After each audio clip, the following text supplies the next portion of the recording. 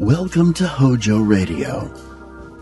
Our next broadcast was the brainchild of Jack Webb and may very well be the most well-remembered and best radio police drama series of all time. It ran from September in 1949 through February 1957 in 30-minute shows broadcast on NBC, and it brought to radio true police stories in a low-key documentary style. Ladies and gentlemen, we present to you Dragnet on HOJO Radio.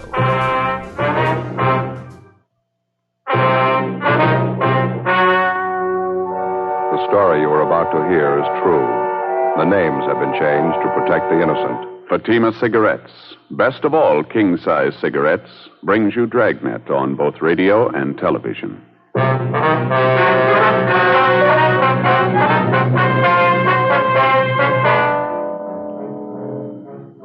You're a detective sergeant. You're assigned to juvenile division. You get a call from one of the bus line terminals in your city. A 7-week-old baby has been abandoned in the depot waiting room. There's no sign of the mother, no lead to her whereabouts. Your job? Find her. Compare Fatima with any other king-size cigarette. Prove Fatima quality yourself. You'll find Fatima's length filters the smoke 85 millimeters for your protection. Fatima's length cools the smoke for your protection. You'll find Fatima's length gives you those extra puffs, 21% longer than standard cigarette size. And in Fatima, you get an extra mild and soothing smoke, plus the added protection of Fatima quality. Definitely the best quality in its class, but the same price as the cigarette you're now smoking. Buy Fatima in the bright, sunny yellow pack. Best of all, king-size cigarettes.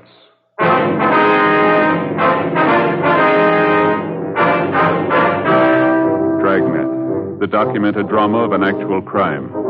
For the next 30 minutes, in cooperation with the Los Angeles Police Department, you will travel step by step on the side of the law through an actual case transcribed from official police files. From beginning to end, from crime to punishment, Dragnet is the story of your police force in action.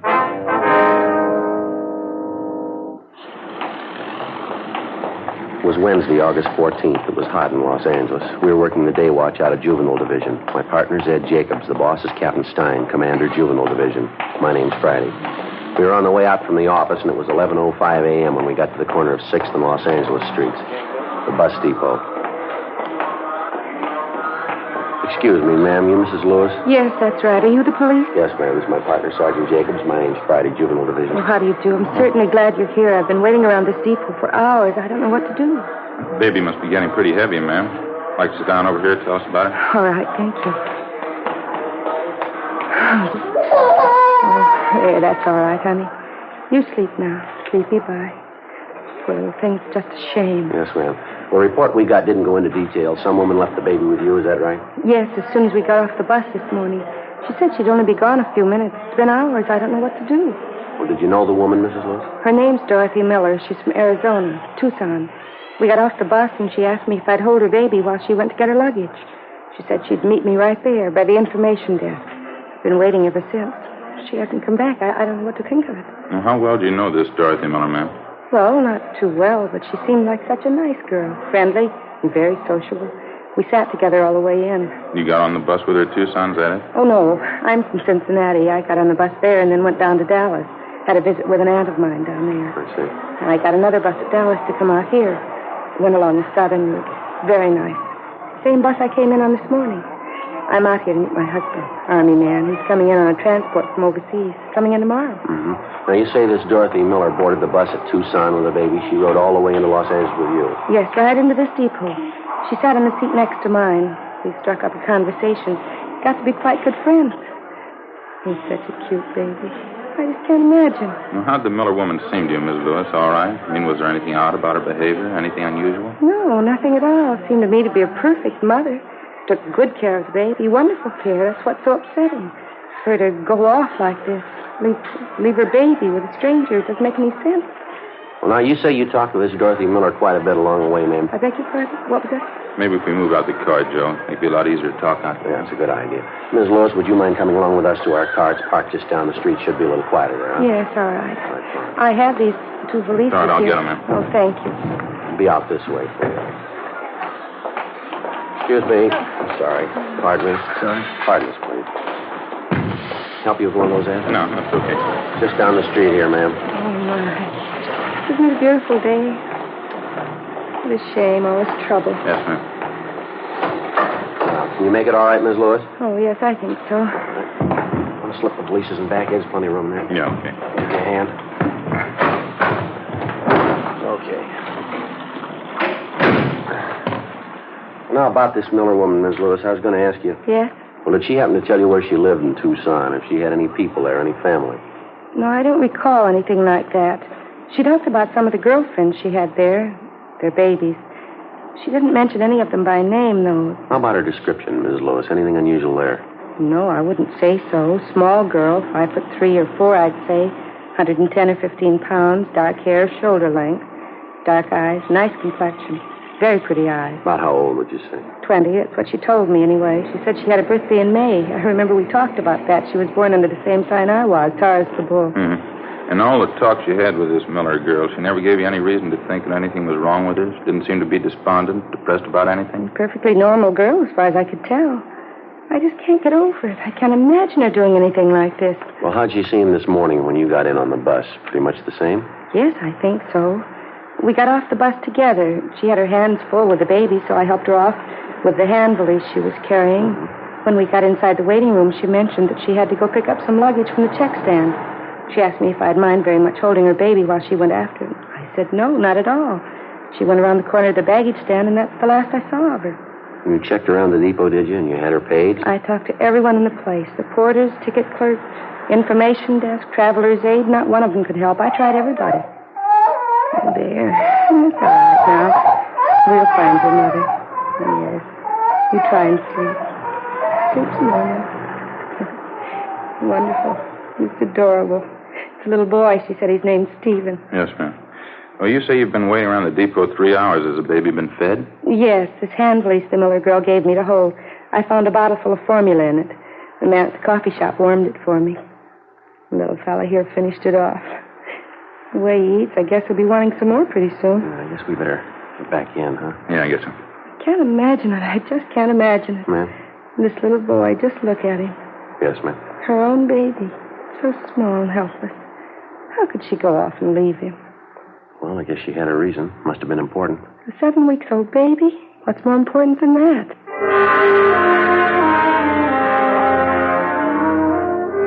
Before we left the bus depot, Ed contacted the clerk at the depot information desk and left our card with him. If anyone came in to make inquiries about the abandoned child, he was to advise them to get in touch with us. 11:48 a.m. The woman who'd been left with the baby, Mrs. Marjorie Lewis, agreed to return to the office with us and give us a complete report on everything she knew about the case. As soon as we got back, we briefed Captain Stein on what happened, and he assigned policewoman Betty Stone to come in and help out with the baby. A cursory examination seemed to indicate there was nothing abnormal about the baby, no apparent deformities. We checked the blanket and the baby's clothing, but we found no identifying marks of any use to us. Policewoman Stone made the baby comfortable for the time being, and then she began to check through the contents of the small valise which the baby's mother had left with Mrs. Lewis. It contained the usual assortment: baby oil, powder, dextrose, a few cans of milk, a couple of blankets, and a supply of diapers. Ed and I continued to interview Mrs. Lewis. Is this the Miller woman's first baby, do you know, or did she happen to mention it? Yes, it's her first. That's what she told me, anyway. Did you talk about the baby's health at all? Was there any trouble there, would you know? Well, she did say she had some trouble with the formula at first. It didn't seem to suit the baby. Wasn't anything serious, though. As a matter of fact, that does worry me a little bit, Sergeant. What's that? The baby's formula. Mrs. Miller did say it had to be fixed a special way. Some special medicine she put in it, too. Are you sure the baby's going to get good care? Yes, ma'am. There's no need to worry. He'll be moved to General Hospital. I'll look after him. But the special formula, the medicine she was giving him, will they know about that? Will they know how to feed him? Well, they've handled cases like this before, Ms. Lewis. They're pretty competent people. They'll know what to do. Well, I surely hope so. I don't know why I'm so concerned. I guess it's just the little fellow's so small, all alone, so helpless. Terrible shame. Yes, ma'am. About this special formula the baby has to have, what's the reason for that? Would you know? The baby been sick recently? No, I don't think so. Mrs. Miller did say he was a little sickly when he was born, spent a little time in an incubator. I don't believe it was critical, though. At least I didn't gather that. Well, thank you very much, Ms. Lewis. Appreciate your cooperation, everything you've done on this. Not at all, Sergeant. I only wish I could be more help. You mind telling us where you'll be stopping in town, ma'am? Possibly we might have to contact you again. Well, I don't have any reservations. I was thinking of staying at a hotel close to downtown. There's a big convention in town. Most of the places are pretty crowded. We'd be glad to help you find a hotel space if you like. Oh, well, that's certainly very nice of you. Not at all. Sergeant Friday, could I see you a minute, please? Yes, all right. Would you excuse me, please? Surely. Yeah, Betty. For a policewoman, I'm not bad at checking diapers. How do you mean? Over here. The valise the mother left with Mrs. Lewis. Mm-hmm. Did you come up with anything? Didn't think so at first. Went over the valise, everything inside, nothing. And I started putting the things back in the bag. Found this and that stack of diapers there. Mm-hmm.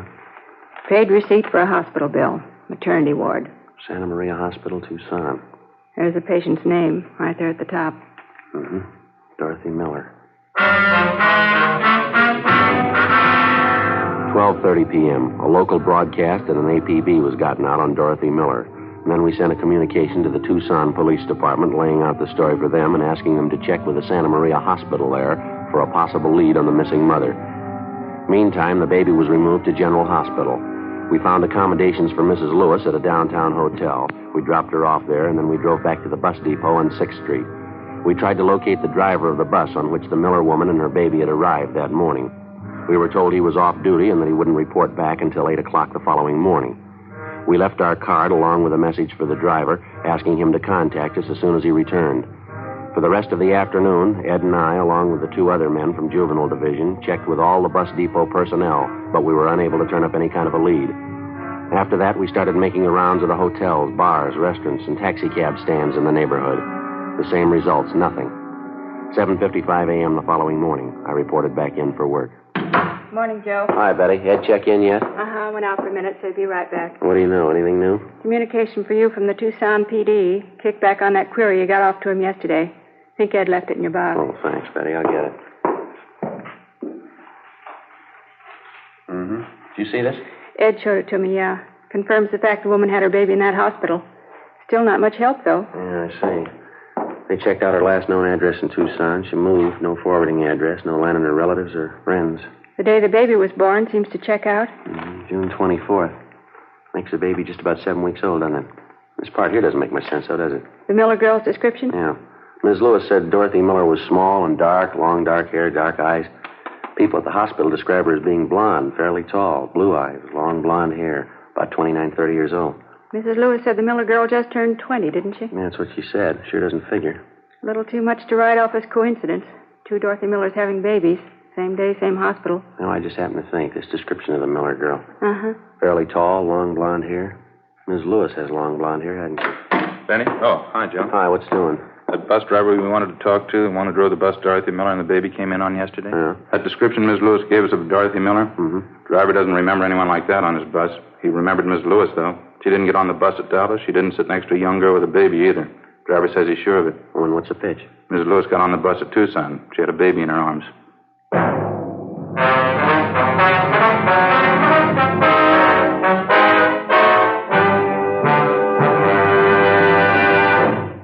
You are listening to Dragnet, authentic stories of your police force in action. Fatima, America's first, largest selling blended cigarette. Now king size.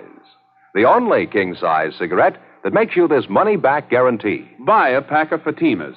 Enjoy Fatima quality, extra mildness, and superbly blended tobaccos. If you're not convinced Fatima is better than the king size cigarette you're now smoking, just return the pack and the unsmoked Fatimas by August 1st, 1952, for your money back plus postage. Fatima, Box 37, New York 1. Buy Fatima. Compare them with any other king-size cigarette. 1. Fatima's length filters the smoke 85 millimeters for your protection. 2. Fatima's length cools the smoke for your protection. 3. Fatima's length gives you those extra puffs, 21% longer than standard cigarette size. And you get an extra mild and soothing smoke, plus the added protection of Fatima quality. Remember, more smokers now insist on Fatima quality than ever before. Buy Fatima. In Fatima, the difference is quality. Best of all, king-size cigarettes.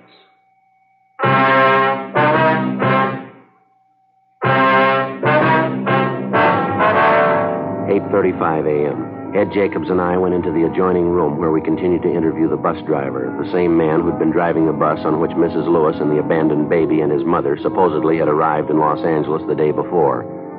The more we talked to the driver, the more he convinced us that the story we'd gotten from Mrs. Marjorie Lewis was a long way from the truth.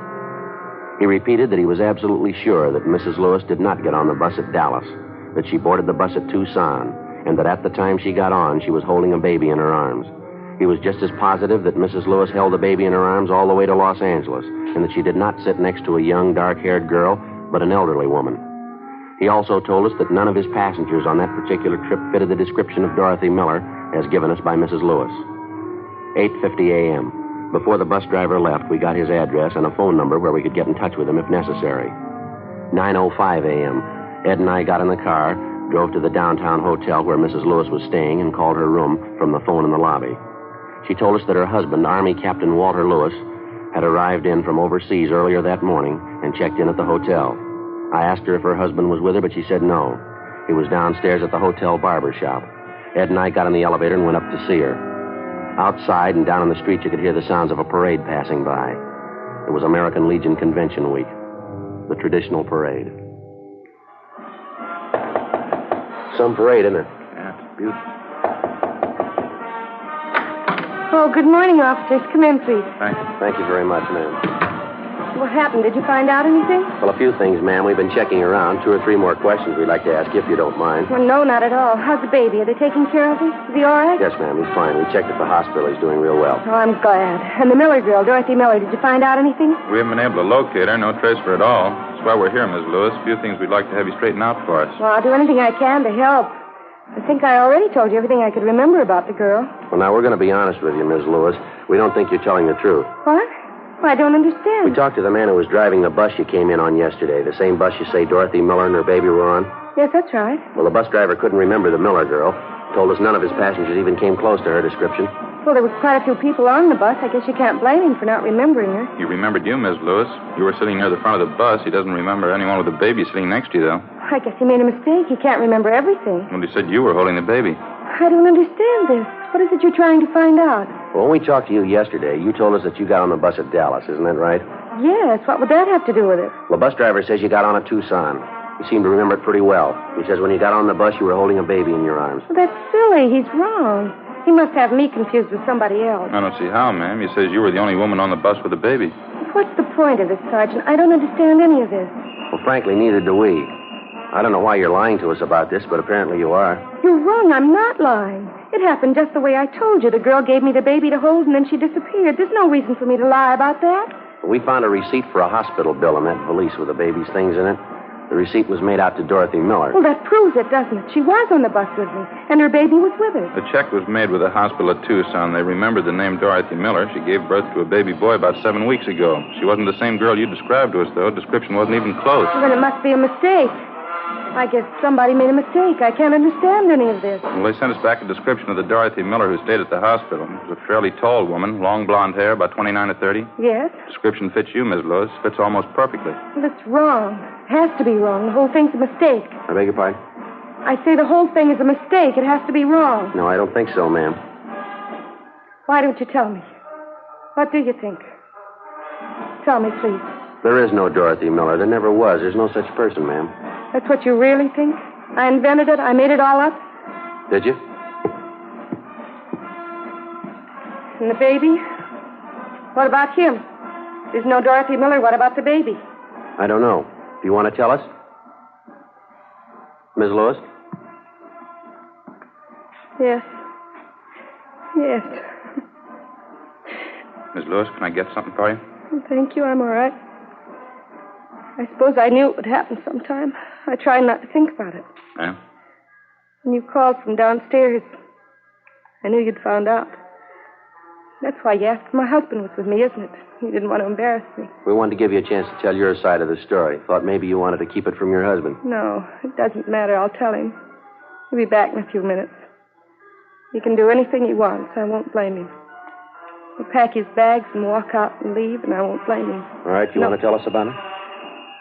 Well, I think you know. My baby. My own baby, and I couldn't keep him. There wasn't anything else to do. Nothing. My own baby. You made up the whole story about the girl, Dorothy Miller, her leaving the baby with you? Ms. Lewis? Such a beautiful day, isn't it? Big crowd for the parade. They lined all the way up the street. You must have had a reason for it, Ms. Lewis, giving your baby away. Now, do you want to tell us about it? Yes, all right. Won't make any difference. It's done. It's all done. It's my husband I'm thinking about, Walter. I'm going to have to hurt him, and I don't want to hurt him. I don't know how I'm going to tell him. Tell him what, ma'am? I tried to make him understand. All the time before he left for overseas. It was almost 2 years ago. I tried to make him understand. He wouldn't listen. He didn't believe me. He thought I was fooling. Yes, ma'am. I love him, Sergeant. I tried to explain. I didn't want to be alone, having him away all the time. I knew there was going to be trouble. I knew it. I didn't want to be alone. He didn't understand. He only said I was fooling. Yes, ma'am. He left for overseas in October, Walter, almost 2 years ago. I went down to Wilmington. I saw him leave on the boat. I stood there and watched him go. I wasn't going to see him. 24 months. I wouldn't see him. No children, no family, just a 2-room apartment. If he only believed me. If he only would have taken me with him. Where were you living at that time, ma'am? Up the coast, just this side of Santa Barbara. I told Walter I couldn't be alone. I needed something. If he only had children, if he'd only taken me with him. It didn't have to be this way. He could have taken me with him. He could have arranged it. He wouldn't. He left me here alone. I tried to tell him. He left me here alone. Yes, ma'am. I took it for a year, a whole year. 2-room apartment, being alone. I wrote to Walter twice a week. He wrote to me. It didn't do any good. He didn't want me with him. A whole year. And it got too much. You mean you could have joined him overseas? I don't know why. Kept writing to him. He kept putting me off a whole year. It got too much. 2-room apartment, alone. You can't spend your life that way. I started going out, having dates. I had to get out. Started going to parties, different people. Guess I drank too much. Didn't want to be alone. Guess I always drank too much. Mm-hmm. There's one party. Don't even remember who I went with. Guess it was drinking, I don't know. When I left, I don't even remember who I was with. It didn't have to be this way. It didn't have to happen like this. Are you all right, Ms. Lewis? Or something we can get you? No, I'm all right. I didn't know what to do when I found out. Saw the doctor. He didn't understand either. I mean, the way I felt. He said the baby would be born in June. I cried. He didn't understand. Yes, ma'am. When the time came, I went to Tucson, Arizona. Had my baby. At least I wasn't alone. I used a different name at the hospital. Dorothy Miller. Maybe it wasn't Walter's baby, but it was mine. It was mine. I thought at first it wouldn't make much difference, but it did, though. Did. Yeah? I knew what it'd mean. I loved Walter. I still love him. But if he found out, I knew what it would mean. I couldn't even think about it. I love Walter. I couldn't even think about telling him. So you figured on giving up the baby, huh? Giving him away, is that the idea? I can't tell you how many times I worked it out in my mind, day after day. I almost went crazy with it. Walter, the baby, which one? I finally decided Walter. Don't you think it's fair? Don't you? Well, I wouldn't know, ma'am. It's your decision. It's up to you. I don't know how to tell him. Won't you help me, please? Help me tell Walter. All right, if you like. It's such a terrible thing. I mean, to make a choice when you have to hurt somebody. To have to choose between the two of them. One of them has to be hurt. Ma'am? My husband or my baby. Which one? 10:38 a.m. At Mrs. Lewis' request, Ed and I stayed on at the hotel room until her husband, Army Captain Walter Lewis, returned. He was a tall, dark-haired man in his late 30s, dark eyes, tan complexion. Mrs. Lewis was waiting in the adjoining room. It wasn't easy, but as best we could, Ed and I briefed the husband on what had happened. His first reaction was fairly normal. He took it pretty hard. We kept on talking to him. After a while, he calmed down. We laid out the whole story for him again. She turned the baby over to the police, is that it? She gave the baby up? Yes, sir. She figured it was the only thing she could do. Kind of hard to believe, isn't it? What's the answer? What am I supposed to do? Well, sir, I know it's none of our business, Captain. I think you might try looking at it from your wife's point of view, maybe. What do you mean? Well, it's pretty obvious. She's still in love with you. I think she's shown you that. Yeah? Well, she was in a jam. It was a big choice for her to make. She knew she was wrong. She made a mistake. She was ready to pay for it. It was either you or the baby. She knew that. She decided to give up the baby. Baby's all right now? Somebody's taking care of her? Yes, sir. Baby boy.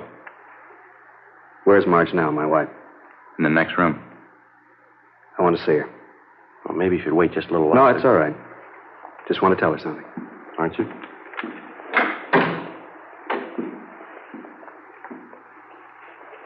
Marge? What can I say, Walter? Sorry. Sorry, there isn't anything else I can say. You don't have to say anything, Marge. You can do what you want. I won't blame you. You've got a right to do anything you want. I just want to tell you, Walter, I love you. And I'm sorry. I'm sorry. Sit down, Marge. Come on, sit down. I won't blame you, Walter. Anything you do, I won't blame you. It's going to be all right, honey. Nothing to cry about. Everything will be all right. Try and take it easy, dear. You got a little mistake here. I guess I made my share of it. It'll all work out. Officer? Yes, sir. I'd like to ask you a favor. You got a car downstairs? Yes, sir, we do. Wonder if you'd mind dropping us by the hospital. I'd like to see my son.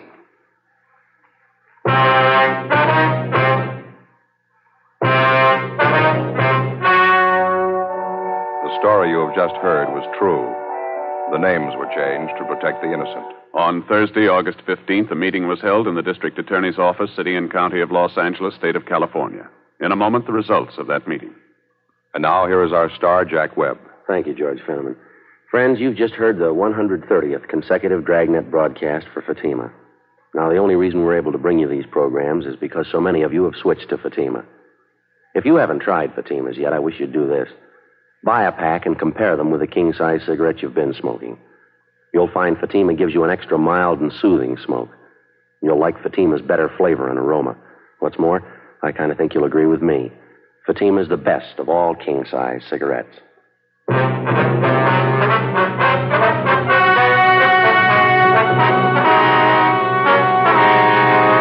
At the meeting in the District Attorney's Office, it was decided that in the interests of justice, no criminal complaint be filed against Mrs. Marjorie Lewis. The baby was released to the custody of her and her husband. Ladies and gentlemen, Betty Mills, Western representative of Radio and Television Mirror magazine. The editors of Radio and Television Mirror are happy to announce that in the annual awards poll conducted by Radio and TV Mirror magazine, American radio listeners from coast to coast have voted Dragnet their favorite program of its type for the second consecutive year. In addition, the nation's radio listeners have voted Jack Webb their favorite dramatic radio actor. Thank you very much, Betty, on behalf of our cast, our entire production staff, and myself. Be sure to read the feature story about Jack Webb in the current issue of Radio and Television Mirror magazine, now on the newsstands.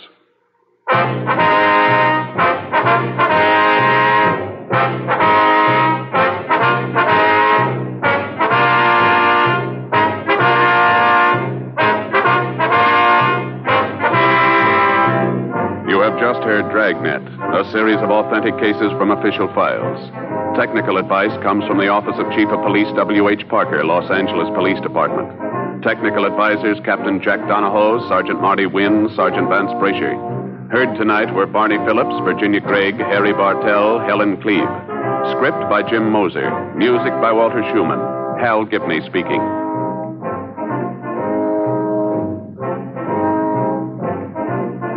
Fatima Cigarettes, best of all king-size cigarettes, has brought you Dragnet, transcribed from Los Angeles.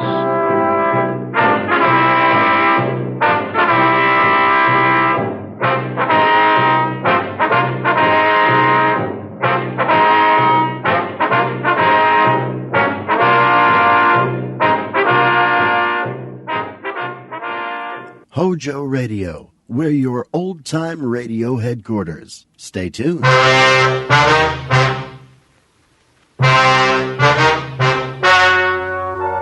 story you are about to hear is true. The names have been changed to protect the innocent. Fatima Cigarettes, best of all king-size cigarettes, brings you Dragnet on both radio and television.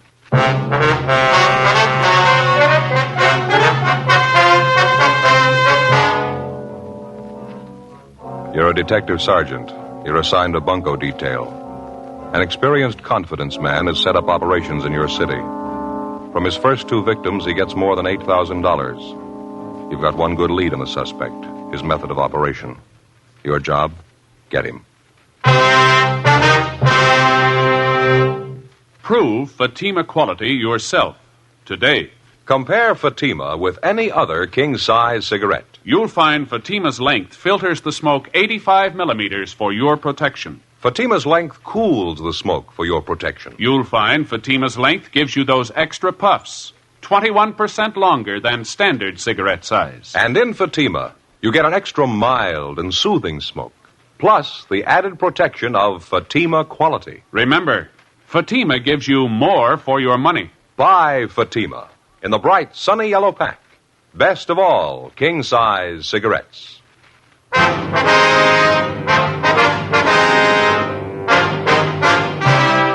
Dragnet, the documented drama of an actual crime.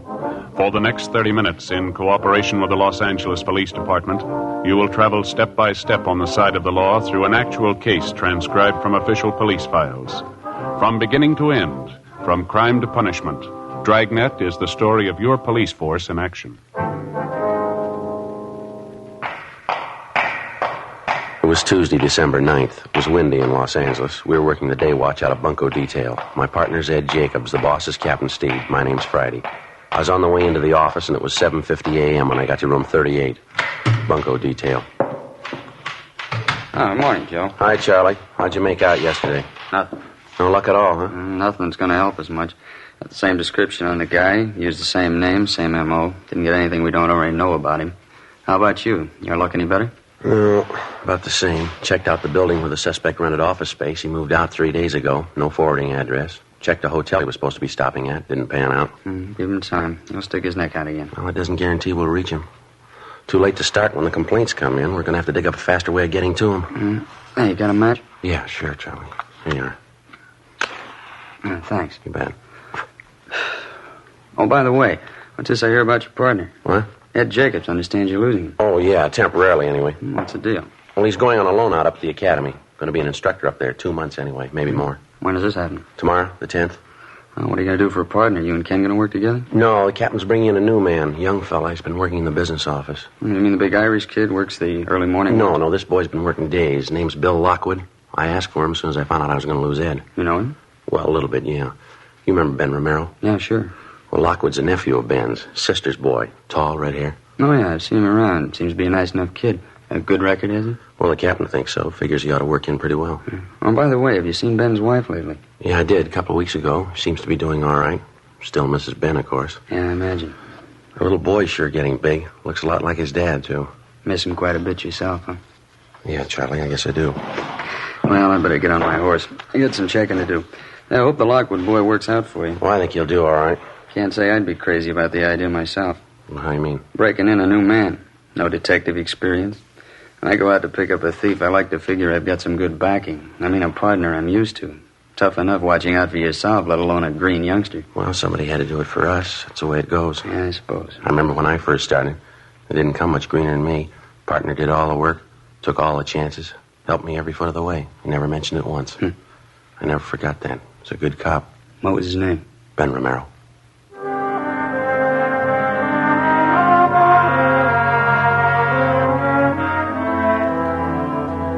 In our particular setup, before a man's eligible to apply for duty in the Detective Bureau, he has to have a minimum of 5 years' experience as a police officer, either assigned to radio patrol, traffic duty, or some other general assignment. After the initial 5 years of service, the men go through a screening process to determine which department and which job they'll fit into best, some position that they seem to show a natural aptitude for.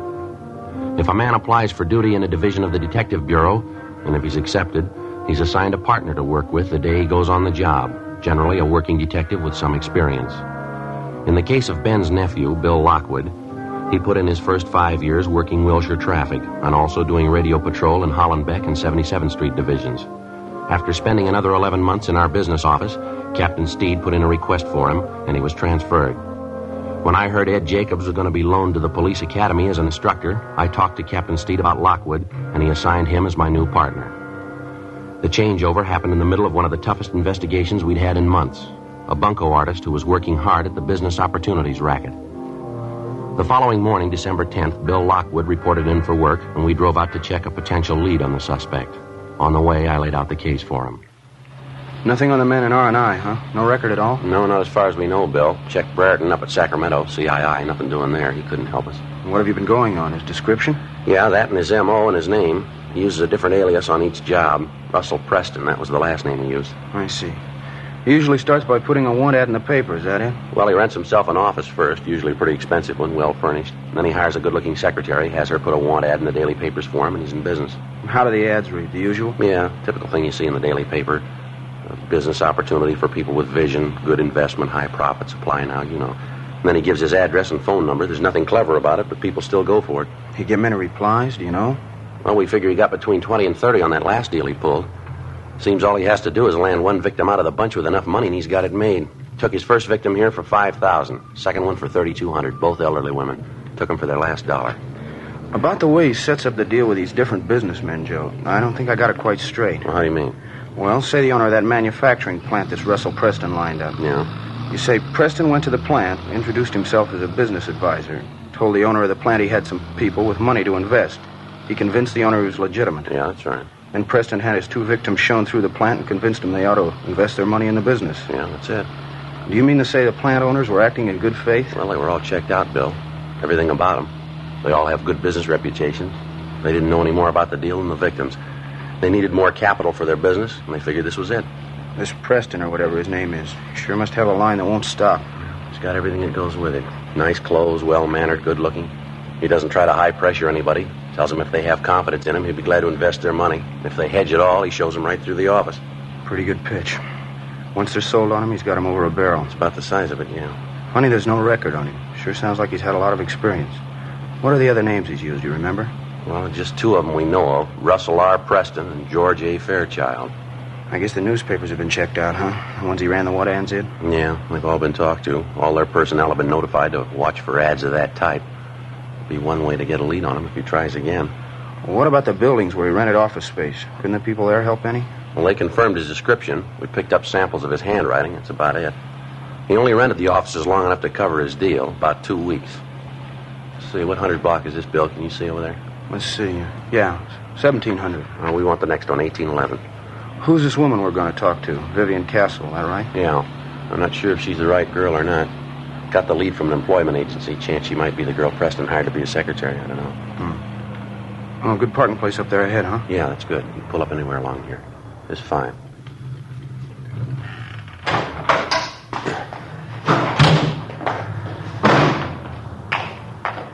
Two doors down, Joe. Real estate office, 1811. Yeah, I see it.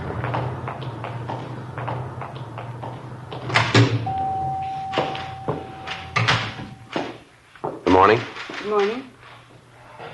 Can I help you? Police officers, ma'am. We'd like to talk to a Miss Castle, Vivian Castle.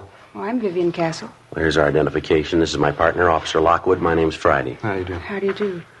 What is it you want, officers? We'd like to find out if you know a George Fairchild, ma'am. Fairchild? No, I don't know anyone by that name. How about a Russell Preston, miss? That mean anything to you? Well, I used to work for Mr. Preston, Russell Preston. About how long ago was that? A month and a half ago. Mm-hmm. Where does he have his offices? Well, he did have them on South Grand near 8th, the old Belmont Harris building. Why? Would you mind describing Mr. Preston for us, ma'am? Just a general description of him. He was about 45 years old. Brown hair, a little gray. Nice build. Seemed to be a very nice man at first. Always dressed so nice. Just wore a dark blue suit. Seemed to be very nice. Checks out so far, Joe. Yeah. Would you mind telling me what it's about? We'd like to locate Mr. Preston, ma'am. You any idea where he is now? I wish I did. I'd call the State Labor Commission. He seemed like such a nice man. I've never been so disappointed in my life. How do you mean, Miss Castle? He owes me 2 weeks' pay, $65 a week. Hired me as a private secretary. Good jobs aren't hard to get now either. He can't say he was giving me a break when he hired me. Are you from the Labor Commission? No, ma'am, we're not. Could you tell us how long you worked for this Mr. Preston? Just the 3 weeks. He said I was going to get paid every Friday. Gave me the money for the first week, and that's all. Kept waiting for my pay, but he kept putting me off. Last week and a half, he didn't even show up at the office. I was there all alone, 8 hours a day. Finally, the building manager showed up and told me it was all over. Mr. Preston closed the office. Didn't even have the decency to come in and say thank you, goodbye. I just left. And you have no idea at all where Mr. Preston is now? No, sir, I wish I did. Were there any office files, mail files, any way to get a possible line on him? Not as far as I know. I didn't keep any files for him. Matter of fact, I didn't do any work at all. Just a showpiece. I guess that's all he kept me there for. There's no reason why he shouldn't pay me, though. Are you sure you're not from the Labor Commission? Did Mr. Preston ever have you place any want ads in the daily papers, Miss Castle? Yeah, he did a couple of times. Ads for business opportunities, you know. He was in the investment business, helped people invest their money. Would you happen to know anyone who invested money with him? I mean, would you know them by name? No, not by name. Quite a few people came through the office. I know a few of them made deals with Mr. Preston. I wouldn't remember their names, though. And you don't know any friends he might have had in town? Any of his business associates? No, sir, not a one. I didn't know he had any associates. How about where he was staying, Miss Castle? You must have known that. Yeah, the first week I was there, I did. It's the only week I got paid for him. He was staying at a small hotel on South Flower. He moved the next week, though I don't know where he went after that. Neither does the hotel. I asked them. Well, during the time you worked for him, ma'am, did you ever have anything to do with Mr. Preston socially? I mean, was it part of your job to go out to dinner with him, things like that?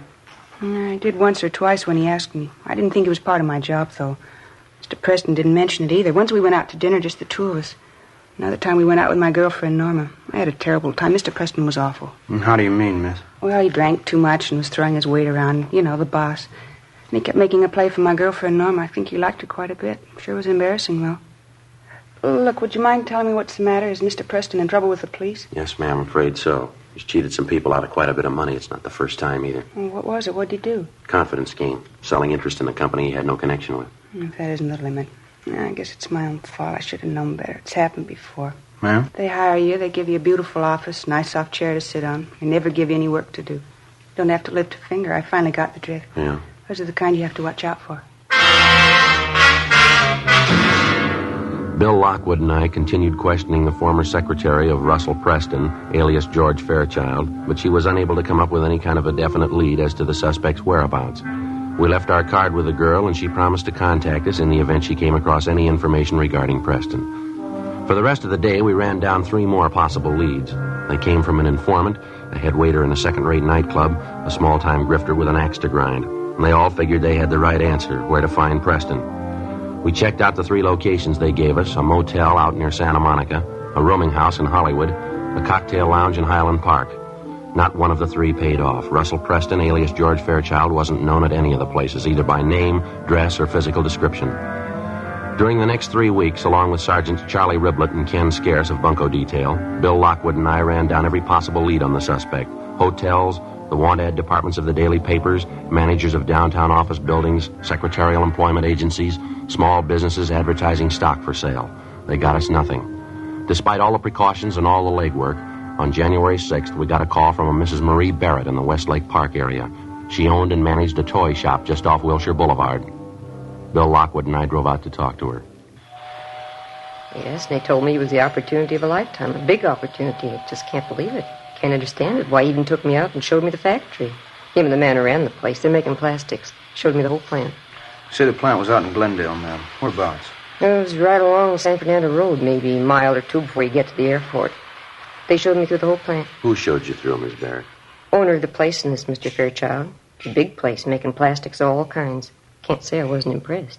What was Mr. Fairchild's first name? Do you remember? George Fairchild and Associates. That was the name on the door of the office when I went up to see him. Of course, I really didn't have a notion to invest any money when I first went up. It was a newspaper ad, you know, and I answered lots of them.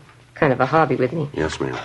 So I went up to see him, and we talked, and as I say, I wasn't thinking of investing any money, but Mr. Fairchild seemed like such a nice man. Seemed to have a good business head on his shoulders. Well, ended up with me putting my whole savings account into the plastics plant. $6,400, every penny of it. I haven't heard from Mr. Fairchild since. I just don't know what to think. I can't understand it. Do you have any idea where to contact this Fairchild now? Any address, telephone number? Well, I called his office. It's in the Oxford Exchange building. Mm-hmm. There's no answer, though. They say it's disconnected. I've been trying for a week to contact Mr. Fairchild. I mean, $6,400. I just don't know what to do. It's all my savings. I don't know what to do. Oh, you excuse me, please. Customer can't afford to miss a sale now. Yes, ma'am. You go right ahead. Ellen, will you help this lady, please? Looks like he scored again, huh? I wouldn't doubt it. She seems to do a fair business here, huh? I mean, after Christmas and all. Yeah, I suppose. Of course, the women go for it. You hang up a sale sign, you can't beat them off with a club. That's right. See this gadget here? Pretty clever, huh? Yeah. Miniature Sherman tank. What's it do? Watch. Yeah, well, how about that? Pretty cute, isn't it? Cannons on the side, sparks coming out. My nephew got one for Christmas. It's got a lot of power. Treads will climb over just about anything. Uh-huh. Sorry to keep you waiting, officers. Customers have to be attended to. Surely we understand. Now, about this money you gave Fairchild and Miss Barrett, the $6,400, how'd you work that? I mean, did you give him a check, or how'd you do it? Yes, I gave him a check. It was cashed the same day I gave it to him. I found that out from the bank. What was it you were supposed to get for your money, ma'am? Interest in the plastics company, 1/5 interest. Seemed like such a good idea at the time. Did you ever discuss the deal with the owners of the plastics company? I mean, when Mr. Fairchild wasn't around? No, I guess I never did. Mr. Fairchild didn't think it was a good idea. Said he wanted me to get the most for my money, and said he was afraid if the company owners talked to me alone, they might argue me into taking less profit. Didn't want me to talk to him at all if he wasn't around. And you weren't suspicious of him at all, huh? Mr. Fairchild? No. Very nice man. There are a few things he did that made me a little uncertain, but he always explained everything to me. He always had a good reason for everything he did. Nice man, clean-cut, well-dressed, beautiful manners. Never take him for anything but a gentleman. You'll see what I mean. Wait till you meet him. Yes, ma'am. Just a perfect gentleman. I don't know what to think. I can't call him a crook. He just isn't that kind. Well, he took your money, Miss Barrett. Yes. What else would you call him? 2:18 p.m. When we got through interviewing the latest victim, Marie Barrett, Bill Lockwood and I drove out to the plastics company on San Fernando Road where we talked to the owner and manager. The story was pretty much the same. The suspect, using the name of George Fairchild, had called on them 3 weeks before, introducing himself as an investment counselor. He told them he had clients with money to invest in a growing industry such as theirs, and they went for the story. They told us Fairchild had come back 2 or 3 times with different persons whom he introduced as his clients. They'd been shown through the plastics plant and given a sales talk. That's about all the company owners could tell us. When we got back to the office, we checked their names through the regular business channels and found out they were reputable businessmen. There was nothing to indicate that they had anything to do with the suspect's Bunko operations. 4:30 p.m. Hey, Joe. Yeah, Bill. A girl out here to see us, the one who used to be Preston's secretary, Vivian Castle. Oh, yeah. She say what she wanted? No, seems a little anxious. Officer, I'm glad I found you in. How are you, Miss Castle? I'm all right. I was going to phone you, but I couldn't remember your number. Lost the card you gave me, so I decided to come down. You remember talking to me, don't you, about Mr. Preston, my old boss? Yes, ma'am. Have you heard from him? Well, no, I haven't, but you remember me telling you about my girlfriend, Norma? Mm-hmm. I mean, the time Mr. Preston took me out, Norma and her boyfriend were with us? Yes, ma'am. And the way Mr. Preston kept making a play for Norma. Well, I saw Norma at lunchtime today, first time in weeks. Mm-hmm. She told me she got a call from Mr. Preston. I told her I'd tell you all about it. She's got a date with him. When? For dinner Friday night.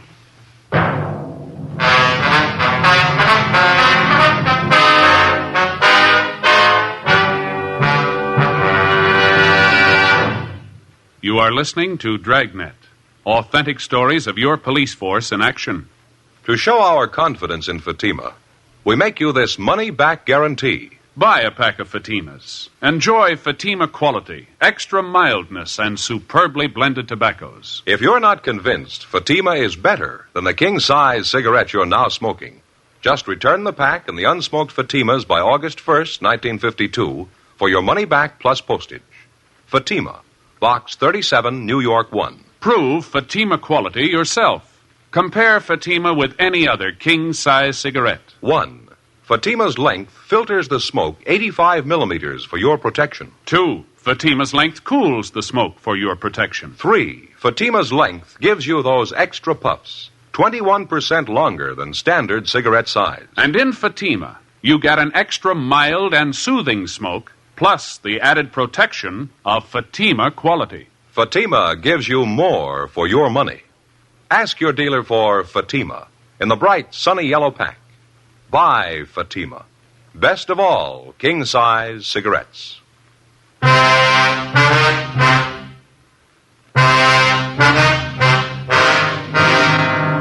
Wednesday, January 6th, 4:50 p.m. We called Vivian Castle's girlfriend, Norma Cummings, and then we drove out to talk to her. The Cummings girl told us that Russell Preston had telephoned that morning and made the date with her for Friday night at 7:30. He said they were to have dinner at a nightclub out in the Wilshire district. He also mentioned to her that he was staying in a hotel, but she didn't know the name of the location. We made arrangements for a stakeout at Norma Cummings' apartment. The girl agreed to cooperate with us. Thursday, January 7th. We checked with the personnel at the different restaurants, bars, and nightclubs which Preston and the Cummings girl were to visit. Some of them remembered Preston, but as far as they knew, he hadn't been back. We left our cards with each one of them, and we asked him to contact us if he should return. Just after lunch on Friday, we got a phone call from Norma Cummings. When was that, miss? Uh-huh. Did you find out where he was? I see. Mm-hmm. Will you be there for the rest of the day? All right, fine. Yeah, we'll call you back. Goodbye. Yeah? Cummings girl. She's at work. She just had a phone call from Preston. She tried to find out where he was. No go. Well, what do you have to say? That dinner date he had with her tonight? Yeah. He called it off. Later that afternoon, we went out and talked to the Cummings girl. She told us Preston explained on the phone that he had to cancel a date that night because of some business deal that had come up. He told her he'd get in touch with her over the weekend. He didn't. By Thursday of the following week, she still hadn't heard from him. 2 days later, on a Saturday afternoon, we got a call from one of the cocktail lounges Preston had visited. The bartender remembered us being in there to inquire about the suspect, and he'd saved our card. He said Preston was there now with another man drinking at the bar. We asked the bartender to try and delay the suspect as long as possible. Then we got in the car and drove to the location. It was too late. The bartender explained that he tried to delay the man that he thought was Preston, but he didn't have much luck. The suspect had left a few minutes after the bartender had called us. He'd been drinking heavily.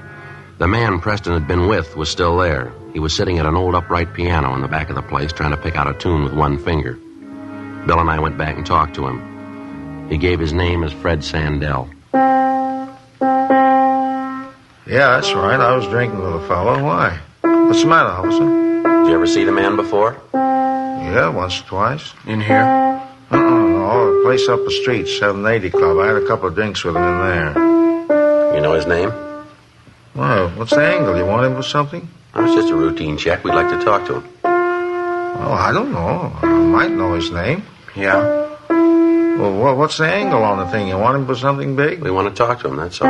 Did he pull a heist? Something like that? Hey, he didn't look like that kind of guy. Oh, lousy thing. I never could get that right. How about it? You say you might know the man's name. What was it? Well, I don't know.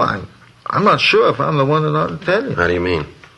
Well, I don't want to get anybody in trouble. I want to give out names. What's the angle on him? You want him for something big or what? It's big enough, yeah. Oh. Well, his name's Preston, I think. That's the name he gave me, anyway. I see him around bars in the neighborhood every once in a while. How much do you know about him? Well, not much. I had a few drinks with him now and then, talked a little bit. That's about all. What did you say your name was, sir? Sandell, Fred Sandell. Well, what's the angle on this Preston? We want to get in touch with him. You know where he lives? I don't know. I might. You want him for something big, isn't that right? Well, what's the difference? We want him. Well, it could be a lot of difference. I mean, what's the angle? If it's important to you and I helped you, well, you'd probably want to do the right thing, huh? I don't know if I got you right. Well, I mean, if you really want the guy, you know. If it's important to you and I helped you reach him, you'd want to make it square with me, wouldn't you? Huh? And not that I'm asking for payoff. You understand that? Yeah, we understand. Where's Preston live? Well, I didn't say I knew where the guy lives. I didn't say that. Do you know where he lives? Well, I'm not sure. I might. I don't know if I'll tell you, though. I don't. All right, you want to stand by here, Bill? I better check in. Yeah, fine. Okay.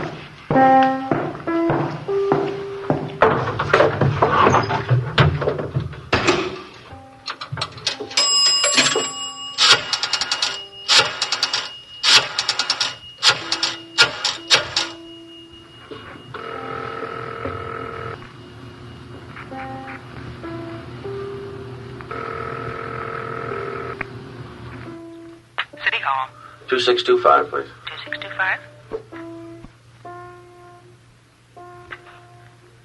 Record Bureau, huh? Yeah, John, this is Joe Friday, Bunko. Yeah, Friday. I'd like to check on a suspect, John. He gives the name of Fred Sandell. He's a WMA, about 45, 5'10", 170 pounds, brown hair, brown eyes, ruddy complexion, small scar just below the left ear. Okay. Want me to call you back on that? Yeah, would you please? I'm at Dunkirk, 35016. Right, I'll call you. Thanks. Oh, say, John, could you switch me over to Bunko, please? I'm calling from outside. Yeah, sure. Hang on. Thank you. Yes? Would you switch? Switch this call over to Bunko detail, please? Bunko detail, surely. Bunko, Riblett. Joe, Friday, Charlie. Anything doing? Oh, yeah, Joe, quite a bit. That suspect of yours, Russell Preston, Mm-hmm. he's been picked up. Yeah? Well, how'd that happen? A radio car picked him up 8th and South Grand. Drunk charge, I understand. He was pretty well plastered, wandering around in the middle of the street. Had quite a bit of money on him. They brought him into robbery for questioning. Are you sure he's Preston? Yeah, description checks, a couple of sets of identification on him, too. One for Russell Preston, one for George Fairchild. Well, where they got him now? Next door, interrogation room. Ken Scarce is talking to him. He's copying out on 2 of the jobs he pulled. Okay, Charlie. Thanks a lot. We'll be right in. Right, Joe. All right, bye.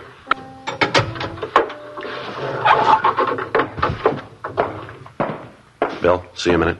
Yeah. We might as well check in. Preston's been picked up. When? Probably just after you left this bar. Radio car spotted him, pulled him in. How about that? Yeah.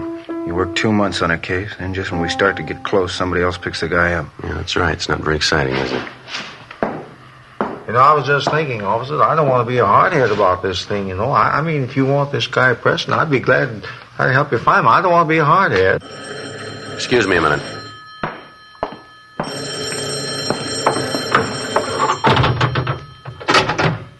Yeah. John Hunter, Friday, Record Bureau. Oh, yeah, John. I got a make on that name you asked for, Fred Sandell. There's a warrant on him. Grand Theft Auto, got a pretty long record. You want me to read it off? No, that's all right, John. Right. Bye. Right, thank you.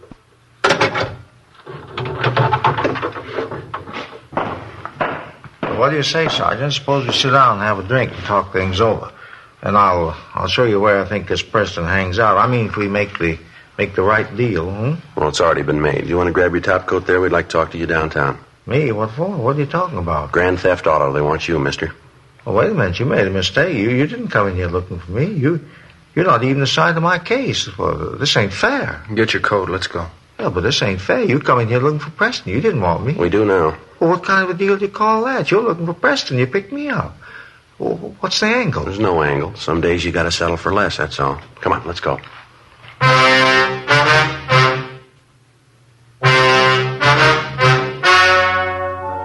The story you have just heard was true. The names were changed to protect the innocent. On April 5th, trial was held in Superior Court, Department 89, City and County of Los Angeles, State of California. In a moment, the results of that trial. Now, here is our star, Jack Webb. Thank you, George Fenneman. Friends, I sincerely hope you'll remember tomorrow what we've told you about Fatima tonight. You remember we said that Fatima is the best of all king-size cigarettes. Well, we'd like you to try a pack and prove that to your own satisfaction. You'll find Fatima gives you an extra mild and soothing smoke, plus the added protection of Fatima quality. And remember this, Fatima gives you more for your money. When you buy cigarettes, look for the bright, sunny yellow pack and buy Fatima. I know you'll like them.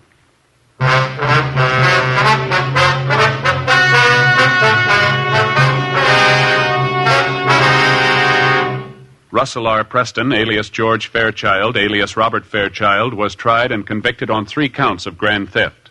Fred Sandell was tried and convicted of grand theft, 1 count. Both men received sentences as prescribed by law. They are now serving their terms in the state penitentiary, San Quentin, California. Grand theft is punishable by imprisonment for not less than 1 nor more than 10 years.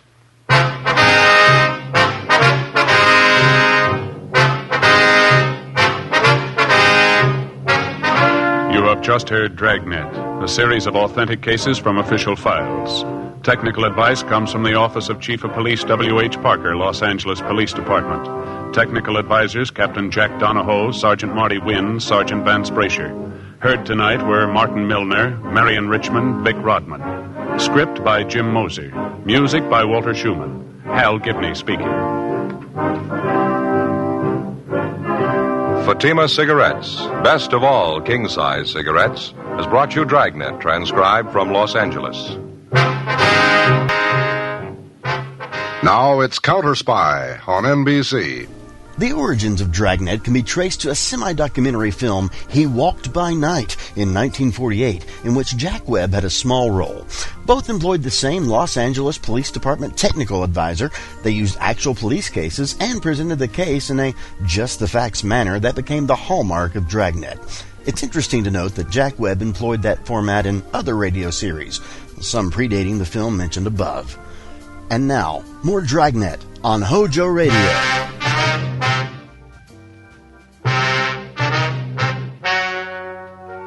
The story you are about to hear is true. The names have been changed to protect the innocent. Fatima Cigarettes, best of all king-size cigarettes, brings you Dragnet on both radio and television.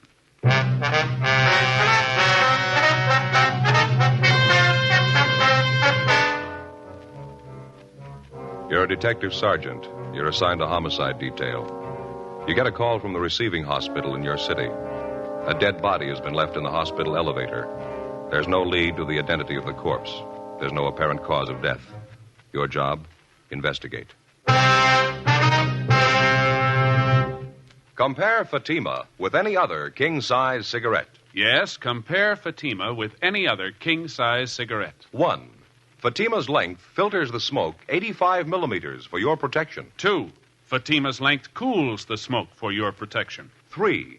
Fatima's length gives you those extra puffs, 21% longer than standard cigarette size. Fatima gives you more for your money.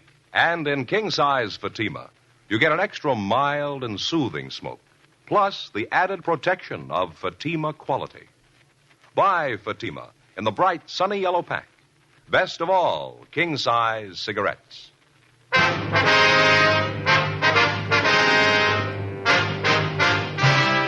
Dragnet, the documented drama of an actual crime. For the next 30 minutes, in cooperation with the Los Angeles Police Department, you will travel step by step on the side of the law through an actual case transcribed from official police files. From beginning to end, from crime to punishment, Dragnet is the story of your police force in action. It was Wednesday, November 9th. It was foggy in Los Angeles. We were working the night watch out of homicide detail. My partner's Bill Lockwood. The boss is Captain Lorman. My name's Friday. It was 11:28 p.m. when we got to the third floor at Georgia Street Receiving Hospital, Dr. Terrell's office. Friday, glad to see you. Been waiting for you. We made it as soon as we could, Doctor. I'd like to have you meet my new partner, Bill Lockwood. Dr. Terrell, Bill. How are you? I think I've seen you around, Lockwood. Yes, sir. How are you? I understand you got a problem, Doc. What's the story? Odd one. Happened a few minutes after 11. You want to sit down a minute? I'll fill you in before we go back and take a look at the body. Thank you very much. I understand it's a woman, that right? Yeah, Grace Morgan. She's a night nurse on duty. She told me she was sitting at the desk checking over some patients' cards. It was about 5-10 minutes after 11 when she heard the elevator come up. Mm-hmm. She heard the elevator stop and the doors open. Kept on checking the cards there, didn't pay any attention to it, and then she realized nobody got out of the elevator. She looked up, and the elevator doors were still open. She saw this young woman slumped over in a wheelchair sitting there in the elevator. The woman was alone, was she? That's right. The nurse went over and wheeled her out of the elevator. The woman was wearing a nightgown, a bathrobe over that. She was unconscious. Nurse called me. The two of us took the woman into a treatment room. I examined her. She was dead. Any indication how long? Body was still warm. She'd only been dead a short time. Mm-hmm. Any idea of the cause of death? I noticed a couple of abrasions on her right shoulder, another one in the right temporal region. Not positive, but I don't think any of them were severe enough to cause death. No other markings at all? No, she seemed to have been in good physical condition. Noticed a strong smell of alcohol, though. Could be she'd been drinking. Is the nurse pretty sure the woman came up the elevator alone? Possibility one of the attendants might have brought her up? No, I checked with the attendant on duty down the first floor lobby, Ray Collins. He didn't bring her up. He said a man came in the lobby about 11 o'clock. Said he had a sick woman out in his car. He asked for a wheelchair to bring her in. Ray asked if he could help, but the man said he'd take care of it. That's all Ray knows about it. He let the man have a wheelchair, then he went in the back room to change some linens on the ambulance stretcher. Mm-hmm. Any possibility one of the other attendants might have brought her up in the elevator? No, Collins was the only attendant on duty. Uh-huh. I'd like to talk to him. Is he still around? Yeah, I knew you'd want to see him. He was off duty 11:30. I held him over. He's down at the corner having a sandwich. He ought to be back in a few minutes. And what do you figure, Doctor? Think the woman could have operated the elevator herself? Possible. Not too probable, though. It's a self-operating elevator, automatic. Mm-hmm. Someone could have wheeled the woman into the elevator, pushed the button for the third floor, and then stepped back. Would have taken her straight up. Yeah. The nurse is sure the elevator didn't go back down after it got up here, huh? Positive. She heard the elevator doors open. They stayed that way. She kept waiting for someone to come out, and that's what attracted her attention. I see. How about identification? Did the woman have a purse with her or anything like that, Doc? No, all she had was what she was wearing, nightgown, slippers, and bathrobe. Let's go back and have a look. I'll show you. Okay, thank you. You say the only markings on the body are those abrasions on the shoulder and the forehead. Yeah, that's right. And you don't think that's why she's dead? You any ideas at all? Well, I wouldn't want to say, Lockwood. Strange one. Going to have to wait for the autopsy. Well, how about the wheelchair the woman came up in, Doc? Where's it now? Back here in the same room with the body. I gave notice it wasn't to be touched. I knew you'd want to check. Oh, fine. In here. All right to smoke in here? Yeah, sure. Fine. Want a cigarette? No, thanks. Bill? No. Over here on the table. Nurse put the woman's clothing over there. Nightgown, slippers, bathrobe. I see. Seems to be a fairly young woman. I'd say in her early 30s. Nice-looking girl. Well-groomed. Notice her hair and fingernails. Well-kept. And bruise there on her head. Took a pretty good blow to cause that, wouldn't you say? Yeah, might even be worse than it looks. Hard to say right now. Other abrasions I was telling you about, right here along the clavicle, seem to be fairly distinct. 3 or 4 of them. That's all of them, huh? That's it. Like I say, we'll know more after they post the body. Take a look at the clothing over here. Want to check over the bathrobe, Bill? Yeah. There's no label here. Size marking, though. Size 34. Just an ordinary rayon nightgown. Seems to be fairly new. It's not damaged. Nothing on the bathrobe, Joe. Both pockets empty. No visible markings.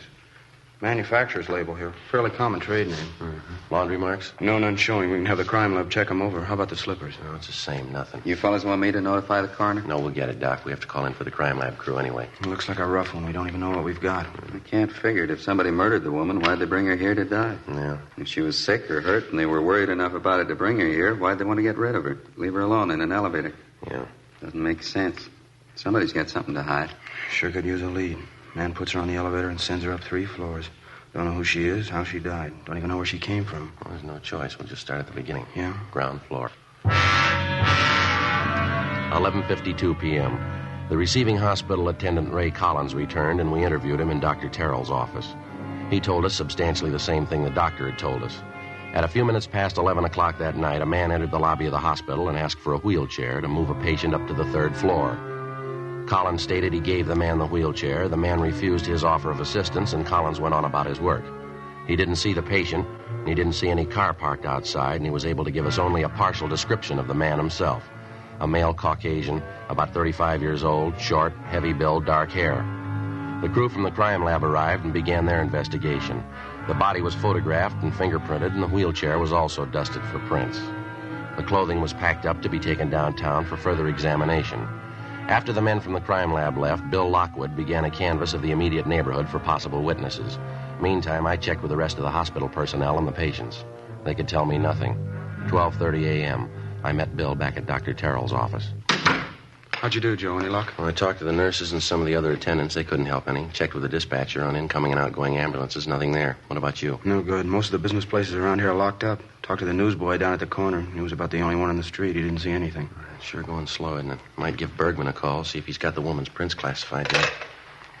How about the coroner? Show up yet? Yeah, I think he's in there now. Yes, ma'am. Give me station 2557. Yeah, that's right. Latent prints. Hi, let me talk to Bergman, please. Right. Yeah, Dean, Joe Friday. No, we're still over at the hospital. You do any good on those prints? Uh-huh. Yeah, that's what we figured. How about her prints? Mm-hmm. Okay, Dean, thanks. Yeah, right. Well, we're still batting 1,000. What do you say? They make her prints? Nothing in records on her. Dean's going to send along a set to Washington, see if they got anything. How about the wheelchair? Any prints there? Well, the nurses and Doc Terrell's, that's all. We figured on that, didn't we?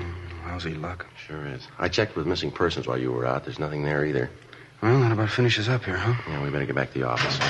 Joe? Yeah, Doc. I think I got something for you here. Yeah?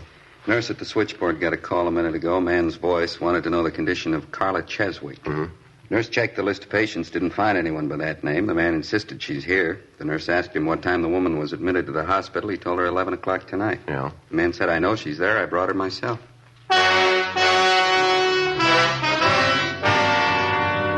Along with Dr. Terrell, Bill Lockwood and I went down the hall and talked to the nurse who'd received the phone call. She told us that she tried to question the caller as to his name and his relationship to the alleged patient, Carla Cheswick, but the man refused and hung up. We put in a call to R&I and asked him to run the name for us. There was no one by that name in the files. We went back to the doctor's office and started checking through the telephone directories. In the northwestern section, we found a listing for a Mrs. Carla Z. Cheswick on North Capitol Avenue. We called the number, but there was no answer. Then we checked with the office, told them what we had, and that we were going to follow through on it. 1:18 a.m. It was only a possibility, but it had to be checked out. Bill Lockwood and I left Georgia Street Receiving Hospital, got in the car, and drove out to the address on North Capitol Avenue. It was a large apartment house, fairly new. The name on the mailbox for apartment 18 was Mrs. Carla Cheswick. We rang, but there was no answer. We finally had to get the manager out of bed, a Mrs. Herbert. We identified ourselves and explained the reason for our visit. She got a pass key, showed us upstairs to the second floor, and let us in apartment 18. There was no one there, but there was evidence of a recent party within a matter of hours. Half-filled cocktail glasses, an empty whiskey bottle, a glass bowl containing partially melted ice cubes. An end table in the corner had been overturned. In the bedroom, women's clothing was scattered on the floor and on the dressing table. On the mantel in the living room, there was a picture of a woman. Did you notice anything unusual about her at that time, Miss Herbert? I mean, anything out of the ordinary? No, don't think so. She'd been drinking some. I'm pretty sure of that, but that's not unusual for Mrs. Cheswick. She drinks quite a bit. Parties and things. Runs around a lot. Yes, ma'am. You didn't notice anything about her face? No cuts, bruises, anything like that? No, nothing like that. Why? And you told us she had quite a few men friends. Do you know any of their names, where they live? No, can't say to do. She was just one of the tenants. I didn't try to get acquainted. Didn't have much in common with her. The other tenants didn't either, matter of fact. She kept pretty much to herself, her and her friends. Mm-hmm. I see. Now, about this party she had last night, Miss Herbert, you say you don't know who was there with her? No, I'm afraid I don't. When I called her on the phone to ask her to quiet things down, I heard that one man's voice talking. That's about all, though. I couldn't tell you who was there. Well, is there anyone at all that you know of that was close to her? I mean, someone we could talk to about her. Well, her husband, I suppose. He's the only one close to her I know. He comes around every month and takes care of the rent. Kind of a peculiar thing, but I never questioned it. I figured it's their business, live and let live. Do you have any idea where we can find the husband, ma'am? No, I'm not sure. He works at a machine shop out near Glendale. I have his home address in my rent book downstairs if you want it. Yes, ma'am, we'd like to have that if we could. Would you happen to know how Mrs. Cheswick and her husband got along? I mean, the separation of theirs. Was it friendly, or did they still quarrel quite a bit? No, as far as I know, they got along all right, as long as they didn't have to live together. Poor Mr. Cheswick, I feel sorry for him. He's going to take it hard. His wife, I don't know whether to blame or pity her. She was a terrible disappointment to him. That's so? I had a long talk with him once. Seemed like such a nice man, hard worker. And his wife, he was so disgusted. I mean, drinking all the time, going out with different men. Bitter disappointment. He told me how he felt. Well, did he seem violent on the subject? I mean, did he feel anger toward his wife? Would you know? No, just pity. He said he'd rather have her dead than go on the way she was. We checked through the dead woman's apartment for names and addresses of some of her men friends, but we found nothing. The crew from the crime lab went over the apartment thoroughly. The only evidence found were fingerprints on some of the cocktail glasses. Along with the apartment manager, Mrs. Herbert, we went downstairs and she gave us Mr. Cheswick's home address and also his place of employment. 2:30 a.m. We got to a phone and called Cheswick's home, but the people he was staying with told us that he wasn't there. He was working the all-night shift at a farm implement factory on Glendale Boulevard. 3:05 a.m. Bill and I drove out to the factory and checked with the night personnel superintendent. He directed us to the factory repair shop where Cheswick was employed as a welder. The foreman at the repair shop pointed him out for us. Cheswick was working on the welding line, a tall, thin man, slight build. Bill Lockwood and I went back and introduced ourselves. Yes, sir, Ernie Cheswick. That's my name. What can I do for you? I'd like to talk to you for a few minutes if we could. It's about your wife, sir. Carla? What's the matter? Is she in trouble again? Well, it might be better if we could step outside and talk. It won't take very long. All right, I got to finish up this little job here, if you don't mind waiting. A couple of pieces of tubing. It won't take a minute. Sure, you go right ahead. You might stand back a couple of steps. This thing pops a little. Okay, thanks.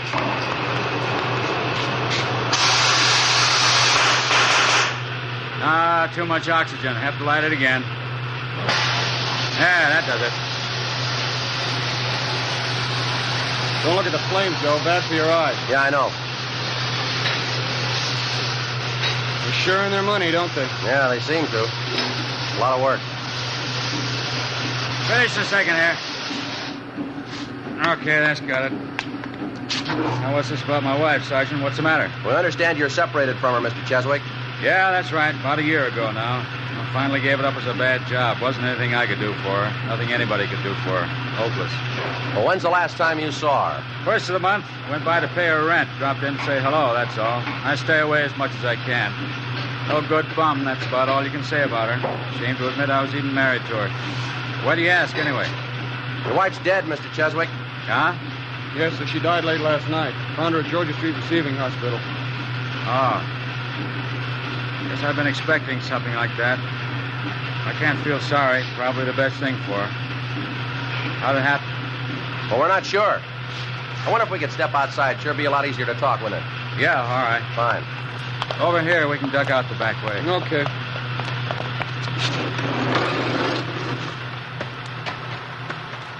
You say they found her at Georgia Street, huh?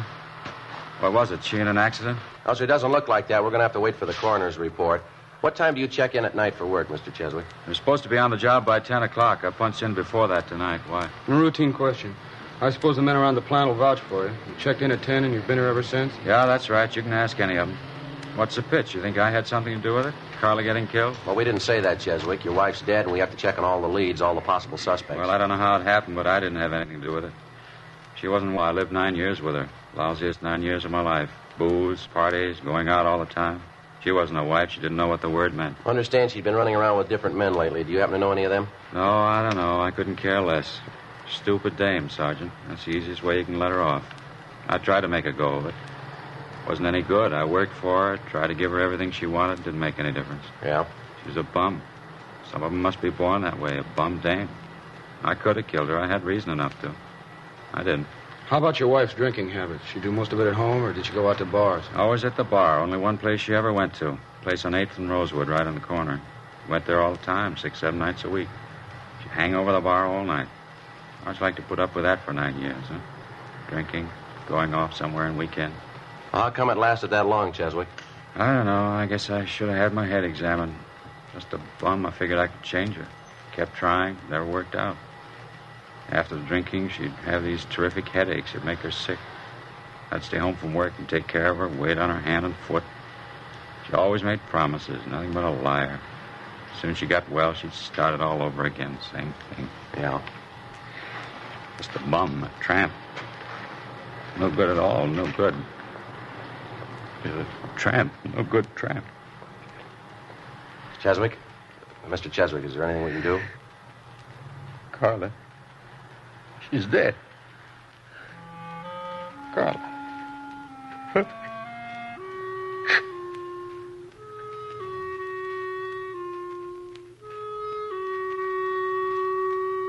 When the dead woman's husband, Ernest Cheswick, recovered, we continued questioning him, but we got nowhere. Before we left the plant, we checked his time card, talked to the machine shop foreman and some of the men Cheswick worked with. We got the same story all along the line.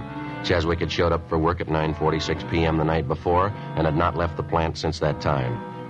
4:35 a.m. Bill and I got in the car, drove back to the office, and typed up a 15.7 report for Captain Lorman. 8:30 a.m. Over in the county morgue, the body of Mrs. Cheswick was being posted.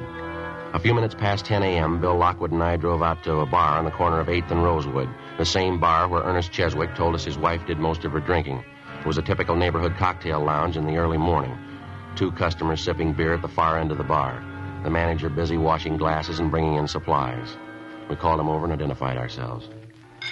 Popular girl. Married old Ernie Cheswick. They're separated now. Yeah, well, do you know if she was in here last night? That's right, she was. Hardly misses night. Why? Would you happen to know about what time she left last night? 8:30, about that. You might ask that fella there down at the end of the bar. He'd know better than me. Well, how's that? He left with her.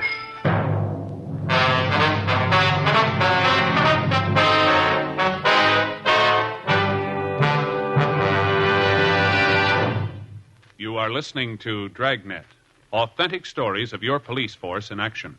To show our confidence in Fatima, we make this money-back guarantee. Buy a pack of Fatimas. Enjoy Fatima quality, extra mildness, and superbly blended tobaccos. If you're not convinced Fatima is better than the king-size cigarette you're now smoking, just return the pack and the unsmoked Fatimas by August 1st, 1952, for your money back plus postage.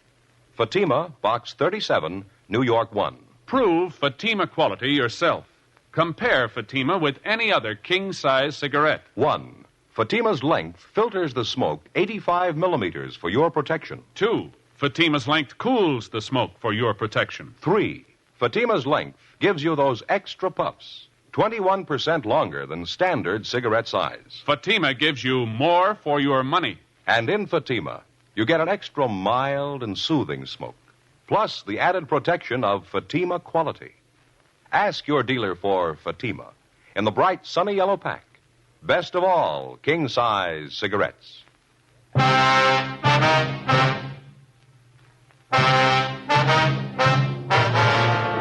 November 10th, Thursday, 10:14 a.m. The manager of the cocktail lounge pointed out the man at the end of the bar who was supposed to have left the place shortly after 8 o'clock the night before with the dead woman, Carla Cheswick. Bill Lockwood and I went up to the man, identified ourselves, and questioned him briefly. He appeared tense and highly nervous. He told us his name was John Gables, an assistant sales manager for a downtown jewelry concern. He didn't deny that he was in the bar the night before, but he refused to admit that he left with Mrs. Cheswick. He insisted he didn't even know her. We asked him to account for how he spent his time the night before, but he refused. We got in the car and drove downtown to the city hall. While Bill took the suspect to the interrogation room, I stopped by the R&I counter and had to make a run on Gables. He had no previous criminal record. I called the morgue, but there was no report on the autopsy yet. 10:52 a.m. I signed in at the office, briefed Captain Lorman on the developments, and then I headed down the hall for the interrogation room. We had a couple of drinks together, and that's all there was to it. You can ask anybody who was there. She got up and left by herself. I didn't go with her. Joe. Yeah. Gables here was just telling me he did see Mrs. Cheswick in the bar last night. Had a couple of drinks with her. Why'd you hold out, Gables? Why couldn't you told us that when we asked you? I didn't remember then. You came up to me in the bar, started asking questions. I got all rattled. Doesn't make any difference, though. I didn't even know her name. Just had those couple of drinks with her, and then she got up and left. That's all. I didn't go out with her. The bartender says you did. He's sure of it. Says he can get half a dozen other people to back him up. Well, he's wrong. He's got to be. He's thinking of somebody else. Well, if you didn't leave the bar with Ms. Cheswick, when did you leave? I don't know. About 5 or 10 minutes later, I guess. Where'd you go then? Well, I walked around a little bit, got a little fresh air. And I went to a show. Which one? I don't remember the name of the place. It's on Rosewood, a couple of blocks down from the bar. What picture did you see? I'm not sure. I had a couple of drinks. You went to the movies? You don't even know what you saw? Well, I told you I had a couple of drinks. I was feeling pretty good. I just don't remember, that's all. Not much of an alibi, Gables. What are you talking about? I don't need an alibi. A woman's dead, mister. You were with her the last time she was seen alive. I wasn't with her. I don't care what anybody tells you. I wasn't with her. This movie you say you went to. What time did you get out? After midnight, I think. I don't remember. Where'd you go after that? Bar, had a few more drinks, and then I went back to my hotel. Which bar was that? Place on West 7th. I go there sometimes. I know the bartender. What time did you leave there? Closing time, 2 o'clock, and then I went back to my hotel. You say you know the bartender there. I guess he'd be glad to vouch for you. I mean that you were there when you said you were. I don't know. Maybe not. He was pretty busy last night. Maybe he didn't notice me. How about your hotel? Huh? The desk clerk. Somebody like that. They should be able to tell what time you got in, don't you think? Well, they wouldn't know. I always carry my key with me. I go in the side door. They wouldn't know what time I got in. What are you trying to sell, mister? What are you talking about? You knocked around town from 8 o'clock last night till past 2 o'clock this morning. You can't think of anyone that could vouch for you, where you were, what time you got there, what time you left? I can't think of anybody right now. I don't take down names and addresses every time somebody looks at me. What's the difference anyway? I didn't have anything to do with the girl. This difference, Gables. The attendant at the hospital, he got a good look at the man who came in and asked for that wheelchair. He gave us the man's description. It fits you pretty close. So what? It doesn't mean anything. He could make a mistake, too, just like that bartender. They're all wrong but you. Is that what you're trying to say? Look, as far as I'm concerned, I only got one thing to say. I had a couple of drinks with Carla last night, and that's all. She left by herself. I didn't even go near the apartment. How'd you know she had an apartment? Well, you told me. You said so. No, we didn't say anything like that. And I guess I heard it around the bar. Maybe she mentioned to me. Yeah, that's probably it. Why don't you come off it, Gables? Come off what? I don't even know what you're getting at. We want a straight story, and we're not getting it. You told us you didn't even know the Cheswick woman before last night. You didn't even know her name. That's right. Then why'd you say Carla just a minute ago? You said I had a couple of drinks with Carla. I say that? That's what you said. Maybe I just hadn't remembered. I was drinking quite a bit, talking to her. Maybe I just remembered it. Won't do, Gables. Story doesn't hold water. How about it? I don't know. I was drinking quite a bit. A lot of things I don't remember. How about giving it to us straight? What do you remember? I thought about it all night. The more I went over it, the worse it got. I just couldn't remember. I knew what it would sound like in court. I couldn't tell it that way. You couldn't tell what? I didn't kill her. I didn't even touch her. You gotta believe that. Yeah. I left the bar with her about 8:15, 8:30. She invited me up to her apartment. She was pretty well gone. Had quite a few drinks. Mm-hmm. We got there, had some more to drink, and then Carla got up and started for the kitchen to get some more ice. She tripped, I think, stumbled a little bit, and then she fell down. I think that's the way it was. All right, go on. She tried to get up, and then she fell again. Wasn't a bad fall, though. I figured she just passed out. Got some cold towels, ice water. I tried to bring her around. It wasn't any good. She was white as a sheet. I got scared. I didn't know what happened. What'd you do then? I don't remember. I just kept trying to bring her around. I don't remember any of it very well. I don't even know why she fell down. You think you could have hit her, Gables? You think maybe that's why she fell down? No. I don't know. I don't think so. I don't think I was mad at her for anything. I think we were having a pretty good time. I just don't remember, that's all. I'm not sure about any of it. Lousy booze, no good at all. Did you kill her, Gables? No, Sergeant, I swear it. As far as I can remember, I didn't. We were having a good time. That's all I know. I know I wasn't mad. I'm not a nasty drunk, not as far as I can remember anyway. What'd you do when you couldn't revive Mrs. Cheswick? You brought her to the hospital?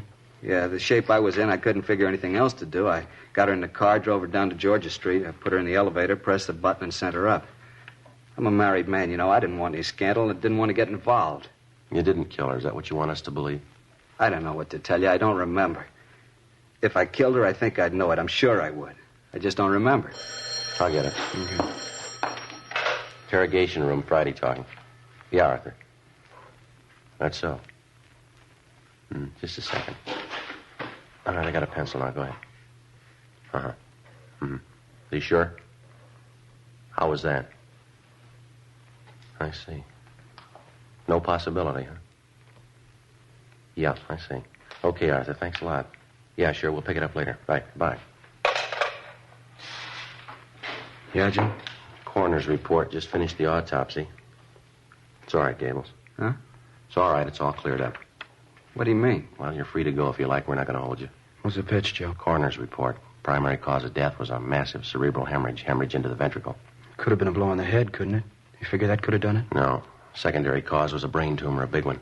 Coroner says she's had it for years. Must have caused her a lot of pain.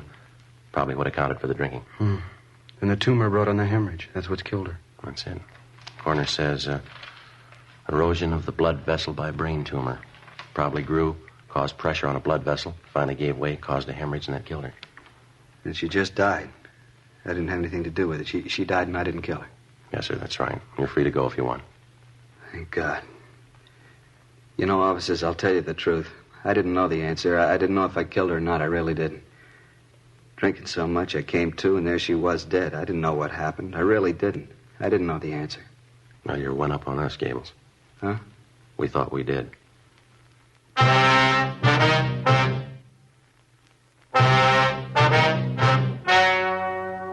The story you have just heard was true. The names were changed to protect the innocent. On Thursday, November 10th, the meeting was held in the office of Captain of Homicide. In a moment, the results of that meeting. And now, here is our star, Jack Webb. Thank you. Friends, there's not much I can add to what George Fenneman and Hal Gibney have already told you about Fatima's. If you smoke them, I know you'll agree with me that Fatima is the best of all king-size cigarettes. If you haven't tried them yet, well, there's only one way to prove it to yourself, and that's to buy a pack and give them a try. I wish you would kind of check up on what we've been telling you. Compare Fatima's with any other king-size cigarette. You'll like Fatima's better flavor and aroma. It's extra mild and soothing smoke. In Fatima, the difference is quality. Buy a pack tomorrow. Fatima.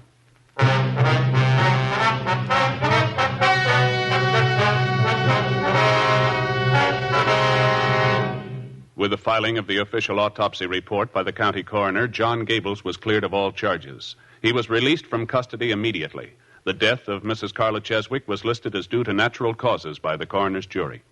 Ladies and gentlemen, last year's traffic death toll was 37,500, a 7% increase over 1950. The National Safety Council believes that the best way to promote safety on the road is for each of us to know and obey traffic laws, to read and heed traffic signs. So be careful.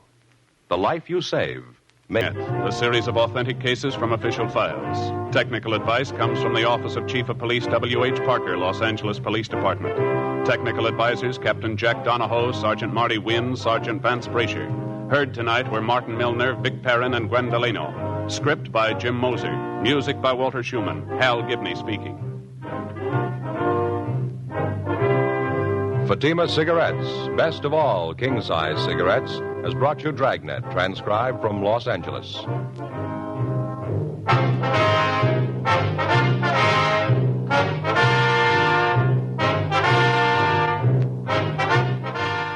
Now it's Counter Spy on NBC. Stay tuned to HOJO Radio.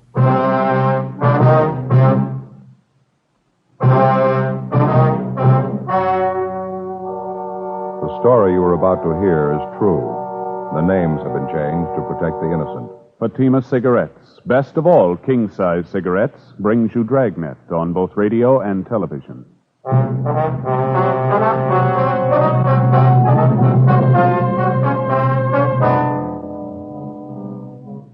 You're a detective sergeant.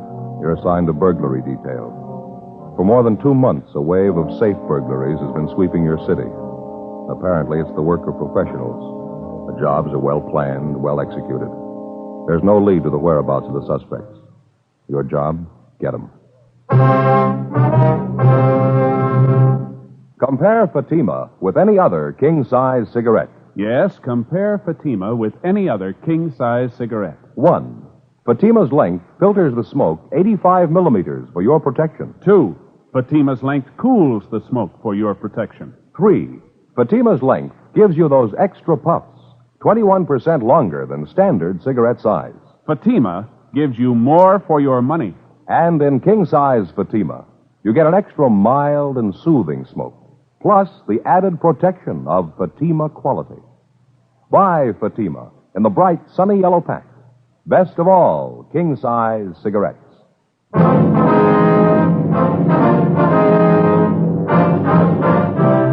Dragnet, the documented drama of an actual crime. For the next 30 minutes, in cooperation with the Los Angeles Police Department, you will travel step by step on the side of the law through an actual case transcribed from official police files. From beginning to end, from crime to punishment, Dragnet is the story of your police force in action.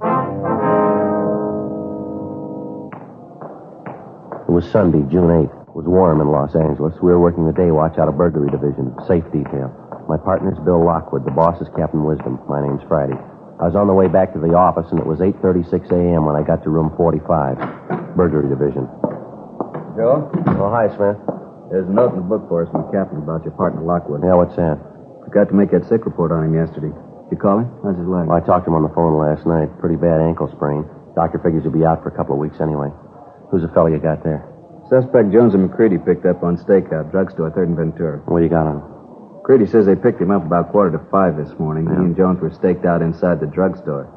Saw this fellow drive up in a car, get out, and try the front door of the place. And he went around and back of the place, tried the back door, then he came around in front again, tried to jimmy the door.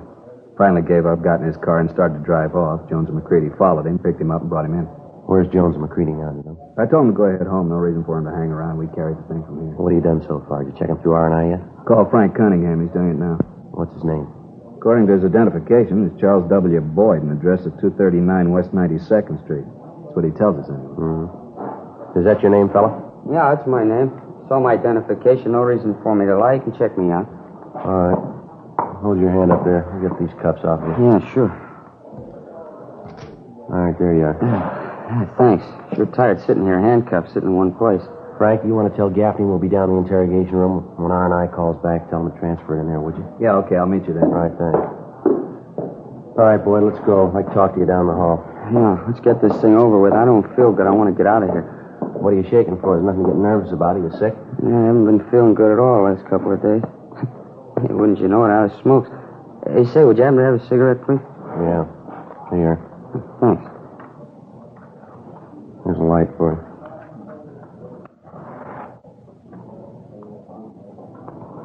Yeah, I got it. Thanks. All right. Turn around a minute, will you? Let me look at your eyes. Huh? Turn around. All right, let's go.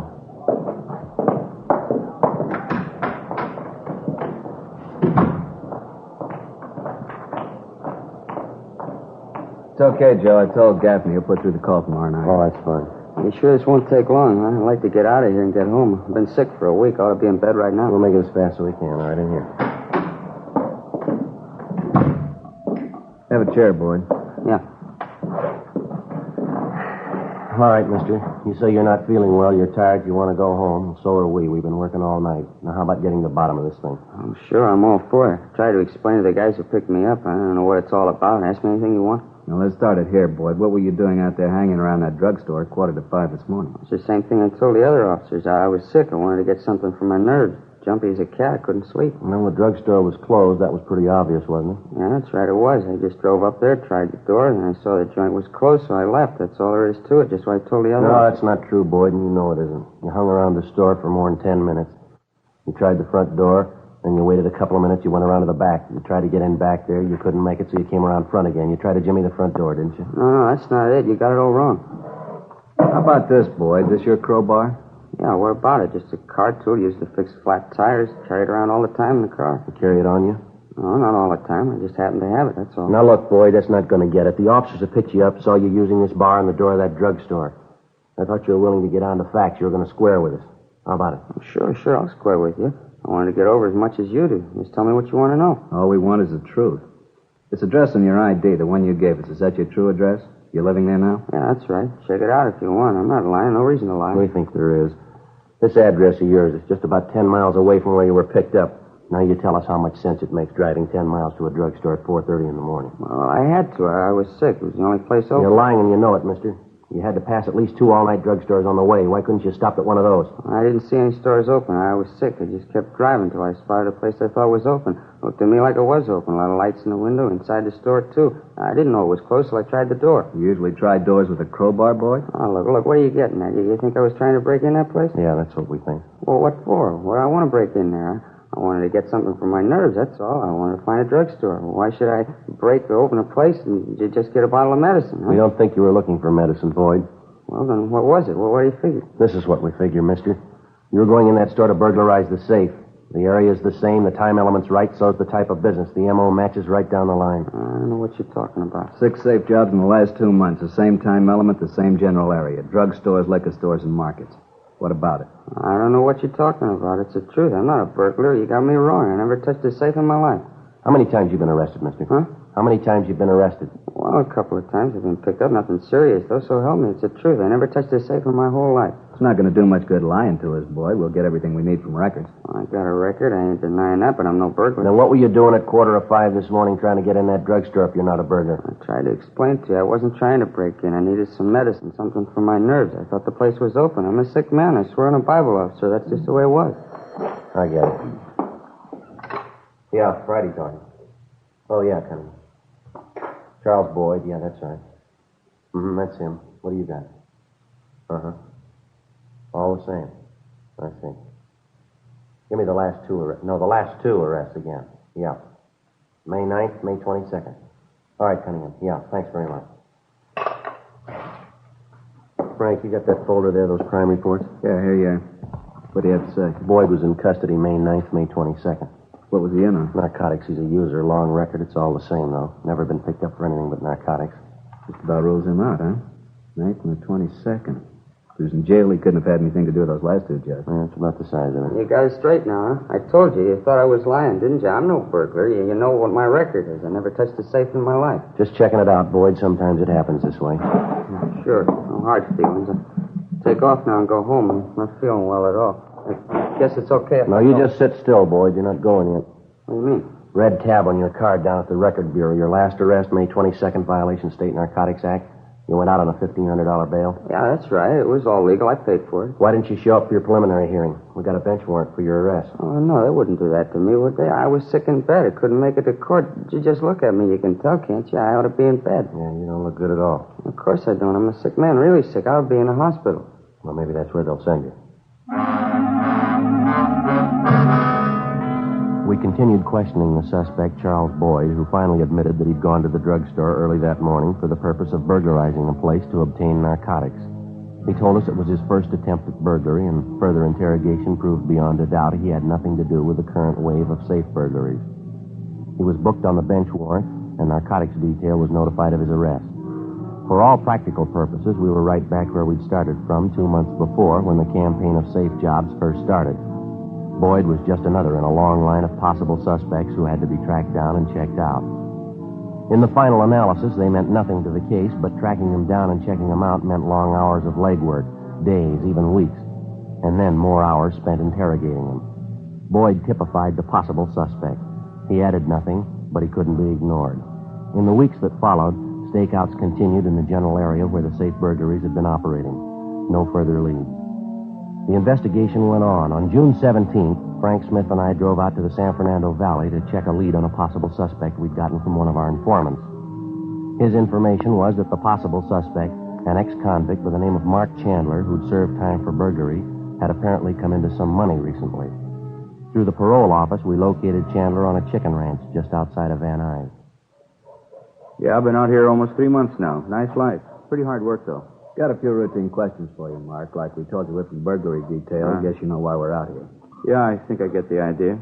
I admit there was a time when you wouldn't be very welcome, but right now it's different. Anything I can do to help, it's all right, fellas. We're going to lay it right on the table for you, Mark. You own this place, do you? Yeah, that's right. Me and my brother. Where'd the money come from? My brother. He set the whole thing up. You say you and your brother. Whose money bought the place, Mark? Well, my brother made the down payment. You can check on it. The whole deal went through escrow right down here at the local bank.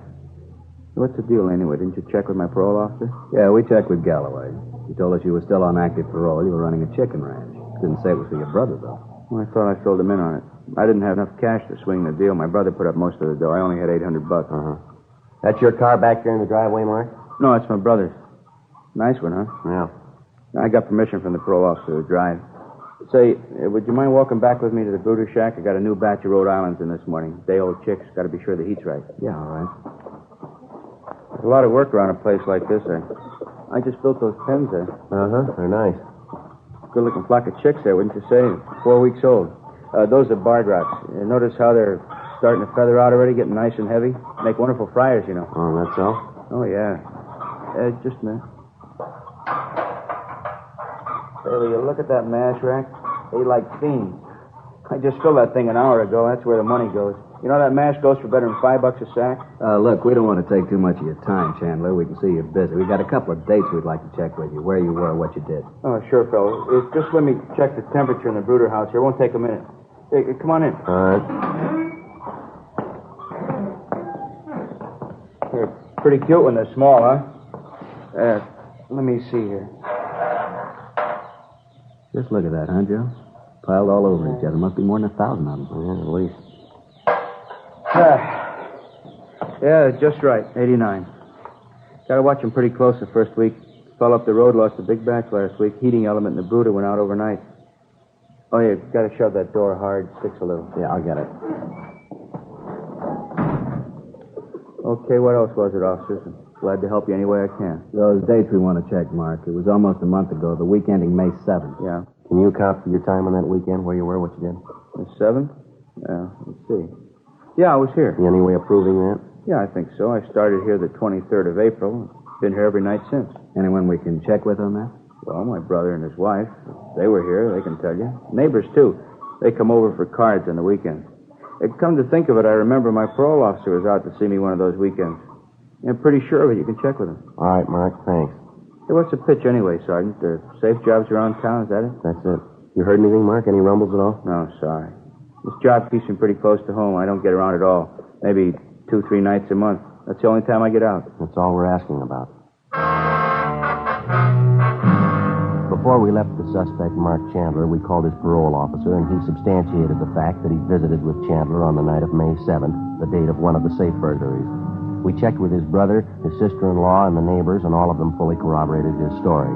Before we left, we were satisfied that Chandler had nothing to do with the safe burglaries. It was just another of the more than 100 possibles that we'd checked out in the course of the investigation. On June 22nd, we got a lead on still another one. It came from the proprietor of a fix-it shop on West Pico Boulevard near Normandy. We drove out to interview him. He gave his name as Harold Van Owen. Yeah, just a minute, officers. Be with you in a minute, all right? Yeah, okay. I have to get these keys made. The lady will be back soon. Says she needs them. What time you got, Frank? 10 to 12. Getting hungry?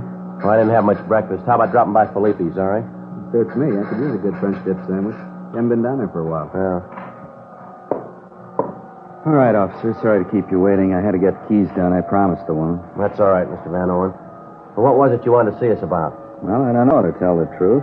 Maybe it's something, maybe it's nothing at all. I just don't know. Figured I ought to let somebody know about it, so. Yes, sir? A young fellow was in here the day before yesterday. Said his name was Ralph McKinley. Told me he lived around the neighborhood, but I don't think I ever saw him before. He didn't act right to me. Mm-hmm.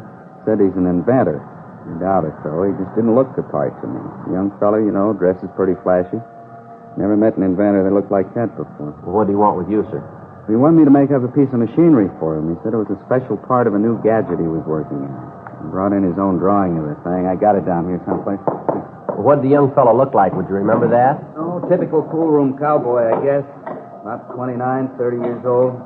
Thin side, tall. Got a lot of gray hair for a young fella. Hair was almost gray.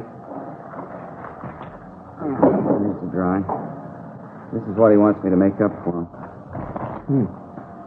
What do you think it's supposed to be? Miss McKinley said it was part of a new hydraulic press he's working on. I got a few doubts about that. How do you mean? Oh, I've been tinkering around in this business long enough to know what goes into a hydraulic press. Can't see where this thing fits in at all. Well, what's your idea on it? I think it's a pull. Only one job they're any good for. Yeah. Breaking into a safe.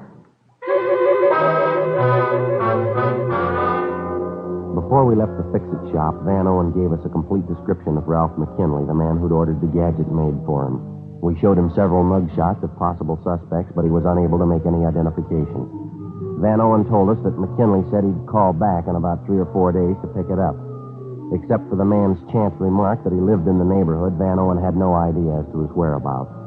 12:10 p.m. We drove back to the office and made arrangements for an immediate stakeout at the fix-it shop.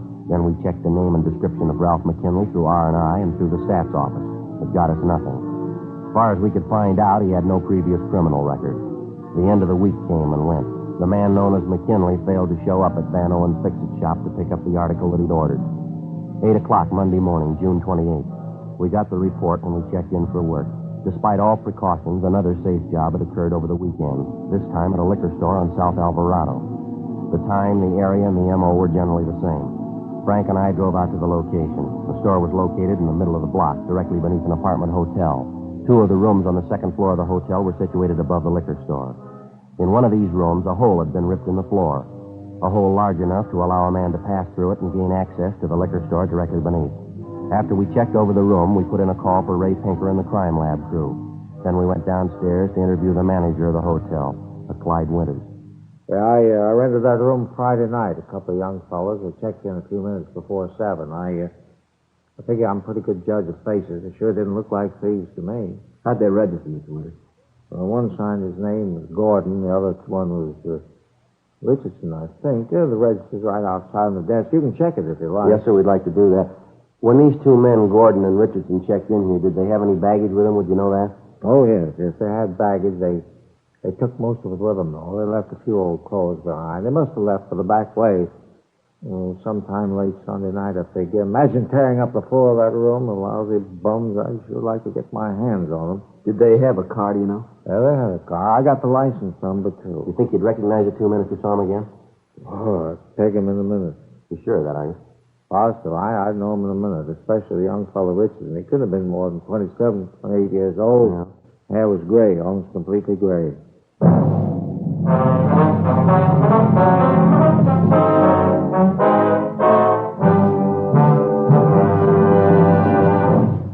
You are listening to Dragnet, authentic stories of your police force in action.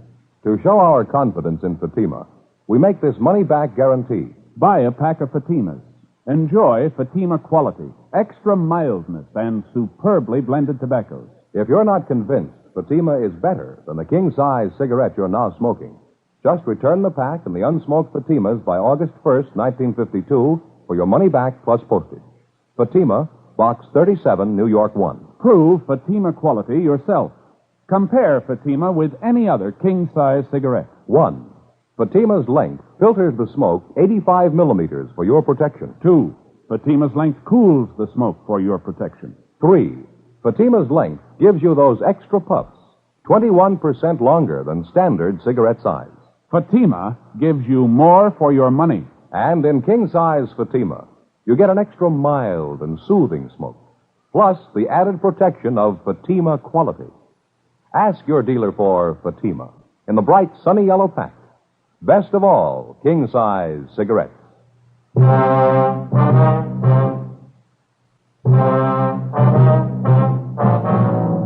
Monday, June 28th, 8:55 a.m. The crime lab crew arrived at the scene of the latest safe burglary, the liquor store on South Alvarado, and began their investigation.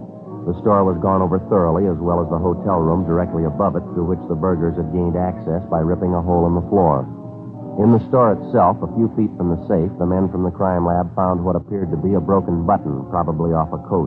They also found a crumpled envelope on the floor with the name F. Gordon on it, written in pencil. Along with the half a dozen pieces of clothing found in the hotel room, the items were taken back to the crime lab for further examination. 9:10 a.m. After we finished interviewing the hotel manager, Clyde Winters, Frank Smith and I returned to the office with the license number and description of the suspect's car, as well as exemplars of their handwriting which we'd obtained from the hotel register.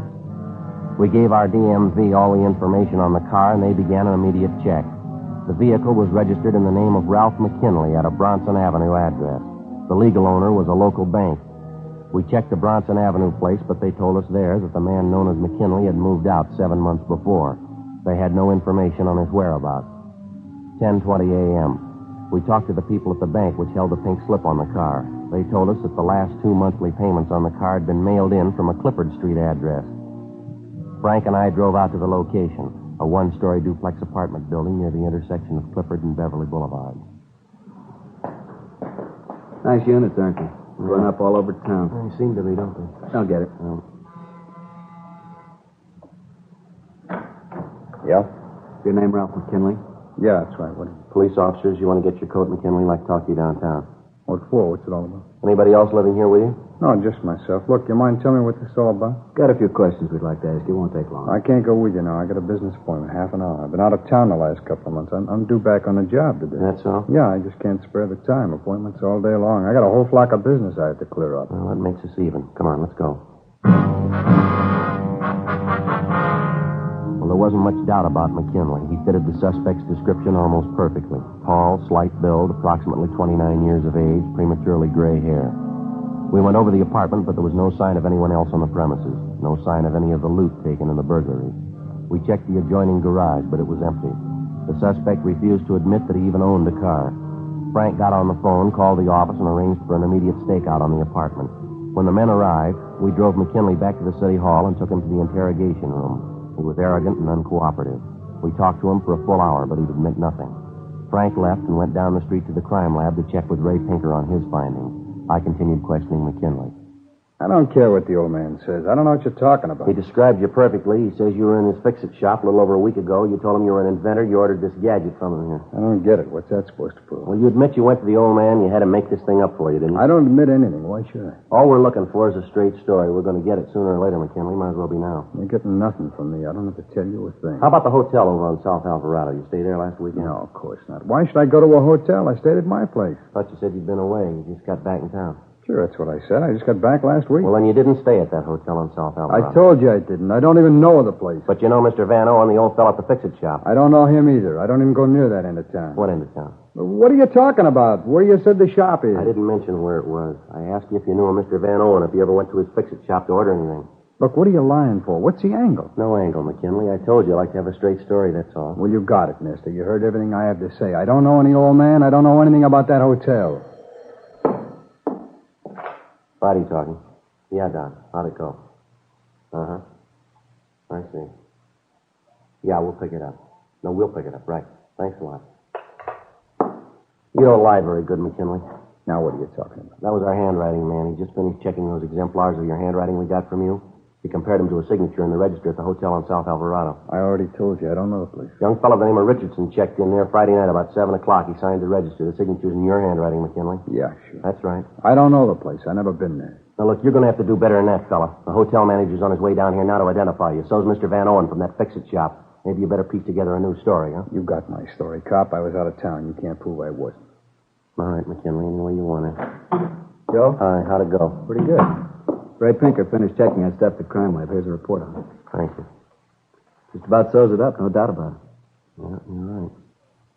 All right, what is it this time? More of your phony charges? I want out of here. Can't be done, McKinley. Report on the clothes found in that hotel room. They're not my clothes. I wasn't even in the place. I'd say you were. Cleaning tags on a pair of trousers, one of the coats. Traced them through the dry cleaners to you. It's a lie. I told you I wasn't in the place. All right, there's something else here, fella.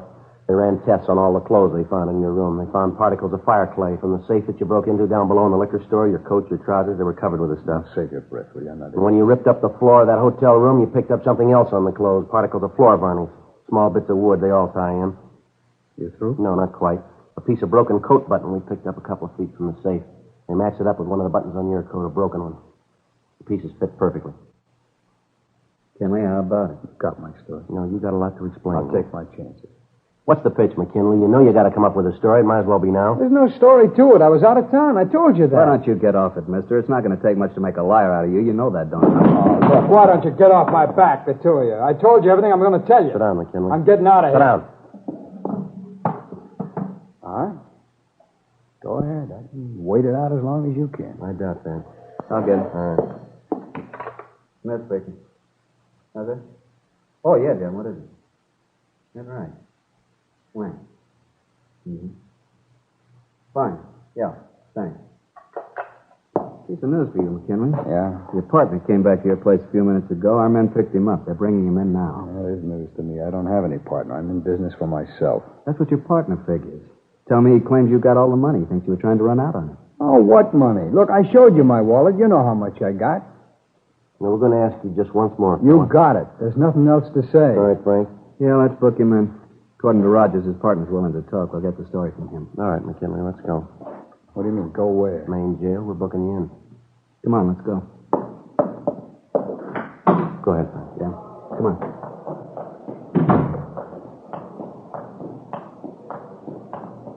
What did he say anyway, this guy you say they picked up? Oh, your partner? Well, we told you what he said. Why? What's the matter? Nothing. I'm just there. Better order up a stenographer, huh, Joe?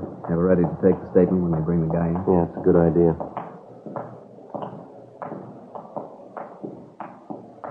Sergeant? Yeah. Let's go back, I'll tell you.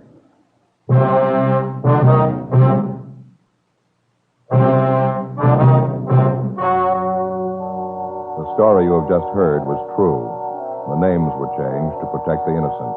On September 19th, trial was held in Superior Court, Department 91, City and County of Los Angeles, State of California. In a moment, the results of that trial. Now, here is our star, Jack Webb. Thank you, George Fenneman. Friends, just a parting word about Fatima. I know a lot of you have promised yourself that you'd give Fatima's a try, but, well, you just haven't gotten around to it yet. So I'd appreciate it if you'd kind of keep us in mind the next time you buy cigarettes and ask your dealer for Fatimas. You'll find Fatima gives you more for your money. Compare them with any other king-size cigarette, and you'll find Fatima does have a better flavor and aroma. You'll like its extra mild and soothing smoke. Tomorrow, buy Fatima. Best of all, king-size cigarette.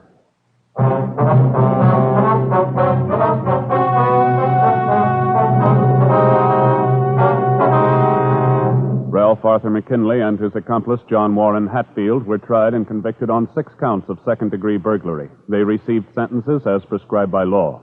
Second-degree burglary is punishable by imprisonment in the county jail for not more than 1 year, or by imprisonment in the state penitentiary for not less than 1 nor more than 15 years. Ladies and gentlemen, to protect our nation and the free world against communist aggression, we must produce vast quantities of guns, planes, tanks, and explosives. Defense of our country against aggression abroad and inflation at home depends on our ability to fill both our military and civilian requirements. Remember, the better we produce, the stronger we grow.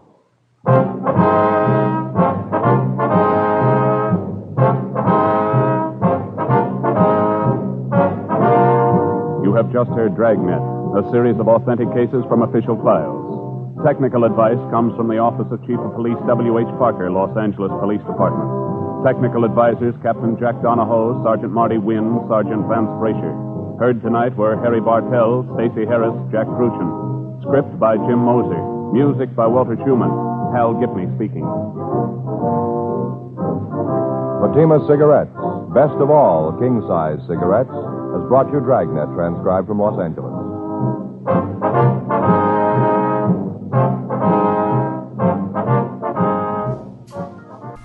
Actor and producer Jack Webb's aim in Dragnet were for realism and unpretentious acting.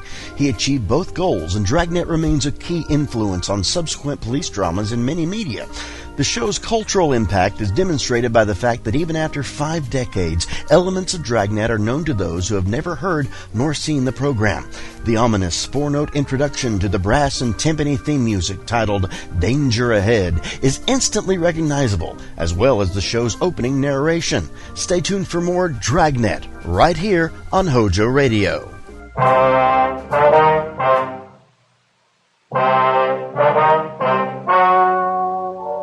The story you're about to hear is true. The names have been changed to protect the innocent. Fatima Cigarettes, best of all king-size cigarettes, brings you Dragnet on both radio and television.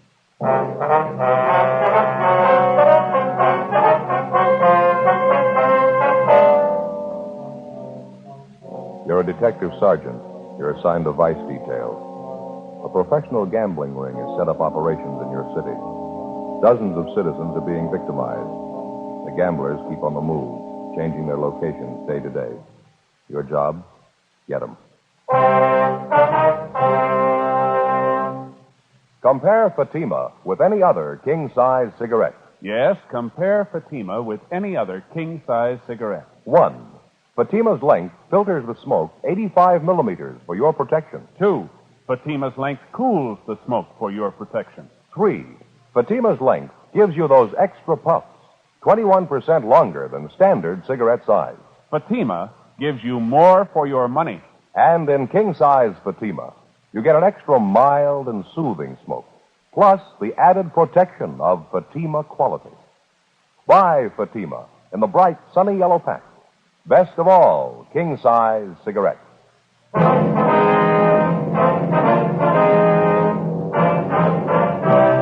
Dragnet, the documented drama of an actual crime. For the next 30 minutes, in cooperation with the Los Angeles Police Department, you will travel step by step on the side of the law through an actual case transcribed from official police files. From beginning to end, from crime to punishment, Dragnet is the story of your police force in action.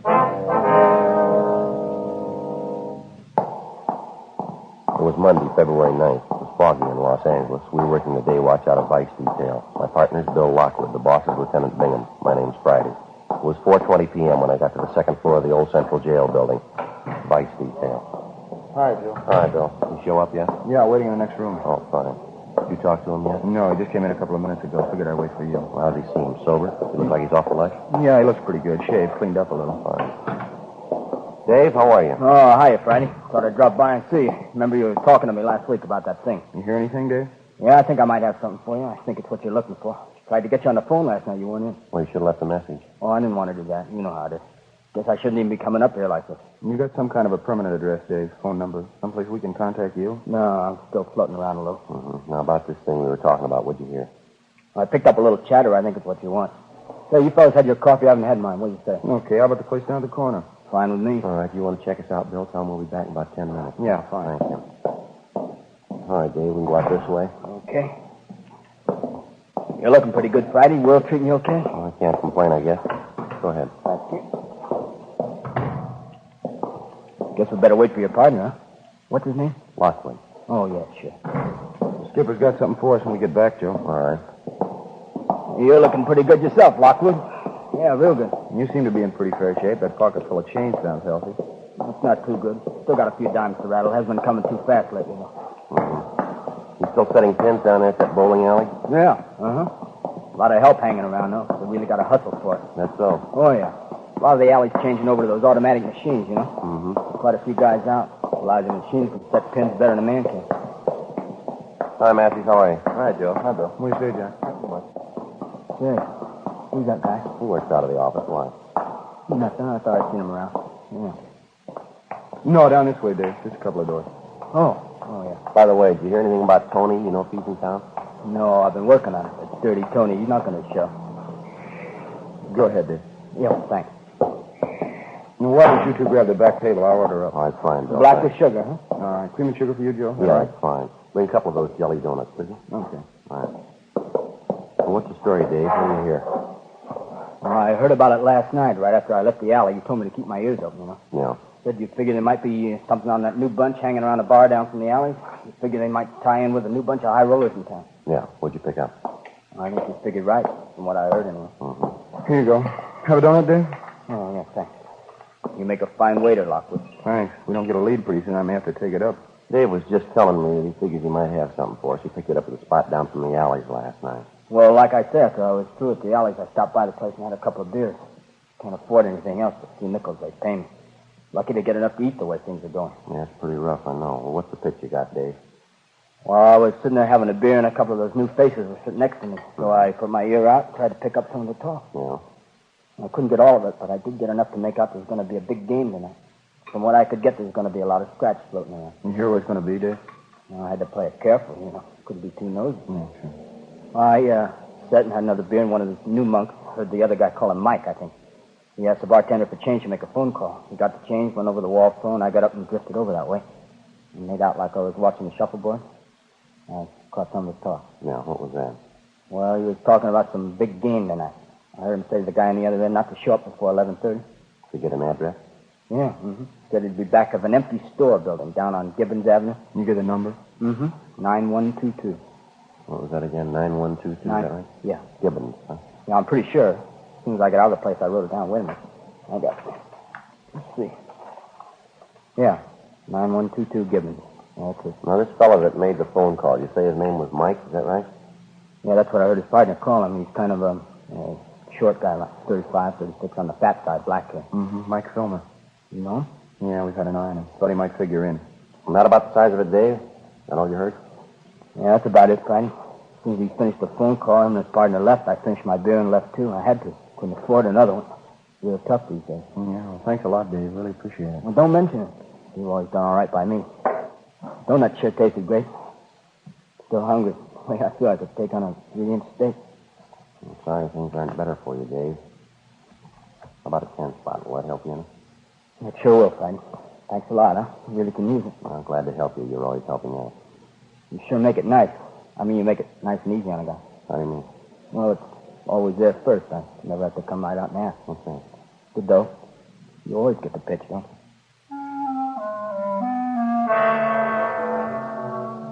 Almost a month before, we had begun receiving complaints about a newly established gambling ring which had set up operations in the city. After the first few complaints, we succeeded in identifying some of the men involved in the ring and also some of the places they frequented. The nature of most of the complaints against them was such that we knew we were dealing with a well-organized criminal element. Even if a player happened to win at one of the games, after he left the location, he was beaten and robbed. Despite the fact that we had some of the suspects identified, we still lacked sufficient evidence to prosecute them successfully. The various victims either would not or could not identify the suspect. We knew the gang was running 3 or 4 games a week, each one of them at a different location, each one of them at a different time. In the trade, that's known as a floating game. After we left our informant, Dave Carter, we headed back to the office and briefed Lieutenant Bingham. That afternoon, we checked the address on Gibbons Avenue and found it to be a vacant store building with a for rent sign in the window. There was an entrance in front and one in the rear, windows along both sides of the building, and a plasterboard partition dividing the inside of the store into 2 parts. The place was deserted. At 10 o'clock that night, Bill Lockwood and I staked out in our car down the street from the store. Sergeant Fred Taylor and Jack Matthews were staked out in their car from another point of observation. We were in constant touch with each other by 3-way radio. 10:30, 11 p.m., 11:30. 1K87 to 1K80, come in. 1K80 to 1K87, go ahead. Joe, did you notice the lights come on in the back of the store a minute ago? Yeah, 2 men. They went in the back way, parked their car just down the street from us here. You see anything else? The car just pulled up down the street from us. 2 men getting out, heading for the store. Joe, just a minute. Yeah, they're going that way. Yeah, I see. They're going around the back, Joe. Uh-huh, looks like it's going to pay off. Let's sit on it a while. KMA 367. We waited. 11:45. A blue pickup truck pulled up and stopped a short way from the front entrance to the store. We saw 2 men get out and go around to the back of the truck and unload half a dozen large boxes, which they carried around to the rear entrance of the place. One of the men came back, got in the cab of the truck, and sat there. Midnight, 12:15 a.m. Over a period of half an hour, we watched 18 persons arrive from different directions and enter the store from the rear. 12:30, 1 a.m. There were no new arrivals. We waited. 1K87 to 1K80, come in. 1K80 to 1K87, go ahead.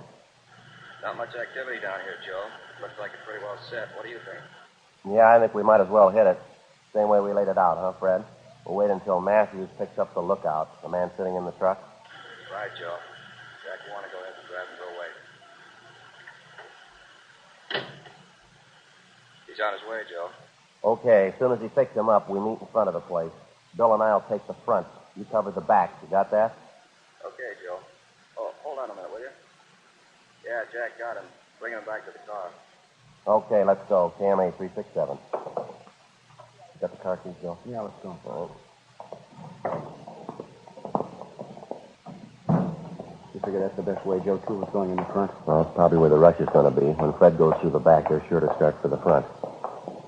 Okay, Joe? Yeah. Jack's got the lookout in our car. He'll wait for us. Right. Now, what do you think about this, Fred? You go around and hit the back door. As soon as they hear you inside, they'll probably start for the front. We'll take care of them there. That's a good idea. Give me half a minute to get back there, huh? Right. Watch yourself.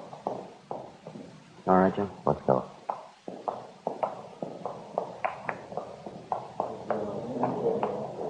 We're still going. Not wise to it. Yeah, let's hold it right now. Police officer, you're under arrest now. Hold it right there. Come on, Bill. Let's hit it. back, Joe. Yeah, come on. All right, get back there, Wally. Get back. Police officers. Come on, back against the wall. Going out the window, Joe. Fred! I said get back against the wall, all of you. All right, I'll cover him. You get back and see what happened to Fred. Right. All right, mister. With the rest of them there, back against the wall. All right, I'm going. What's the beef about anyway? Just All right, having a all little of you, game? turn around, face the wall. Put your hands against the wall. What's the pitch anyway? Treating us like a bunch of thieves. You're just having a little fun, no harm done. Joe. Yeah, did you find Fred? What happened? He's been shot, hurt bad. Matthews is in with him now. I'll call the ambulance. Get some help. All right, you two, in with the others. Back against the wall. What's the beef? Sure a big noise about nothing. We're here to play a little cards, friendly game, just $1 limit. Nobody ever gets hurt. We're all friends. Is that why you carry guns? 1:20 a.m. The ambulance arrived, and Sergeant Fred Taylor was taken immediately to Georgia Street Receiving Hospital in a critical condition. He'd been shot twice through the upper portion of the chest. He'd been unconscious from the time of the shooting. Who the assailant was, we had no idea. The crime lab arrived at the scene and began their preliminary investigation. Meantime, homicide officers had arrived, and all units in the area were assisting in the investigation, making a house-to-house canvass and checking all backyards, alleys, and unoccupied buildings for possible suspects in hiding. Out of the total number of men present in the store at the time of the shooting, Bill and I had been able to detain 9 of them. The remainder had either scrambled out side windows or the rear door and then apparently made their way over back fences. The 9 we did get were taken downtown for interrogation.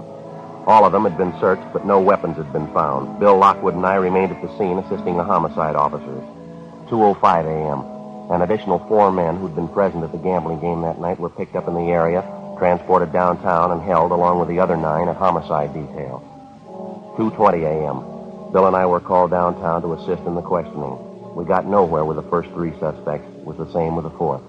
You expect us to believe that, Mike? Well, it's the truth. I don't know anything about it. Now, look, Mike, let's put it on the table, huh? We listened to your line of chatter down at the store when we made the pinch. We heard it all. Now, let's get on to facts. I told you everything I know, no different than the other guys you picked up. I heard there was going to be a game tonight, so I came down. Who'd you come down with? How'd you get there? I drove, came by myself. Where'd you park your car? About 2 blocks away, a little alley there, by a gas station. You're a liar, mister, and you know it. Well, it's the truth, so help me. If I knew there was going to be trouble, I wouldn't even have showed up. I'd play a few cards, sure. I don't go in for heavy stuff, though. I haven't got anything to do with the game. You're a liar. You can't say that. Now, you show me where I've lied to. You tell me. We were staked out on that place tonight, Mike. It was a little past 11:45. You drove up in a blue pickup truck. Another man was with you. You were driving. Oh, no, you got it wrong. No, we haven't got it wrong. You parked that truck about 10 yards down the street from the front of the store. You got out first. The other man followed you. You unloaded 6 large cartons from the truck. Some of the equipment we found on the store. You took it around back and into the rear door, didn't you? You got it wrong. It wasn't me. It couldn't have been me. Come off it, Mike. The man you were with, we've got him down the hall. The other officers have talked to him. He gave him the straight story. But I didn't come with any other guy. Now, will you listen to me? I knew some of them there. I'll admit that. I came by myself. Now, you listen to me, mister. You get this through your head. Get it once and for all. This isn't a gambling beef anymore. Somebody's been shot. He's been hurt bad. Well, that's not my fault. I didn't shoot him. I don't know anything about it. You know more than you're telling. You lied about coming there in that truck. We saw you. Something else. The truck's been checked out. It's registered in your name. Now, you come up with an answer for that one fast. Well, I don't get it. Maybe my truck is down there. If it is, I don't know how it got there. You're in a jam, Mike. This isn't any misdemeanor rap. I think the sooner you realize that, the better it's going to be Look, for you. You don't have to tell me it's serious. I know that. Now, what do you want from me anyway? You know what we want. You know the answers, and we want them. You're part of that gambling setup. We know that. We know who was there tonight. Everybody. We want the names of every one of them. Now, either you got the answer to that shooting or somebody in that crowd has. We're going to get the answer, Mike. Don't make any mistake about it. We're going to get it. Now, what do I have to say to convince you you're talking to the wrong guy? Not according to the man they got down the hall, the one in the pickup truck with you. He gave us the whole story. You hired him to help you tonight. You were going to pay him $20. He helped you haul the equipment to the store, and he was supposed to be the lookout at the front door. It ties in all the way. How about it? All right. Now, you've been calling people liars, huh? Well, he's the liar. The whole lousy story is nothing but a lie. All right, keep quiet. Friday talking. Oh, yes, sir. Oh, all right. Yeah. Okay, thank you. Now, you listen, Mike. Here's a piece of advice. You make up your mind. How do you mean make up my mind? I'm trying to cooperate. You don't believe me. I'm trying to help you out every way I can. I'm only too glad to give you a hand. I know you got a tough job. You got my sympathy. Now, don't you worry about us, mister. From here in, start worrying about yourself. You're going to do a lot of it. I don't know what you're talking about. That policeman, he just died.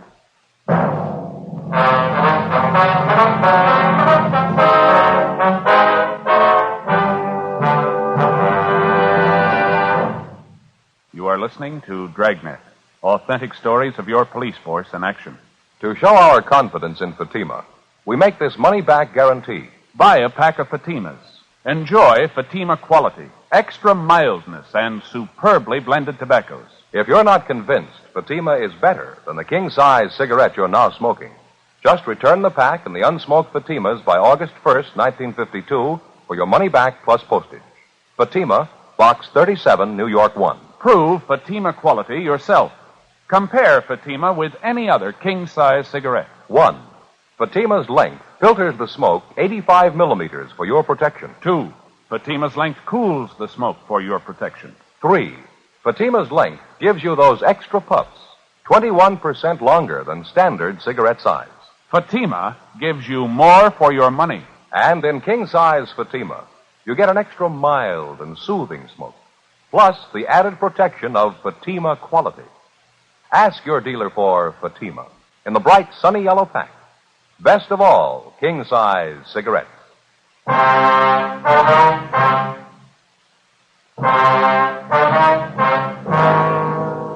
Tuesday, February 10th, 5:30 a.m. Sergeant Fred Taylor had died at approximately 5:22 a.m.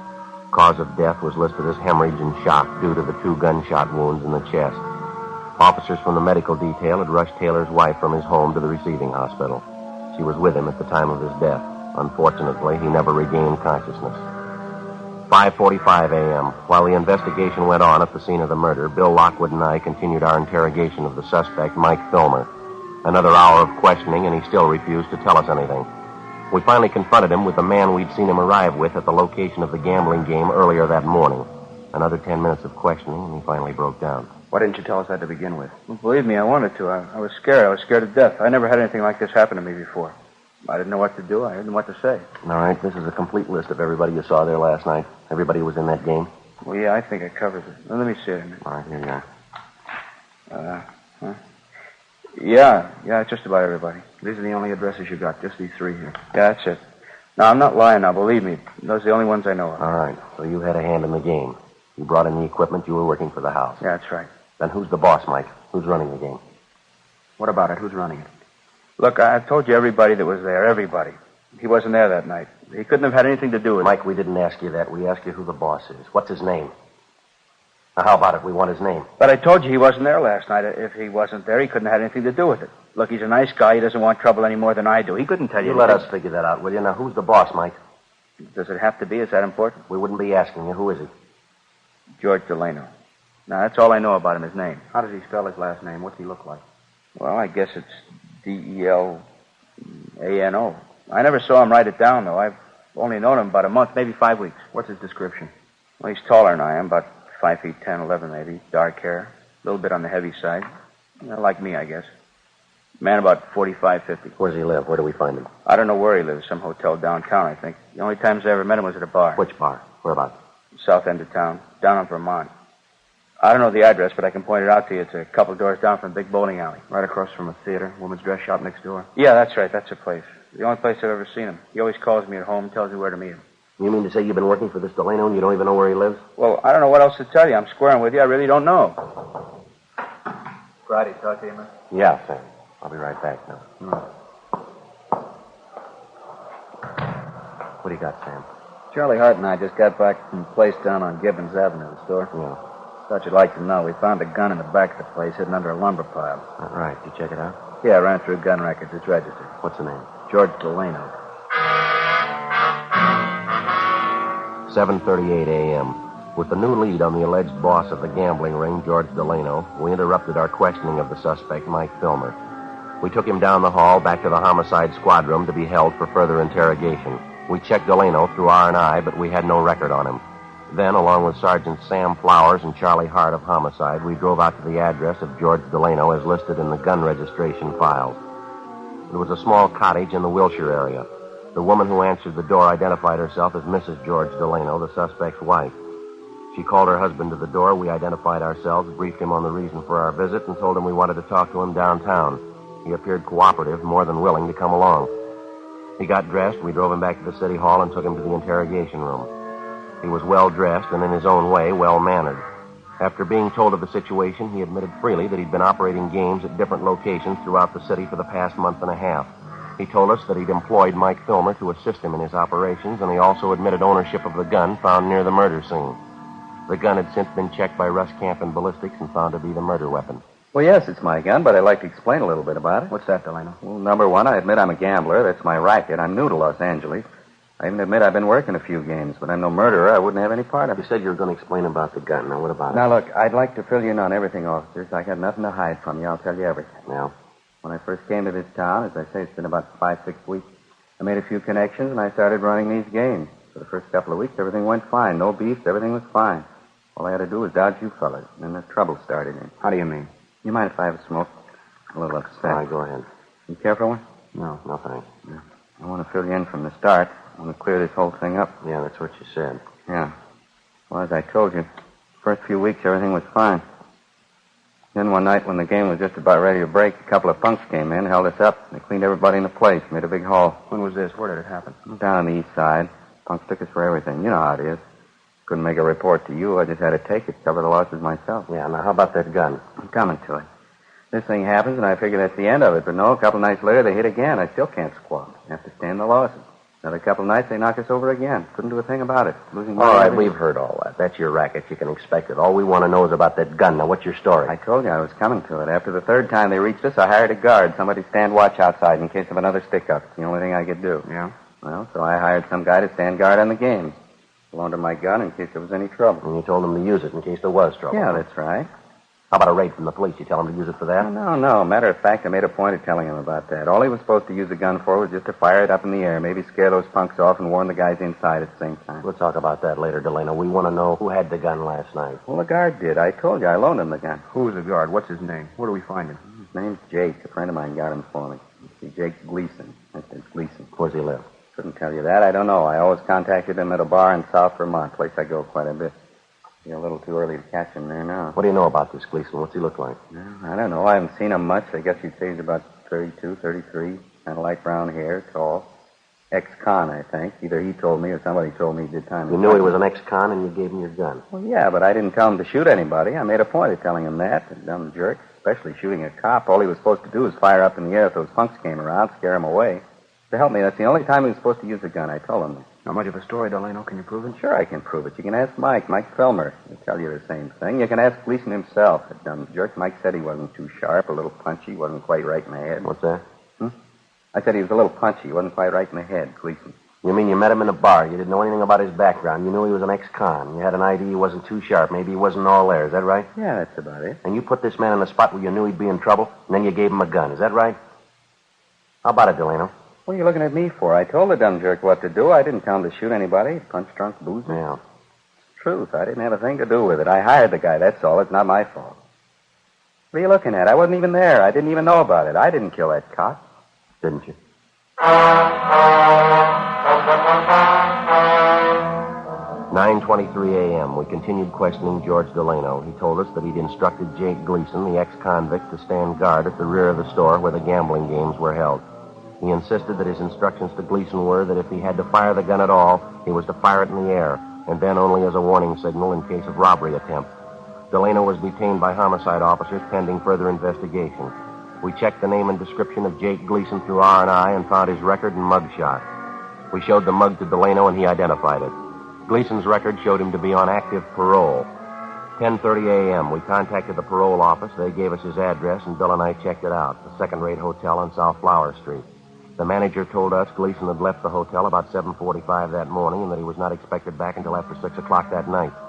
He also told us there was a chance we might locate him in one of the bars around the neighborhood. 10:45. We started making the rounds of the bars in the immediate vicinity. The third place we stopped at was practically deserted. The jukebox at the back of the place was turned up to full volume. There was a smell of disinfectant, whiskey, and stale perfume. There was one customer drinking at the far end of the bar. It was Gleason. Stand up, police officers. All right. Take him down, Bill. Clean, Joe. All right. Hands in back of you. Yeah. You want to kill that jukebox, Bill? Yeah. All right, you know why we want you. Yeah, I know. I knew there wasn't any sense running. I knew you'd be around. All right, let's go. Could you do me a favor? I mean, wait a minute, just a minute. Yeah? Just like to tell you I didn't mean it. I guess it's my own fault. I shot him. I shouldn't have had the gun. Shouldn't have taken the job. I shot him. I didn't mean it. All right, come on. There ought to be a way, don't you think? I mean, there really ought to be a way. What's that? I didn't mean it. No reason to kill him. I didn't even know him. I just keep thinking there's only a way if I could take it back again, you know? Yeah, we know. I mean, if I could go back and change it, make it all different. I mean, right from the beginning, I wouldn't even look at a gun. I'd change everything. You bet I would. I wouldn't even look at a gun. If I only had the chance, you know? Second chance. There ought to be a way. Second chance. You started with a gun, Jake. Yeah? You never had a first one. The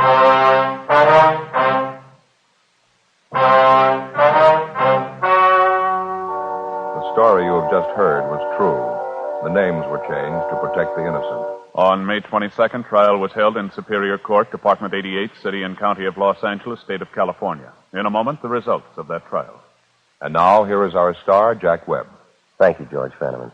Friends, Fatima gives you more for your money because no other king-size cigarette can match Fatima quality. Because Fatima's length filters and cools the smoke for your protection. Gives you those extra puffs, 21% longer than standard cigarette size.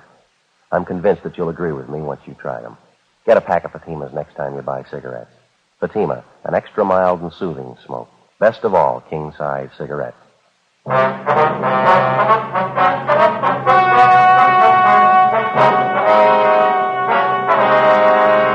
Jacob Allen Gleason was tried and convicted of murder in the first degree and was sentenced to a life term in the state penitentiary. George Delano, Mike Filmer, and all other principals were found guilty of violating the municipal code 43.01 gambling and received sentences as prescribed by law. George Delano and Mike Filmer were sentenced to 6-month terms in the county jail. Others received proportionate sentences. Ladies and gentlemen, Mr. James Fox, Director on the Executive Board of the Mystery Writers of America. Tonight it is with a great deal of pleasure that I, speaking for the entire membership of the Mystery Writers of America in all fields, present the Edgar Allan Poe Award for the second consecutive year for the finest radio presentation in its class, Dragnet. To you, Jack Webb, and your fine group of technicians responsible for the overall production of Dragnet, we present this statuette of one of the immortals in the field of mystery, Edgar Allan Poe. Thank you very much, Mr. Fox, and thanks also to the membership of the Mystery Writers of America.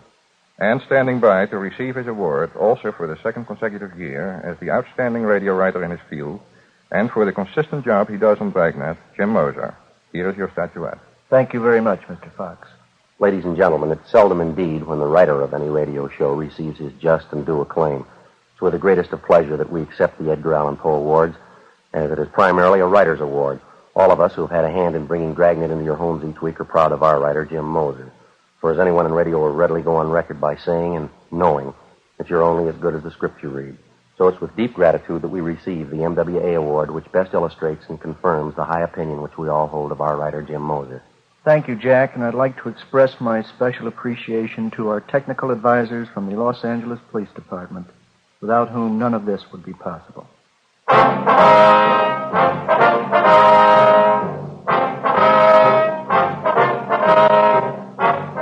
You have just heard Dragnet, a series of authentic cases from official files. Technical advice comes from the Office of Chief of Police W.H. Parker, Los Angeles Police Department. Technical advisors Captain Jack Donahoe, Sergeant Marty Wynn, Sergeant Vance Frazier. Heard tonight were Martin Milner, Eddie Firestone, Whit Connor. Script by Jim Moser. Music by Walter Schumann. Hal Gibney speaking.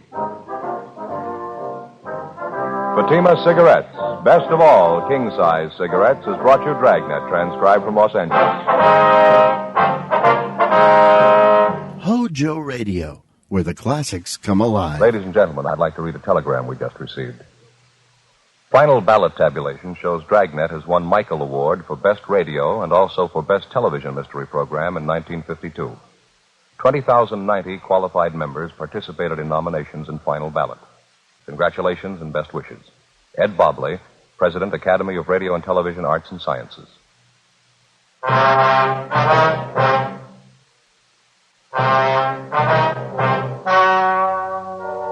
story you are about to hear is true. The names have been changed to protect the innocent. Fatima Cigarettes, best of all king-size cigarettes, brings you Dragnet on both radio and television.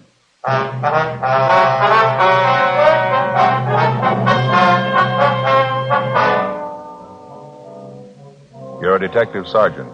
You're assigned a robbery detail. A United States mail truck is held up and robbed. 22 sacks of registered mail are taken. The holdup men escape. There's no lead to their identity. Your job? Get them.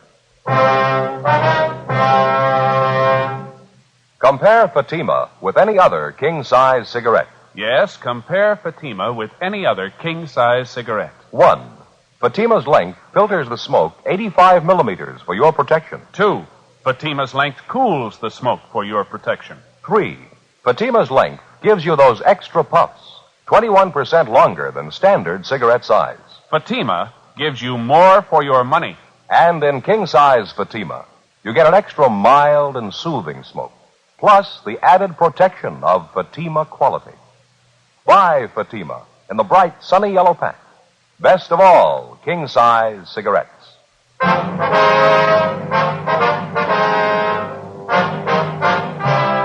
Dragnet, the documented drama of an actual crime. For the next 30 minutes, in cooperation with the Los Angeles Police Department, you will travel step by step on the side of the law through an actual case transcribed from official police files. From beginning to end, from crime to punishment, Dragnet is the story of your police force in action. It was Monday, August 4th. It was hot in Los Angeles. We were working the night watch out of robbery detail. My partner's Frank Smith. The boss is Captain Didion. My name's Friday. I was on the way back from communications, and it was 11:05 p.m. when I got to room 27A, the squad room. That's it. There wasn't anything else to do. One of them had a gun pressed right up against the back of my head. I didn't dare make a move. All right, Bud, take it easy. Joe? Nothing yet. The broadcast and the APB are out on him. How you feeling, Houston? Not bad. Still a little shaky. How about my partners, Frank and Adolph? Are they hurt bad? No, a couple of bad bumps in the head. They'll be all right by morning. Doctor's treating them now over at Georgia Street. Can we talk to him tonight? Doctor doesn't think it'd be a good idea. We can wait till morning. You look a little pale, Houston. You sure we can't get you something? No, I'll be all right. Still a little shaky, that's all.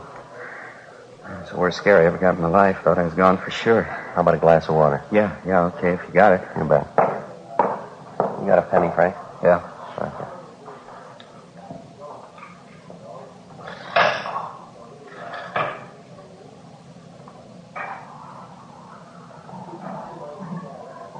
Just talking about the getaway car when you came in, Joe. Yeah. But Houston here is pretty sure he was right the first time. It was a dark blue sedan, late model. Mm-hmm. Any idea at all what make it was, Bud? I wouldn't like to say definitely. I don't want to mix you up. I got half an idea it was a GM car, maybe a Buick or an Olds. I can't say for sure, though. Well, here's your water. Oh. You didn't get a look at the license, huh? You're sure of that, are you? No, I didn't see it at all. The whole thing went too fast for me. I appreciate this. I got it. Robbery, Smith. Yes, sir. Oh, yeah, Inspector. Uh-huh. Yeah, I see. Yeah, we'll be here for a while. Yeah, 27A. Right, thank you. Goodbye. You got it. Post Inspector Joe. He's on his way over now. That's fine. Hey, Bud, when you started your run with that mail truck tonight, you have any inkling at all that there was something wrong? I don't think I got you, Sergeant. What do you mean? Well, I mean, did you happen to notice anyone suspicious hanging around the post office out by the loading platform, maybe? No, buddy. How about on your way to the Union Station? You notice any cars following your mail truck there? No, if they were, I think I'd have noticed it. I usually keep an eye out when we're making a run. It's a habit I got into, I guess. How long you been driving a mail truck, Bud? About 5 years. I've only been handling the registered mail the last couple of months, though. Did your truck leave the post office on schedule tonight? Yeah, right on the dot. We followed the other trucks out. You see, the trucks that pick up the ordinary mail, they leave first, and then our truck leaves right after them. We only handle registered stuff. I see. The same routine tonight, no different. And you're the driver of the truck, that right, Bud? Yeah, that's all I do is drive. Frank's the clerk, Adolph's the guard. That's regulations. On trucks that handle just the straight mail, the driver's the only one aboard. Registered mail trucks got to have 3 men, the driver, the clerk, and the guard. Yeah, we know. You usually drive the same route from the post office to the Union Station, do you? Yeah, we go the same way every night. Straight down Temple Street, turn right and go down Ferguson to Alameda, then over Alameda to Union Station, make the pickup or the delivery, and then we come back the same way to the post office. And that's the route you followed tonight, huh? Yes, sir, that's it. Only we didn't make it back this time. I'd like to make sure we got this straight now, Bud. Do you mind checking us out on exactly what happened from the time you got to the Union Station? No, I don't mind. Well, try to relax if you can. Just take your time. Try to remember everything, will you? Say, would you mind very much if I called my wife first? I know I'm going to be late getting home. I don't want her to worry. You bet. Go right ahead, Bud. What's your number? I'll dial it. Thanks. It's Pleasant, 29321. Okay. You got a family, Bud? Yeah, 3 kids. Mother-in-law, too. She lives with us. Here you are, Bud. Oh, thanks. Lorraine? Oh, hi, Mother. Did I get you out of bed? No, nothing's wrong. I just called to say I'd be a little late tonight. I didn't want Lorraine to worry. No place? No, I'm not in a bar. Why do you have to say things like that? If that's the way you feel all right, just tell Lorraine, will you? Hello? Mother-in-law, you never get off your back. I'm sorry to interrupt, officer. It's all right, Bud. You want to go ahead now? Let's see. You wanted to know what happened after we left Union Station? Yeah, that's right. What time was it when you left the station? Right after we loaded the mail sacks on the truck, 28 sacks, all registered, and took off. What time was that? Scheduled time, 9:56. Left the station, headed for the P.O., drove the same route, along Alameda to Ferguson, then up Ferguson. As I turned the corner, I picked up their headlights in the rearview mirror.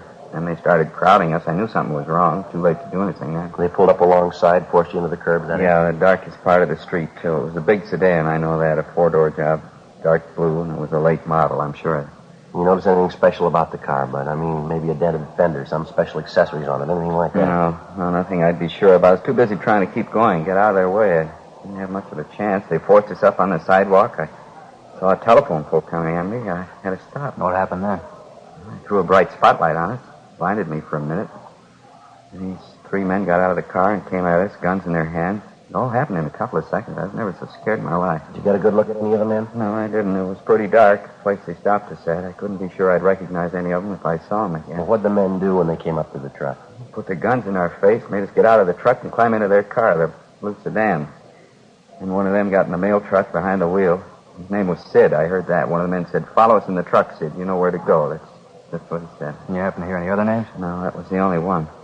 And Sid seemed to be the boss. He was giving the orders anyway. They put you and your two partners in the back seat of their car? Yeah, and the two thieves were in the front seat. One drove and the other held a gun on us.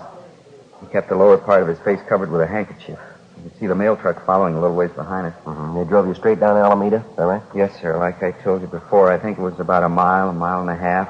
And they turned off right into that alley by the warehouse, same place you found us. Uh-huh. I figured that was the end. They got us out of the car, Frank and me and Adolph. Made us line up against a brick wall there, hands up in the air, facing the wall, and then they opened up the back of the truck and transferred the mail sacks to their car. Well, any conversation while all this was going on? Not too much, no. You see, one of them, I think that was Sid. He covered us with a gun, a shotgun. The other two moved the mail sacks from the truck to the car, and every once in a while the Sid would tell them, "Come on faster, we're short on time." I think that's what he said. Well, why'd they slug your two partners, this Frank and Adolph? Any reason for I that? was coming to that. You see, when they got all the mail sacks in their car and they were ready to pull out, the other two guys came over to Sid, and one of them said, "What are we waiting for? Let's kill him and get out of here." Yeah? Right away, our clerk, Frank, he began pleading with them not to kill us. I guess Frank was thinking of his wife and his little kid. Mm-hmm. How'd the thieves react? Well, they slugged him, cracked him with a gun, and hit him a couple of times. Frank went down. He started crying. He was just a young kid, you know. Yeah, we know. Well, this other guy told Sid again. He said, "Come on, let's kill him. Let's get out of here." He's the one who had something wrong with his voice. It was real husky, you know, like he had a cold. Go ahead. Well, I got to say, this Sid wasn't much for killing us. He told the other guy he didn't think they ought to kill us because they'd set him up for a murder rap besides mail robbery. The other two guys told Sid, "What's the difference? If we're going to rob the mails, we might as well go all the way." And they argued about it a minute or so. Yeah. And then my other partner, Adolph, he began to plead with him. He said, "Please don't kill us." I was sick to my stomach. I couldn't even talk. What'd you say? I said I was sick to my stomach. I couldn't even talk. Is that when they slugged Adolph? Yeah, this Sid slugged him. He hit him worse than he did Frank. He kept beating him and beating him. I still hear it. I just got sick. Well, make a long story short, this Sid finally said, "We'll give him a gambler's chance. We'll toss for it." Huh? That's just what he said. He said, "We'll toss for it." And he says, "Hey, you." And he motioned to me. He said, "I'm going to toss a coin. You call it. If you lose, we kill the three of you. If you win, we don't." So help me, it's the truth. I didn't know what to do. I tried to talk them out of it. Yeah. They wouldn't listen. The Sid told me either I called it or they'd kill us then. Took a coin out of his pocket and flipped it in the air. I called head. Guess I don't have to tell you. I won. Something new for the book. How'd it go after that, Bud? Tied up the three of us and drove off in their car. About 15 minutes later, that night watchman found us and called you fellas. You know the rest. And you're sure you wouldn't be able to identify any of the hold-up men if you saw them again? No. You're real sure? No, their general build, that's the only thing I'm sure of. This fellow Sid was tall on the thin side, about 45, 50 years old. The other two were fairly short, stocky. Like I told you, that one fellow's voice, deep and husky, I think I'd know him if I heard him talk again. Excuse me a minute. Robbery Friday. Yeah, Walt. How's it going? Uh-huh. Yeah, not much doubt. All right. Fine. Yeah, fine. Well, the getaway car, they just found it. Where'd you? Up in Elysian Park, just off Riverside. What about the mail sacks? They find them, too? Yeah, every one of them. Empty.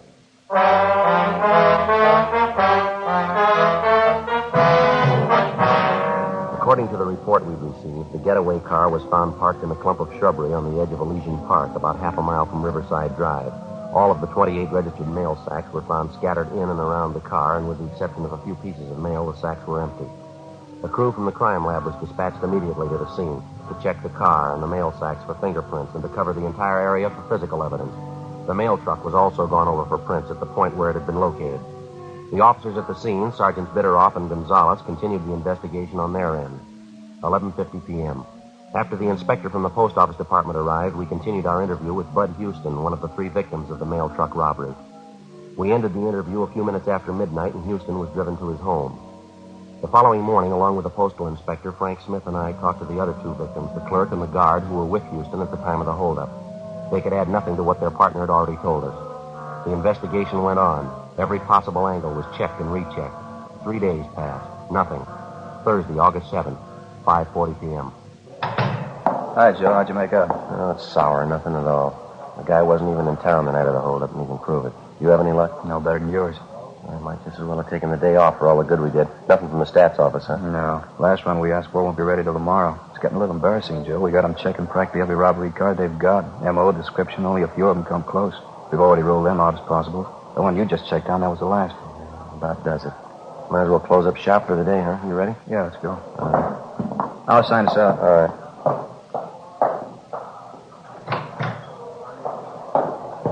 Okay, Joe.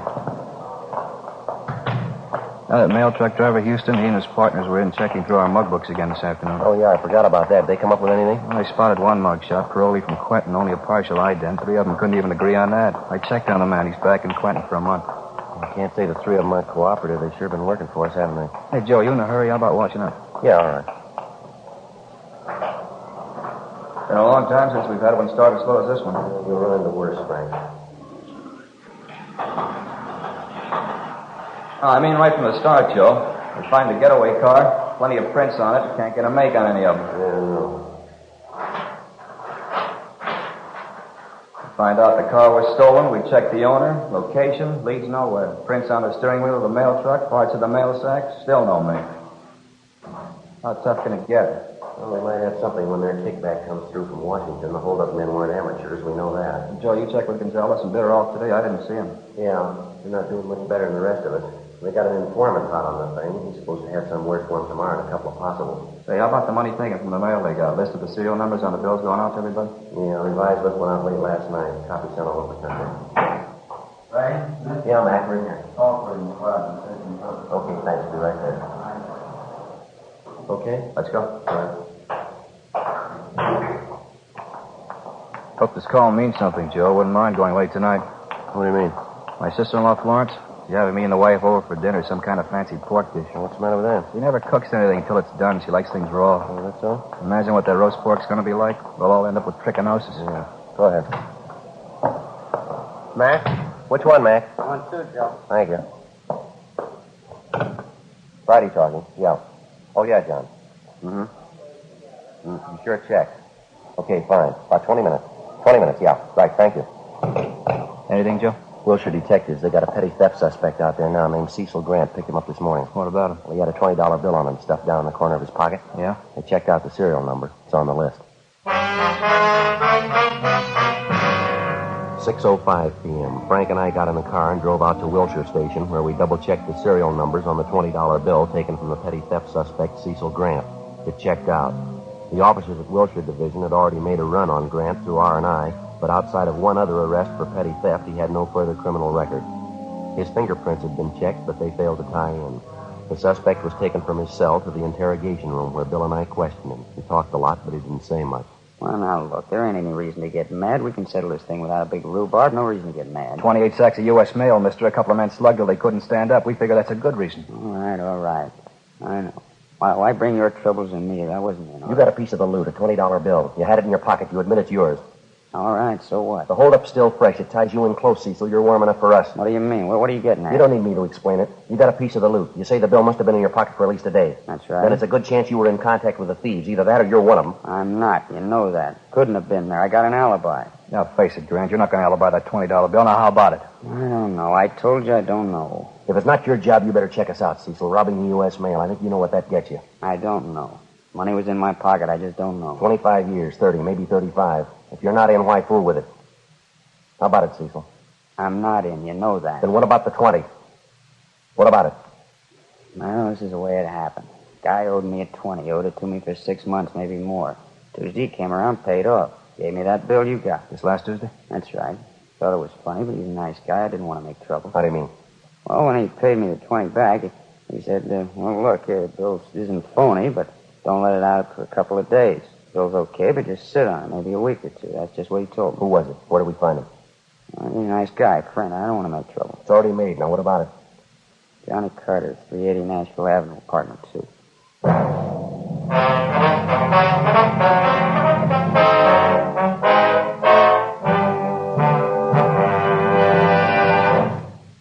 You are listening to Dragnet, authentic stories of your police force in action.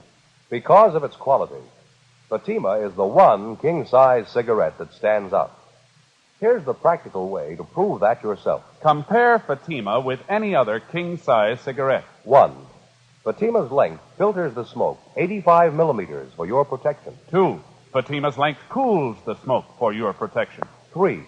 Fatima's length gives you those extra puffs, 21% longer than standard cigarette size. Fatima gives you more for your money. And in king-size Fatima, you get an extra mild and soothing smoke, plus the added protection of Fatima quality. Because of its quality, its extra mildness, and superbly blended tobaccos, more and more smokers coast to coast are switching to Fatima every day. Buy Fatima.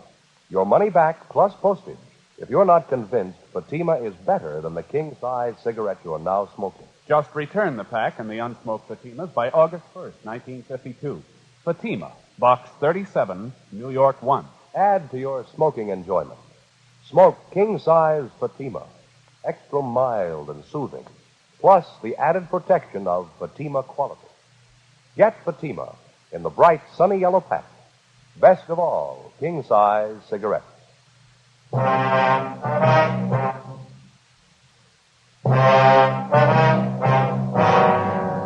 August 7th, Thursday, 6:55 p.m. We called R&I, but they had no make on the name John Carter. My partner, Frank Smith, and I left Wilshire Division and headed out to check on the address given us by the theft suspect, Cecil Grant. The 300 block on Nashville Avenue was in West Hollywood, just below Melrose. Number 380 was an aging two-story apartment house. The architecture was old Spanish, a relic of the mid-20s. The name John Carter appeared on one of the mailboxes, but when we rang, there was no answer. We contacted the apartment manager, and he told us John Carter worked at night at a downtown garage. Along with the manager, we went up to the second floor and checked through the suspect's apartment. We found nothing to indicate that he'd taken part in the mail holdup. After a routine interview with the manager, we got the name and address of the garage where Carter was employed, and we left.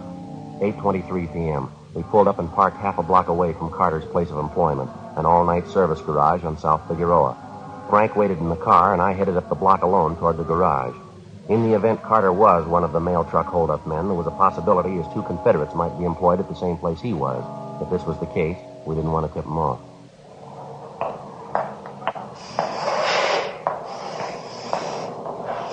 Hi. Yeah, you want something? Yeah, I do. I need a little help if you got the time. I don't know. I'm busy right now. What's the matter? I got my car stalled down the street there. I can't figure out what's wrong. The lousy thing just stopped on me. All right. Check the gas tank? Yeah, nothing as simple as that. I got almost a full tank. Well, I hate to bother you. You think you could come down and take a look at it? It's not far, just a half a block down the street. I'm pretty busy. You can see that. I don't know. Sure appreciate it if you give it a look. I'm not much of a mechanic myself. Probably something real small. My car's almost new. I don't know. Just a minute. All right, that's going to have to do. It's $2.50 service charge. I have to leave the garage. I guess you know that. Okay, that's all right with me. I got to get that car started. You pay in advance. We've had too many hassles on this before. Okay.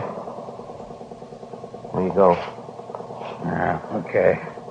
Just down the street, you said? Yeah, down this way. Okay. I don't know what happened to the lousy thing. It just quit on me. Nice night. What'd you do, pound on a gas pedal, flood the carburetor? No, I don't think so. I kept trying to start her when the thing quit on me. There's an automatic choke on the car, though. Maybe that had flooded. I don't know. A half a block now. Which one's your car? Straight ahead there, the gray sedan. Oh, yeah. This one right here. Okay, get the hood open.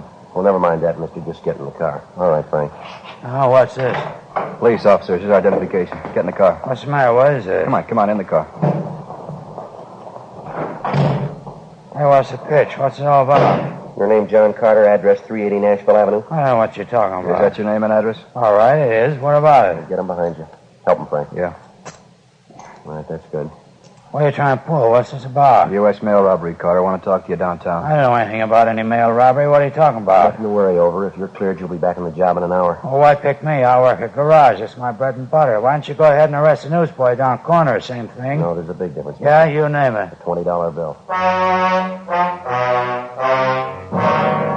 9:05 p.m. After checking with the garage manager to make sure none of his employees were possible accomplices of Carter's, we drove the suspect back to the city hall, took him to the interrogation room, and started to question him. In the space of an hour and a half, he gave us 3 alibis, supposedly accounting for his whereabouts the night of the mail truck robbery. In the same period of time, we checked out each of the 3 alibis by phone calls. Every one of them was alive. The questioning went on.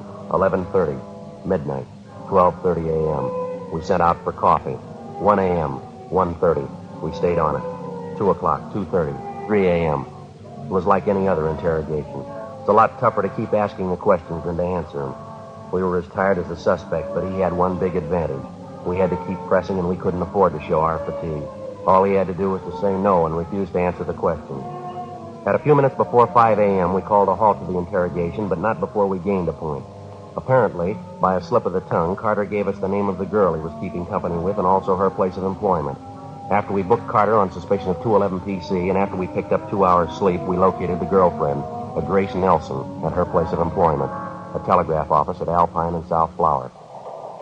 All I know is I met John about 3 months ago. His family's from Cedar Rapids, same as mine. There's nothing wrong with John I know of. You know any of his friends, Miss Nelson, any of the people he has dealings with? Not personally, I don't. Heard him talk about some, though. Why, what's the matter? Do you remember any of the names, Miss Nelson? Let's see. He's always talking about Sid. I don't know his last name, though. Don't know where you'd find him. And then there's Sammy. I don't remember his last name either. Met Sammy once, but I don't know where he stays. You notice anything unusual about Mr. Carter the last week or so, ma'am? I mean, anything peculiar, anything out of the ordinary? Anything peculiar? No, I don't think so. John's been just as nice as ever to me. I like him very much. Matter of fact, he's been nicer than he's ever been. How do you mean, miss? Well, for my birthday, last Wednesday. Yeah. Well, he was so sweet about it. Really sweet. He gave me $400. Gave it to me in cash. Told me to go out and buy what I wanted. Wouldn't you say that's sweet? Have you any of that money left, Miss Nelson? Why, yes, of course I have. See, right here in my purse. See, right there. More than half of it. Carter tell you where he got this money, Miss Nelson? Gambling game. He said he wanted the cards. What's wrong? Serial numbers, ma'am. This money was taken in a holdup, U.S. mail. We've got a pretty good reason to suspect Carter. You mean John's a thief? That's how he got the money? I can't believe it. Afraid it's true, ma'am. So hard to believe. I hope you don't think I had anything to do with it. Robbing people, nails.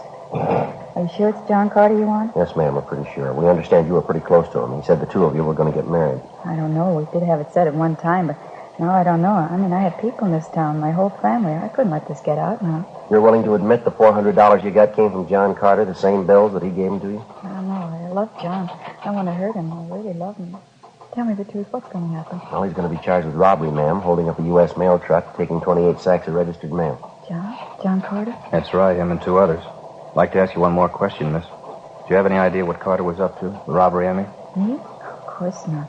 No idea at all. I love John. I loved him for what I thought he was. Go through anything for him. I love him. Just wouldn't make any sense, though, would it? Ma'am?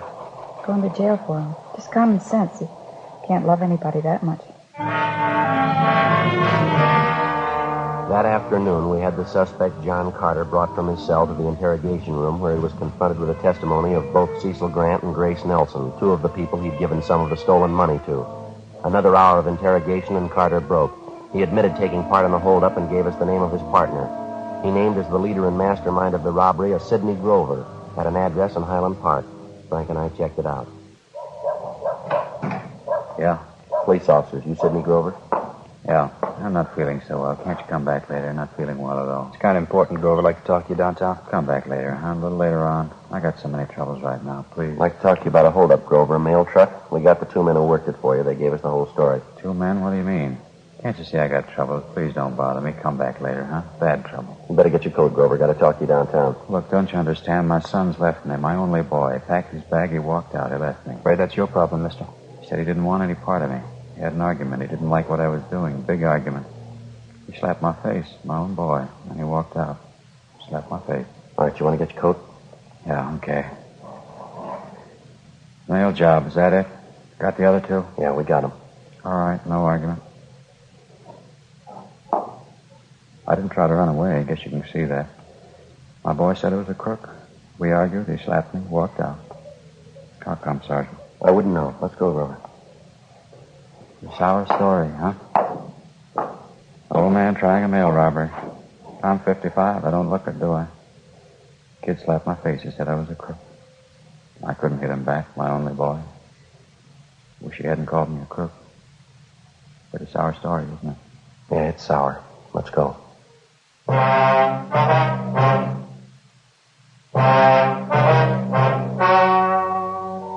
story you have just heard was true.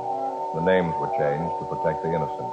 On November 29th, trial was held in Superior Court, City and County of Los Angeles, State of California. In a moment, the results of that trial. Now, here is our star, Jack Webb. Thank you, George Fenneman. Friends, there's one thing I'd like you to remember the next time you buy cigarettes.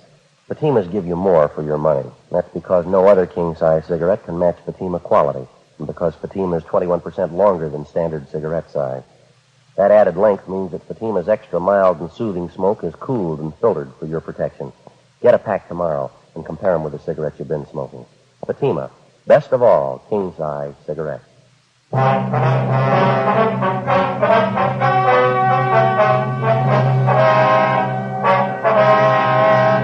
Sidney Allen Grover, along with his two accomplices, John Harold Carter and Samuel Maxwell Johnson, were tried and convicted of robbery in the first degree, 1 count, and assault with a deadly weapon, 1 count. All three are serving their terms in the state penitentiary. First-degree robbery is punishable by imprisonment from 5 years to life. Assault with a deadly weapon is punishable by imprisonment for not less than 1, nor more than 10 years.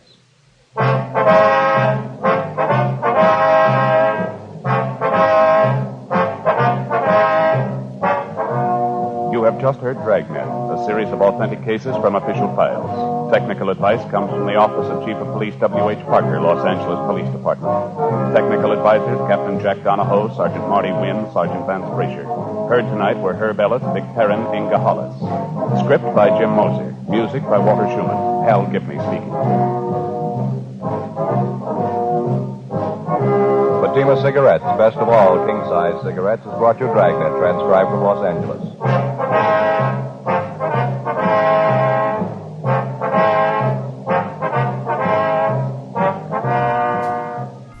The original Dragnet, starring Jack Webb as Sergeant Joe Friday, ran on radio from June 3, 1949 to February 26, 1957, and on television from December 16, 1951 to August 23, 1959, and then from January 12, 1967 to April 16, 1970. All those versions ran, of course, on NBC. There were 2 Dragnet feature films, a straight adaptation starring Jack Webb in 1954, and, of course, a favorite of mine, a comedy spoof in 1987. There were also television revivals without Webb in 1989 and 2003. Stay tuned for more classic Dragnet, right here on HOJO Radio.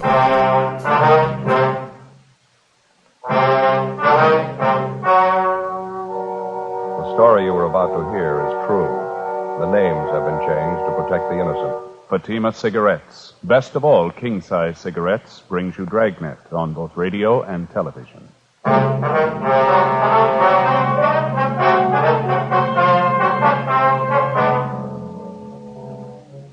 You're a detective sergeant. You're assigned to Wilshire Division, Vice Detail. An informant sends you word about an extortion racket going on in your area. The victim, a bookmaker. The suspect, a police officer. Your job, check it out. Compare Fatima with any other king-size cigarette. Yes, compare Fatima with any other king-size cigarette. 1. Fatima's length filters the smoke 85 millimeters for your protection. 2. Fatima's length cools the smoke for your protection. 3. Fatima's length gives you those extra puffs, 21% longer than standard cigarette size. Fatima gives you more for your money.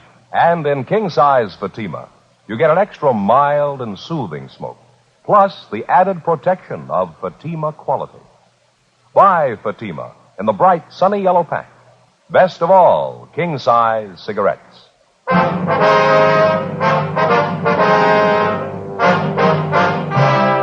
Dragnet, the documented drama of an actual crime. For the next 30 minutes, in cooperation with the Los Angeles Police Department, You will travel step by step on the side of the law through an actual case transcribed from official police files. From beginning to end, from crime to punishment, Dragnet is the story of your police force in action.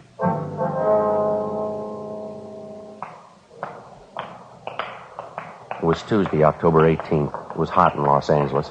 We were working the day watch out of Wilshire Division, Vice Detail. My partner's Frank Smith. The boss is Captain Hayes. My name's Friday. We were on the way downtown from the office, and it was 9:35 a.m. when we got to the felony section of the main jail, the interview room. Sit down, Mr. Lawrence. Thanks. Got your message when we checked in this morning. What's it about? Well, I finally made up my mind. I've had enough of this. Say, either one of you got a cigarette? I left mine back in the cell. Yeah, sure. Here you are, Lawrence. Oh, thanks. You bet.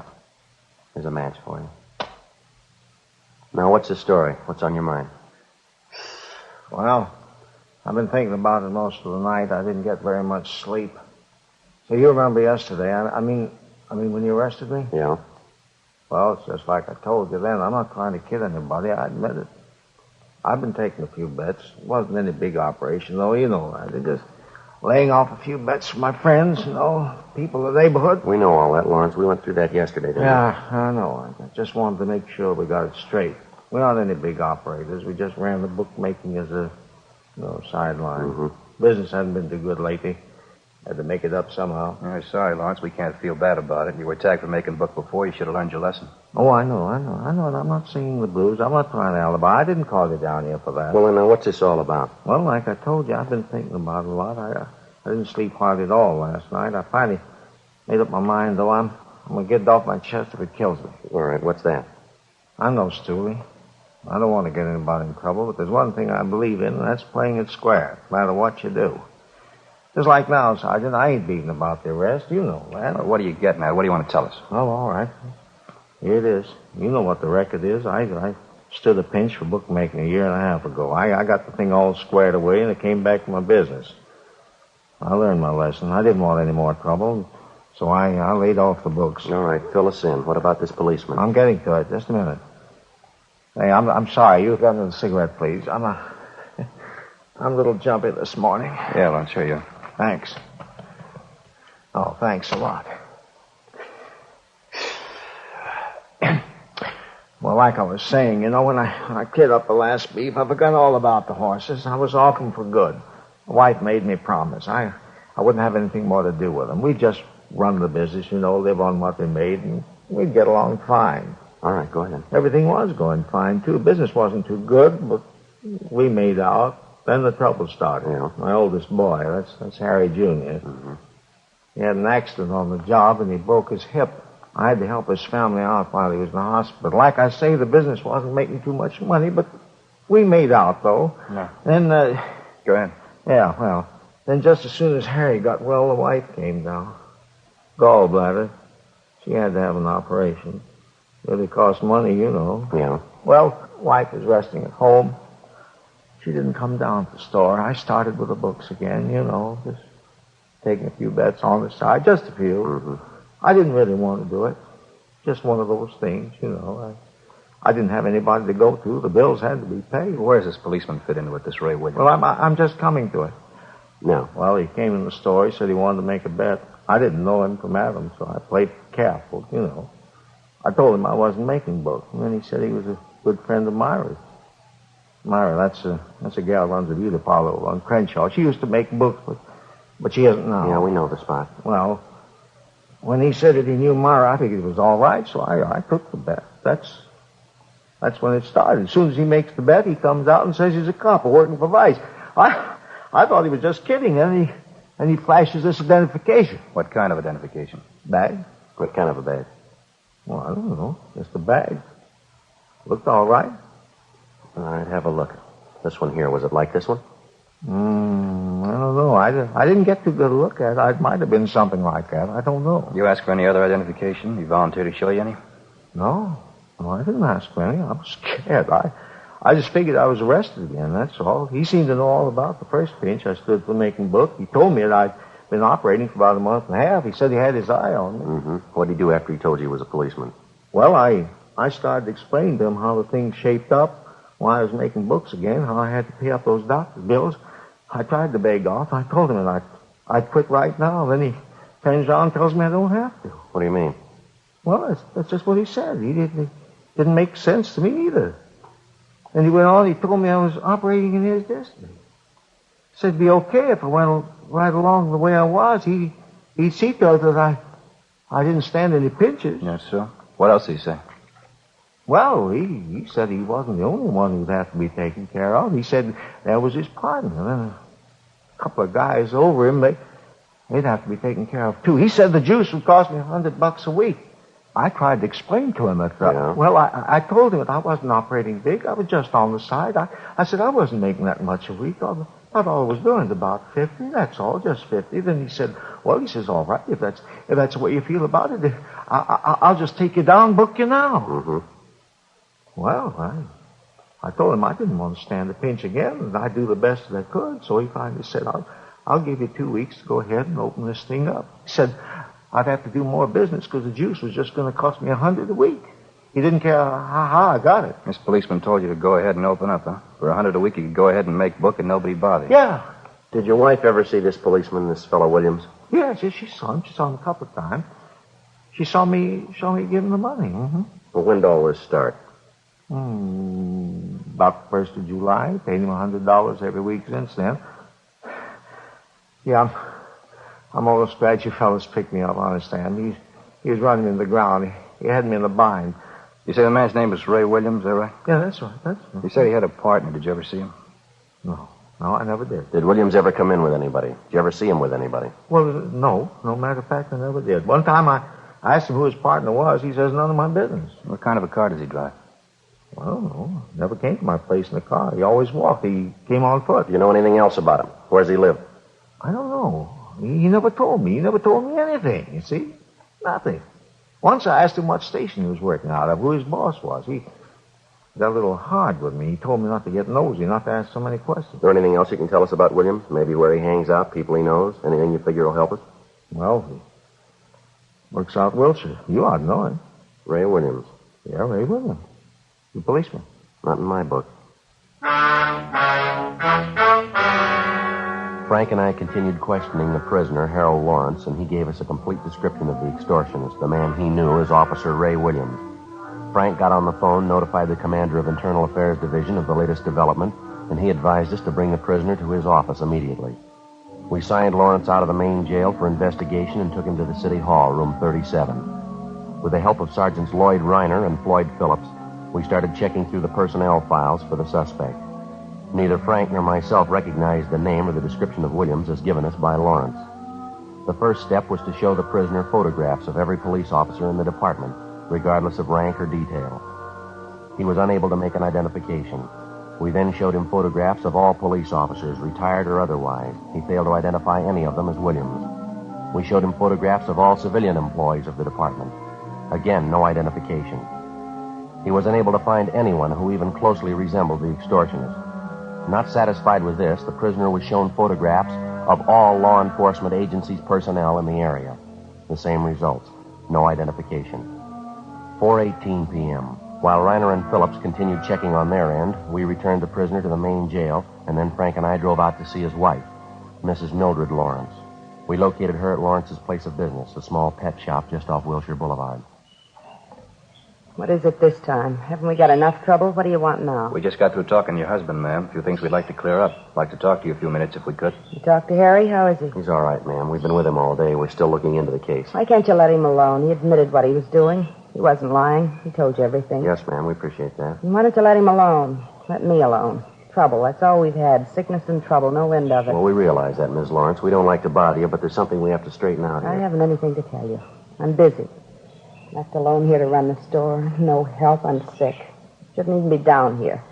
Let us alone. Let me alone. Harry was wrong. He'll pay for it. We're not asking you for anything. We're asking you for something, ma'am. We'd like you to help us.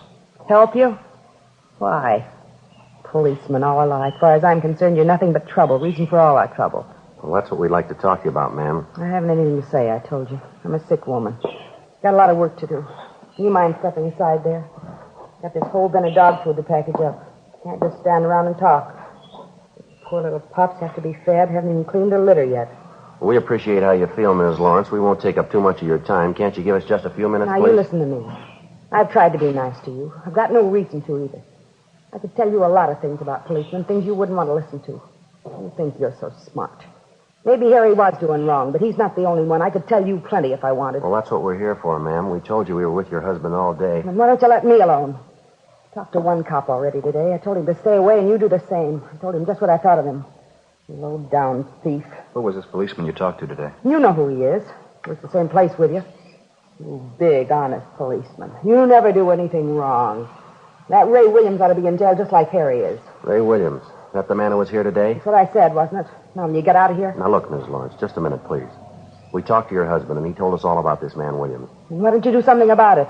Go get him and put him in jail, just like you did Harry. That's what we're trying to do, if you'll just help us. Williams isn't a policeman. What do you mean? Yes, ma'am. That's what we've been trying to tell you. We talked to your husband. He told us the whole story. How can you tell? How do you know he's not a policeman? He's not, ma'am. We're sure of that. Harry said he was. Showed Harry his badge. Well, that doesn't make him a policeman, ma'am. We had your husband look at pictures of every officer in this area. He convinced himself that Williams isn't a policeman. Well, if he isn't a policeman, who is he? That's what we want to find out. Will you help us? Mrs. Lawrence? You'll have to excuse me. I didn't mean to be nasty. Just that I've been sick. All this trouble, Harry in jail. Yes, ma'am, we understand that. Now, you say Williams was here today. About what time was that? It was before lunch, about 11:30, quarter to 12, I think. He came here to get money. That's what he always came for. Did he say he'd be back? No, I told him never to come back. Told him Harry was in jail. All the money we gave him, what good did it do? Said I'd go to the city hall if he ever came back. What'd he say to that? He said Harry had to expect an arrest now and then. I told him Harry wasn't going to get arrested anymore. He was through with all that junk. People like him, too. Uh-huh. And then he swore at me. Called me some real nasty names. Told me I'd better keep my mouth shut or I'd get worse than Harry did. Then he went out and slammed the door. Was he driving a car? Did you notice? No, I never saw him in one. Is there anything you know about Williams at all? I mean, anything that would help us locate him, maybe? No, I don't think so. All I know is he said he was a policeman. His name was Ray Williams. Couldn't Harry tell you anything? Maybe he knows. No, ma'am, he couldn't tell us, ma'am. Oh, excuse me, please. Yes, ma'am. Lawrence's pet shop. Yes? What's that? Oh, what? Hello? He hung up. Ma'am? It was Ray Williams. Said he just drove by here. He saw us. What do you want? Said he saw me talking to you. He knows you're a policeman. Told me to keep my mouth shut. Said if I don't, he's coming back. Yeah? He said he'd kill me. Before we left, we called in and arranged for a 24-hour stakeout on Lawrence's pet shop and also on the Lawrence home. Until the suspect was apprehended, she would be given a 24-hour protection. The next day, we picked up Mrs. Lawrence and brought her downtown to the City Hall, room 23. We went through the same procedure with her as we had with her husband. Like her husband, she was unable to identify any of the photographs of police officers in the area. In addition to the personnel photographs, Mrs. Lawrence also went through a group of pictures which Sergeants Reiner and Phillips came up with. They'd had a run made through the staff's office on all known extortionists using the same M.O. Williams used, posing as a police officer. From this group, both Mr. and Mrs. Lawrence gave us 2 partial identifications. Both men were picked up, questioned, and eliminated. Meantime, we'd gotten out a local broadcast and a teletype was sent to George Brereton, CII Sacramento, asking for assistance in identifying the extortion suspect. The investigation went on. 2 days passed. No leads on the suspect. In checking on other possible victims of the extortionist, Ray Williams, we drove to interview Myra Thomas, operator of a beauty shop out on Crenshaw. She was a tall, good-looking brunette in her early 30s. This man we're looking for, Miss Thomas, Ray Williams, we understand he's a friend of yours. Please, Sergeant, you've described the man to me. You told me his name. It doesn't mean a thing to me. I don't know him. Well, then how'd he get your name, miss? I'm sure I don't know. I'm sorry, I can't help you. Well, now, apparently the man knows you, or he knows about you. I don't think I understand you. It makes you think this man Williams knows me. We've already told you, ma'am. Mr. Lawrence says that when Ray Williams first approached him, he used your name as a means of introduction. Now, it's not a coincidence. I think you'll admit that. Well, I just don't understand what it has to do with me. I know how you feel. I have an idea what you're thinking. I was in trouble once, that bookmaking thing. I learned my lesson, though. I'm through with that business. We're not here about that old arrest, ma'am. We don't want to bother you. Just thought you might be able to help us locate Williams. I'm sorry. I don't think I can. Possibly he might have been using another name, ma'am. I still wouldn't know him. Description doesn't sound like anybody I ever knew. You know the Lawrences pretty well, do you? Yes, I wouldn't say pretty well, but I do know them. Have you seen them lately, either one of them? No, I haven't. You haven't talked with Mrs. Lawrence the last couple of days? No, why? We thought Mrs. Lawrence might have told you what kind of a man this Ray Williams is. What do you mean? What's so bad about posing as a policeman? Well, it's more than that, ma'am. He telephoned Mrs. Lawrence, threatened her if she talked to the police about him. What? Yes, ma'am. He said he'd kill her. Oh, no. Yes, ma'am, that's right. Couldn't be. He wouldn't do a thing like that. Do you know him that well?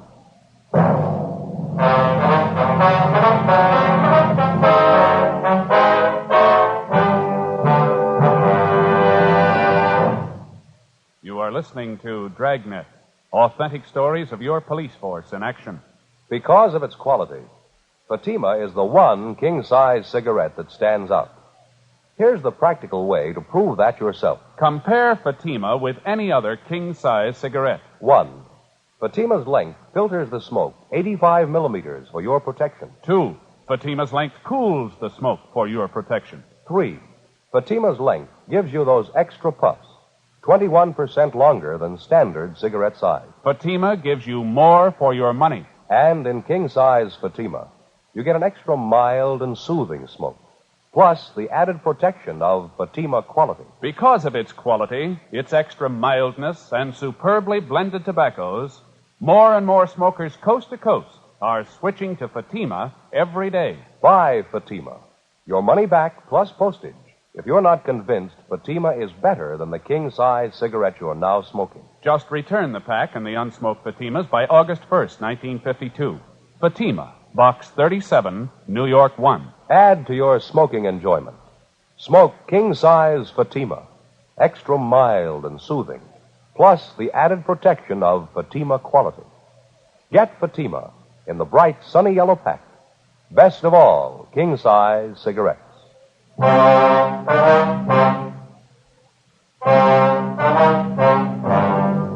The idea of an extortionist posing as a policeman to obtain money certainly was nothing new.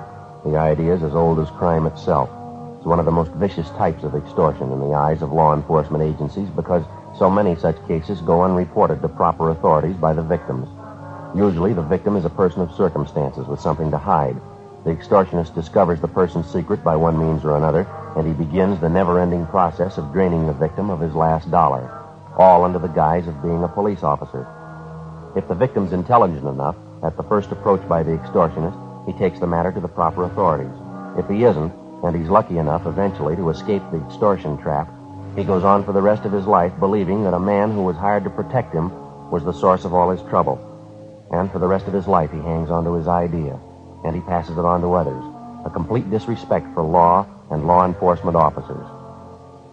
Saturday, October 22nd, 2:15 p.m. Frank Smith and I continued questioning the beauty shop operator, Myra Thomas. The more we talked with her, the more we were convinced that she was acquainted with the suspect, Ray Williams.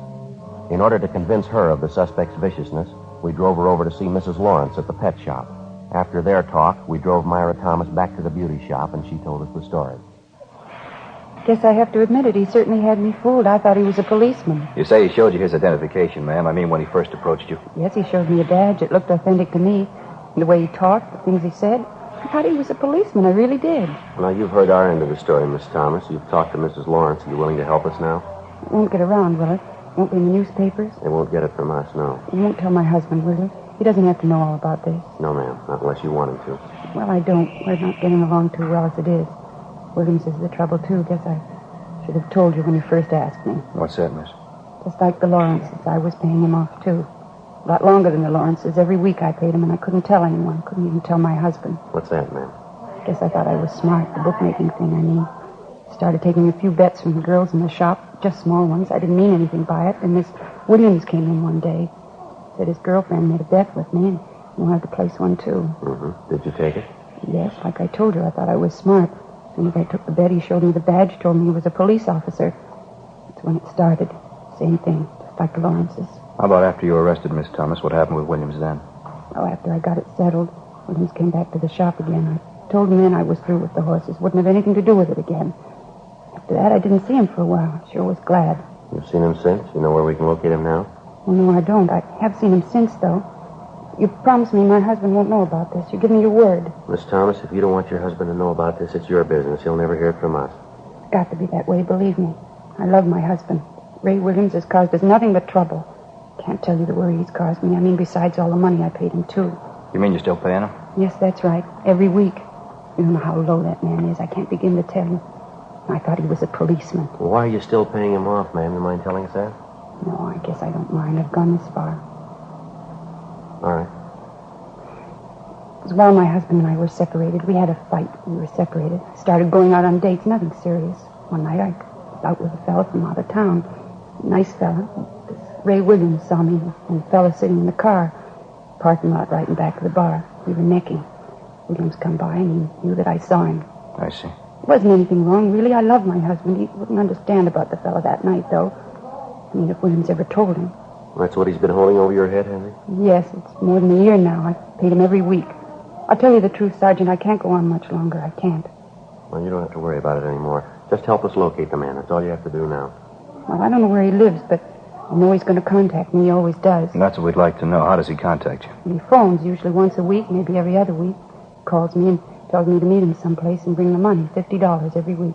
And you have a regular time that he calls you? No, almost any time. It's never the same day, never the same place I meet him. I haven't heard from him in over a week now. He should be calling pretty soon, I guess. Mm-hmm. Usually call here, or does he phone you at home? Both places. He seems to know where to reach me. I don't know what I'm going to do this time. I just don't know. Ma'am? I haven't got the money for him. I'm broke. $4 or $5, that's all I have. Well, don't worry about it. But he's going to want his payoff. You know that. What am I going to do? This time it's on us.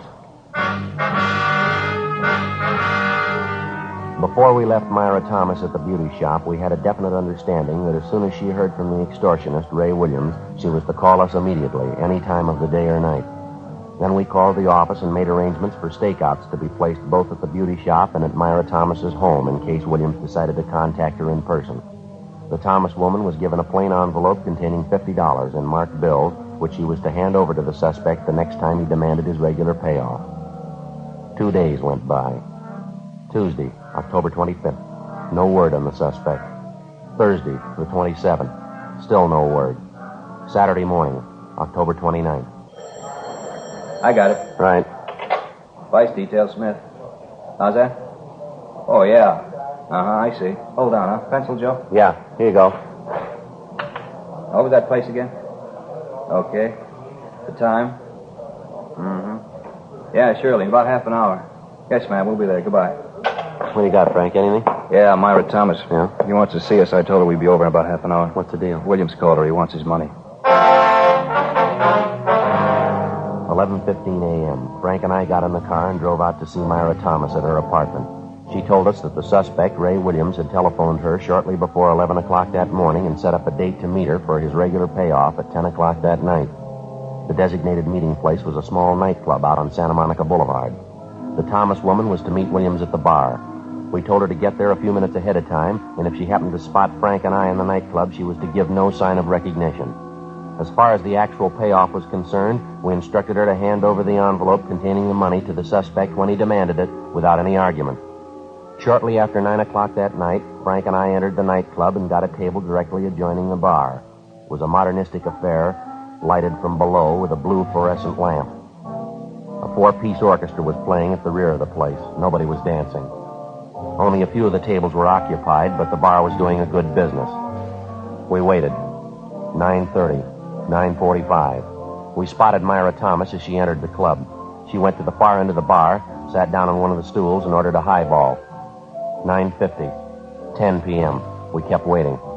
10:15, 10:30. Still no sign of the suspect. We watched Myra Thomas order another highball. Getting late, Joe. Yeah, what time you got? 25 to 11. Joe, just came in, coming this way, gray suit. Yeah, What do you think? Well, the description fits, doesn't it? Yeah, must be. Going up to Miss Thomas, talking to her. All right. He's got the envelope. All right, just a minute. Let's give him room. He's leaving. Going for the front door. What do you say? All right, let's go. Not wasting any time. Come on, let's hurry. Down the street. Come on. All right, mister, hold it. What's the matter? What do you want? Police officers would like to talk to you. Me? What about? What's the matter? You got your identification? Well, sure, right here. What do you want? We'd like to look at it. Oh, sure, I hear you. Oh, excuse me. That's your badge? Oh, no, it's nothing. Where'd you get that phony badge? Friend of mine? Why, what's the matter? What do you got in your right-hand pocket? Nothing, just an envelope. Why? Is there money in that envelope? What'd you say? I said, is there any money in that envelope? Currency. Yeah, I think so. Why? What's the difference? You know the serial numbers on the bills in that envelope? Look, I don't know what you mean, serial numbers on the money. What are you getting at? You got 7 pieces of paper money in that envelope. 3 $10 bills and 4 5s. Yeah, what about it? Extortion, mister. You know the pitch. Now, come on, let's go. Now, hold it. Wait a minute. Let's get this straight, huh?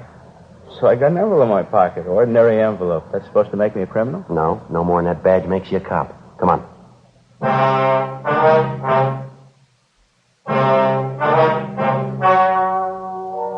The story you have just heard was true. The names were changed to protect the innocent. On January 8th, trial was held in Superior Court, Department 86, City and County of Los Angeles, State of California. In a moment, the results of that trial. Now, here is our star, Jack Webb. Thank you, George Fenneman. Friends, our sales records show that more and more smokers every day are switching to king-size Fatima. Now, this makes us feel especially good because it backs up what we've been telling you, that Fatima gives you more for your money. No other king-size cigarette can match Fatima quality. When you buy your first pack and compare them with the cigarette you've been smoking, you'll notice Fatimas do have a better flavor and aroma, and you'll like their extra mild and soothing smoke. Next time, buy Fatima. Best of all, king-size cigarettes.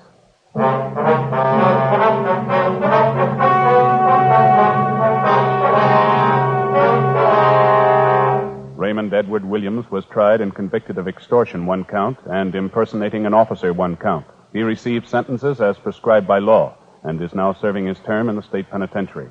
Extortion is punishable by imprisonment for not less than 1 nor more than 10 years.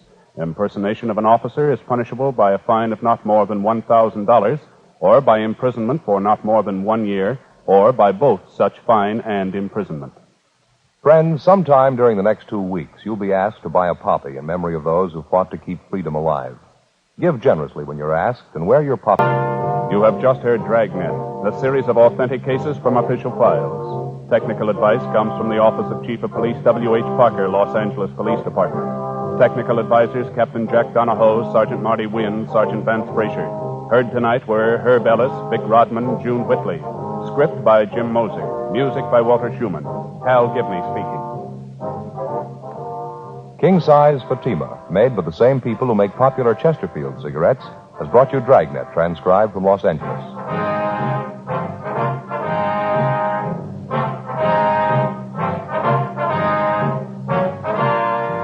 Keep it tuned right here to HOJO Radio for more classic old-time radio. Ladies and gentlemen, the entire production staff and technicians on Dragnet wish to thank the American Weekly and the television editors of the various newspapers which distribute the American Weekly for voting Dragnet the best mystery drama on television for 1951-1952. Our deepest thanks for this fine recognition.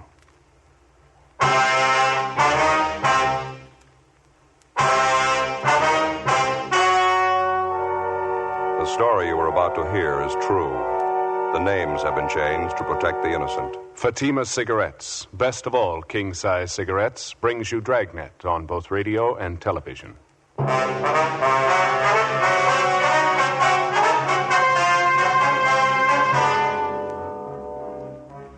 You're a detective sergeant. You're assigned a juvenile detail. An 8-month-old baby is stolen from its mother. It's the 3rd case of child stealing reported in less than 3 weeks. There's no lead on the suspect. Your job, get him. Compare Fatima with any other king-size cigarette. Yes, compare Fatima with any other king-size cigarette. 1. Fatima's length filters the smoke 85 millimeters for your protection. 2. Fatima's length cools the smoke for your protection. 3. Fatima's length gives you those extra puffs, 21% longer than standard cigarette size. Fatima gives you more for your money. And in king-size Fatima, you get an extra mild and soothing smoke, plus the added protection of Fatima quality. Buy Fatima in the bright, sunny yellow pack. Best of all, king-size cigarettes.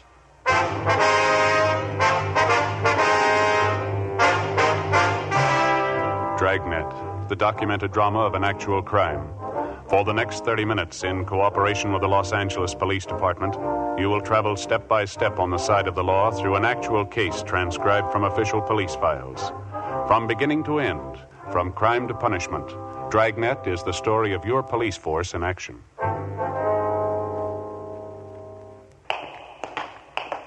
It was Wednesday, June 18th. It was warm in Los Angeles. We were working the day watch out of Juvenile Division. My partner's Frank Smith. The boss is Captain Stein. My name's Friday. It was 6:30 p.m. when we got back to 1335 Georgia Street, 2nd floor. the squad room. Hi, been waiting for you. Hi, Captain. How's it going? Any sign of the baby? No, not yet. We're doing everything we can. We haven't got a lead to her name. Lousy thing. How's it stack up? Anything like the last two cases? Yeah, quite a bit. Same neighborhood, same general M.O. We checked with just about everybody in the vicinity. No one saw the baby taken. Happened about 10 o'clock this morning? 10:15. This Mrs. Donaldson drove down to the neighborhood shopping center to do her marketing. She had the baby in a bassinet in the back seat of her car. Baby boy, 8 months old. She pulled into the parking lot right behind the market, left the baby asleep in the car. She went in to do her shopping. When she came out, the baby was gone. How long was she in the market? She told us about 20 minutes. We talked to a half a dozen people who drove their cars in and out of the parking lot about that time. They couldn't help me. They didn't see anyone loitering around. How about delivery trucks? They usually unload supplies at the back door, don't they? Already checked on that. We talked to the driver of a bread truck. He was making a delivery about that time. He couldn't help us either. The mother, Mrs. Donaldson, she's the only one who came up with anything at all. It's not much, but it's better than nothing. Yeah? Well, when she parked her car and got out to go in the market, she noticed a woman sitting in the car parked next to hers. When she came back and found her baby was gone, she noticed that this woman's car was gone, too. Mrs. Donaldson described the woman for you? Yeah, she was middle-aged. She had gray hair. That's all she remembered. How about the car the woman was in? It was a green sedan. That's the only thing Mrs. Donaldson could tell us. She's not even sure of that. And there's no one else around the market that remembered the car, huh? Well, if there is, we haven't found him. We covered the whole neighborhood, Skipper. Talked to everybody we could. Got us nowhere. Smoke, Captain? Oh, thanks. You, Joe? Yeah, thank you. I got a light. Okay. Captain? No kickback yet on the broadcast. The old points you got out on the baby? No, nothing. Up to now, it's a carbon copy of the last two jobs. No suspect, no motive. Mrs. Donaldson can't think of any reason at all for it. No, not a one. Her husband's a teamster. They don't have much money. She couldn't think of any friend or relative who might possibly want to take their baby. The baby normal, in good health? Yeah, perfect. It's got me. This makes it about one a week. Just about. Martin baby was taken on the 5th. The Andrews baby was taken on the 12th.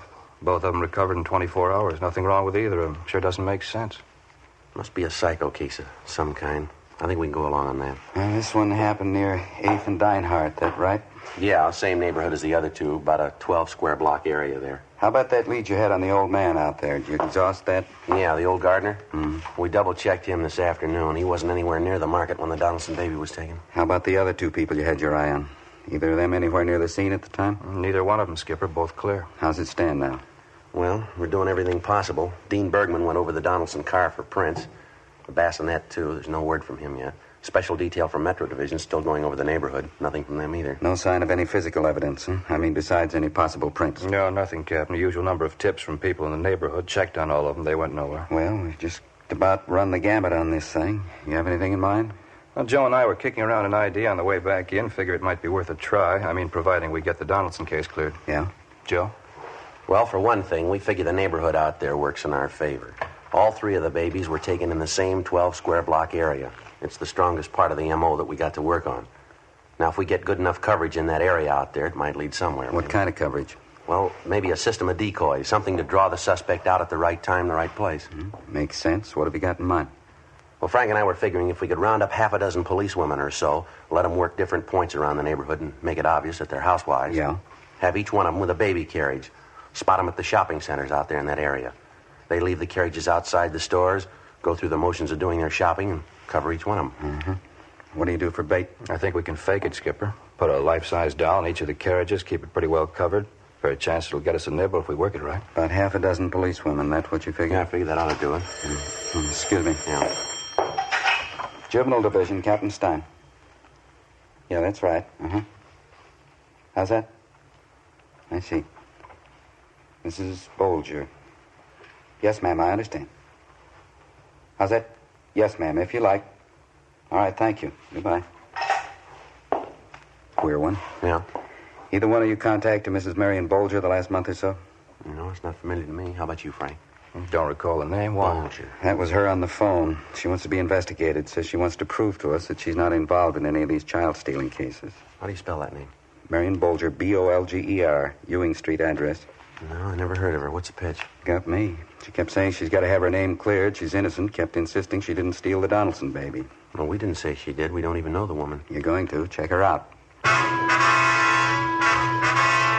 We ran the name Marion Bolger through R&I, but there was no previous criminal record on her. 7:25 p.m. Frank Smith and I left the office and drove out to the Ewing Street address to interview the Bolger woman. Before we called at her home, we checked with some of the neighbors. Most of them had a favorable opinion of her. They described her as a pleasant woman, slightly eccentric. The only complaint was that the Bolger woman was very fond of children and that she kept most of the youngsters on the block well supplied with cake and candy, despite repeated objections from the youngsters' parents. Other than that, they seemed to like her. 8:05 p.m., Frank and I called on Mrs. Bolger, and she ushered us into a neatly furnished living room. She was an older woman, possibly in her early 60s, dark brown hair streaked with gray. It's the honest truth, Sergeant. Anybody who really knows me would tell you I wouldn't do a thing like that. I love children. I want all of them to be happy. I wouldn't steal anybody's Just baby. a minute, Mrs. Bolger, please. Something we'd like to get straight. I don't care how it looks. I don't care what they say. I didn't do it. I didn't steal those other two babies. I didn't steal the Donaldson baby either. How'd you know the Donaldson baby was missing, ma'am? It just happened this morning. The evening paper. The whole story's in there. It's the first I knew about it, so help me when I got my evening paper. Please, Sergeant, you got to believe me. All right, now try to take it easy, ma'am. What gives you the idea that we're accusing you of taking those babies? Well, you haven't yet. Not in so many words. You're thinking about it, though. I know that. You've been told. How do you mean, told what? You know what I mean. All those stories going around about me. And just because I like children, because I enjoy them, I understand them. Just because of that, they try to make me out a witch or something, trying to say I took those poor little babies. All right, just a minute, ma'am. Who said you took the babies? Down at the store this afternoon. I heard them. That grocery clerk and that silly Mrs. Murdoch. They laughed about it. Tried to make out there's only fooling. Well, I knew better. They weren't fooling. They meant it. Accusing me of such a terrible thing. I just don't know when I've been so upset. Well, now, what grounds would they have for saying anything like that, ma'am? I mean, even if they were fooling. Only because I love children, that's all. People in the neighborhood are the same way. They don't like me. They go around saying things about me. Just because I understand their children better than they do. Just because I know how to treat children. No, I think you got it wrong, Mrs. Bolger. The only complaint your neighbors have is that you treat children too well. A little too much candy, huh? Well, nothing wrong with giving a child candy. Good homemade fudge. I make it myself. Besides, how would you know about that? We talked to your neighbors, ma'am. They had a lot of nice things to say about you. Yes, I just bet they did. Nasty, dirty stories. They've been passing them all over the neighborhood about me. No, ma'am, you've got it wrong. Just let me show you. Come in here, this way, the dining room. Yes, ma'am. Look at that. Look at that. Yes, ma'am, it's very nice. You see how I decorated the table? Paper streamers all over the room. It is supposed to be a party for the children in the neighborhood. I worked a whole week getting it ready. I made the cakes myself, decorated them too. I made everything in my own kitchen. Candy, sandwiches. Took me a whole week. And they didn't even come. They didn't come. Ma'am? The neighborhood children. It was supposed to be for them. Special summer party I wanted to give them today. They didn't even come. The parents wouldn't let them. Not one of them. It's a crime. Terrible crime. All this good food. Well, now, maybe there was a mistake, ma'am. There wasn't any mistake. I invited the children, 14 of them. Mothers wouldn't let them come. I had everything ready. Little favors for each one of them. Now, look. Ice cream's all melted. Hot cocoa boiled away to nothing. Yes, ma'am. Even the paper streamers are coming down. Such a mean thing to do. Keeping children from a party. Such a mean thing. Well, we don't like to bother you, Mrs. Bolger. Just like to ask you a few routine questions, then we'll let you alone. Anything you want to know, Sergeant? Can you account for your time this morning, ma'am, between 9 a.m. and 11 a.m.? Yes, of course I can. I was right here in the house getting things ready for the party. My friend Aggie Benson was with me. She's a school chum of mine. She was helping me get things ready. Well, then you didn't leave the house at any time this morning, then? No, sir, I didn't. You can ask Aggie. She'll tell you. Do you have a car, Mrs. Bolger? Oh, my, no. I wouldn't know what to do with it if I had one. I never learned to drive. Why'd you want to know? Just routine, ma'am. Well, I guess we better be going, Frank. All right, Jim. And you don't believe those stories, do you? I mean, just because I like children, I'd steal those babies. You don't believe that, do you? No, ma'am. We haven't any reason to believe it. I knew you'd understand. I wouldn't do a thing like that. I just love children, Sergeant. Never had any of my own. Living here by myself. No husband, lonely. Terrible thing being lonely. Yes, ma'am, yes. There's only one answer for it. Children. Big family. It's an old saying. It's very true. Ma'am. When you get to be 63, you want something else to wake up to beside the morning paper. 8:40 p.m. Before we headed back for the office, Frank and I made a thorough check on Mrs. Bolger, her background and her alibi. We found nothing to link her in any way with the child stealings. 9:15 p.m. We got back to the city hall and went directly to Leighton Fingerprints, where we met with Dean Bergman. He'd found several sets of prints on the Donaldsons' car and on the bassinet from which their baby had been stolen. Most of them were those of the parents, Mr. and Mrs. Donaldson. Bergman was unable to identify the 2 foreign prints found inside the car. We contacted the officers in charge of the special detail checking the neighborhood where the latest child stealing had occurred. They'd failed to uncover a lead. 7:48 a.m. the following morning. Friday? Morning, Captain. Good piece of news. The Donaldson baby, they just found him. Where? Highland Park area. They found him in a cardboard box. Apparently he's all right. A little exposure. Doctors are checking him over now at Georgia Street. How about the suspect? Any sign of him? Not a trace. It was little or no different than the first 2 cases. Some 21 hours after he'd been abducted from the car in the parking lot at the rear of the market near 8th and Dinehart, the Donaldson baby had been recovered apparently unharmed. The cardboard box in which the baby had been found was gone over for fingerprints. Routine investigation at the scene and in the neighborhood where the child had been found failed to turn up a lead on the abductor. Frank and I checked with Dr. George Hall, who'd examined the child. After that, we talked with Mr. and Mrs. Donaldson. The details of the case coincided almost point for point with the first 2 abductions. The baby had been taken, then recovered in a 24-hour period. Outside of slight exposure, the child was unharmed. Also, like the 2 cases preceding it, something which the child was wearing at the time of his abduction was missing. In the first case, it was a small pink sweater. In the second, a pair of shoes the baby was wearing. In the case of the Donaldson baby, it was a sterling silver ID bracelet with the initials JD engraved on it. During the next 5 days, Frank and I ran down every lead we could get our hands on. They went nowhere. Our system of policewomen decoys was put in effect. It failed to get a rise. On the 6th day, Thursday, June 26th, 5:30 p.m., we got word of another child stealing, this time in the Echo Park area. We drove out to talk to the mother, a Mrs. Chester Osborne. Yeah, that's right. I did the same thing I do every morning. Gave the baby her bath, dressed her, put her out in the backyard in her buggy. She usually plays a while, then she takes her nap. And about what time did you discover your baby was missing? I don't know exactly. About 2 o'clock, I guess. Maybe a couple of minutes after. Went out to see how she was, looked in the buggy, and she was gone. Well, it's almost 6 o'clock now, Miss Osborne. How is it that you waited so long before you notified us? Just kept hoping it was a mistake, that's all. I went from house to house all over the neighborhood. Went as far as 3 blocks away. I asked everybody. Nobody saw my baby. You don't know what it means to me. The telephone, Miss Osborne. Would you answer it, please? Whoever it is, take the number. I'll call him back. Yes, ma'am. Be glad to. Hello. Yeah. Yes, sir. Oh, yeah, Harry. We're here now. This is Friday. How's that? When? I see. Where? That's all. Uh-huh. Okay, Harry, thanks. Yeah, tell him we'll be right in. Right away. Okay, bye. Well, that was our office, Mrs. Osborne. You can stop worrying now. What? It was about your little girl. She's all right. What do you mean? I just found her 3 blocks from here. Again, with the lone exception of the time element, the Osborne baby's abduction resembled closely the 3 previous cases. The crime occurred in the same general area. The same general method of operation was employed. And again, outside of slight exposure, the child was recovered unharmed. There was also an article of clothing missing, a pink knitted bonnet. And, as in the previous 3 cases, the suspect had abandoned the baby without detection. Routine investigation by the crime laboratory crew and juvenile officers working the case failed to turn up a lead. During the week that followed, additional personnel for both decoys and stakeouts were assigned to the area without results. Friday, July 4th, 10 a.m. Joe, you busy? What do you got, Frank?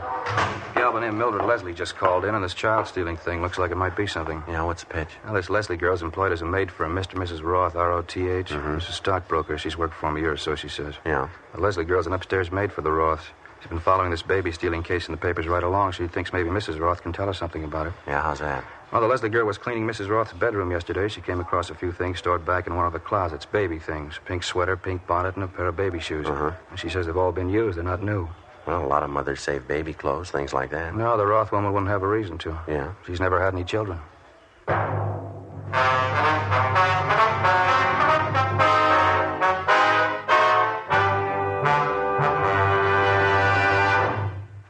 You are listening to Dragnet, authentic stories of your police force in action. The only way you can prove to yourself that Fatima is the best of all king-size cigarettes is to compare them with the brand you've been smoking. Yes, compare Fatima with any other king-size cigarette. 1. Fatima's length filters the smoke 85 millimeters for your protection. 2. Fatima's length cools the smoke for your protection. 3.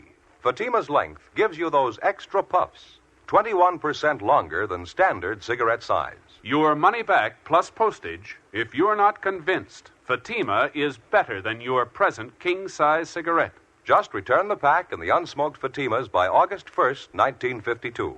Fatima, Box 37, New York 1. More and more of your friends are switching to king-size Fatimas every day. Compare them yourself tomorrow. Buy Fatima in the bright, sunny yellow pack and enjoy the added protection of Fatima quality.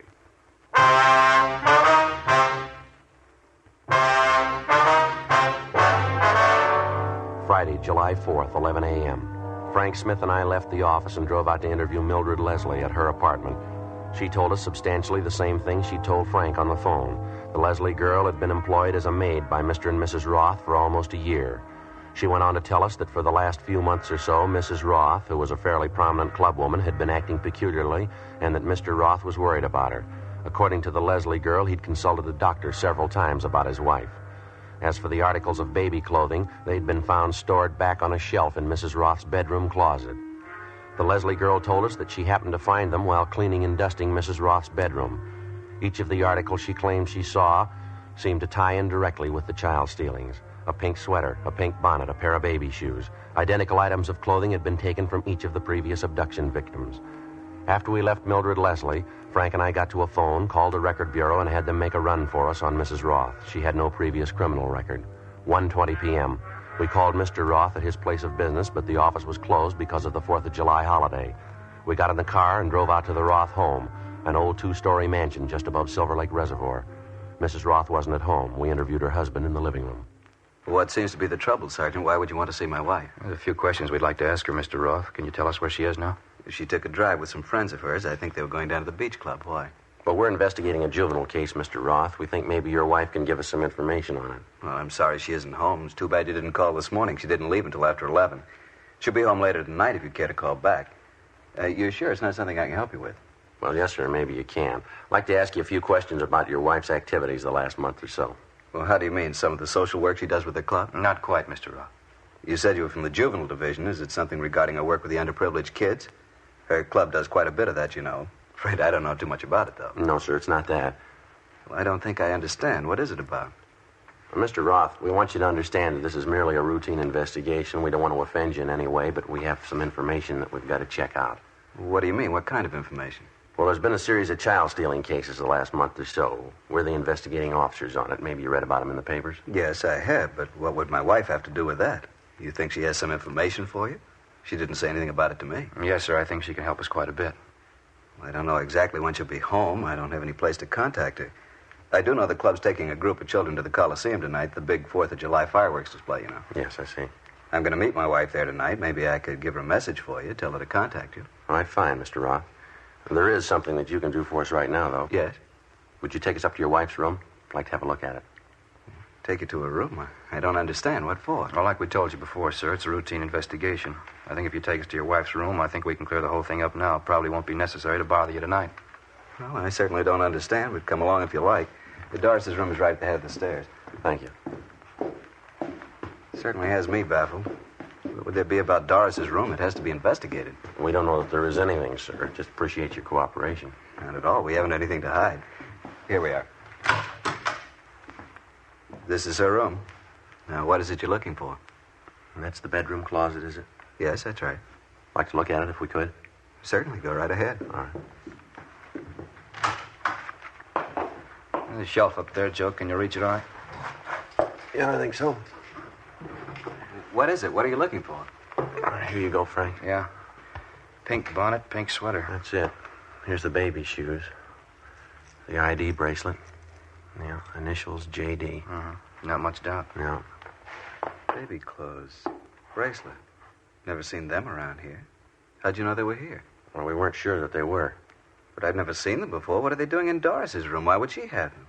I have to talk to her about this. Yes, sir, so do we.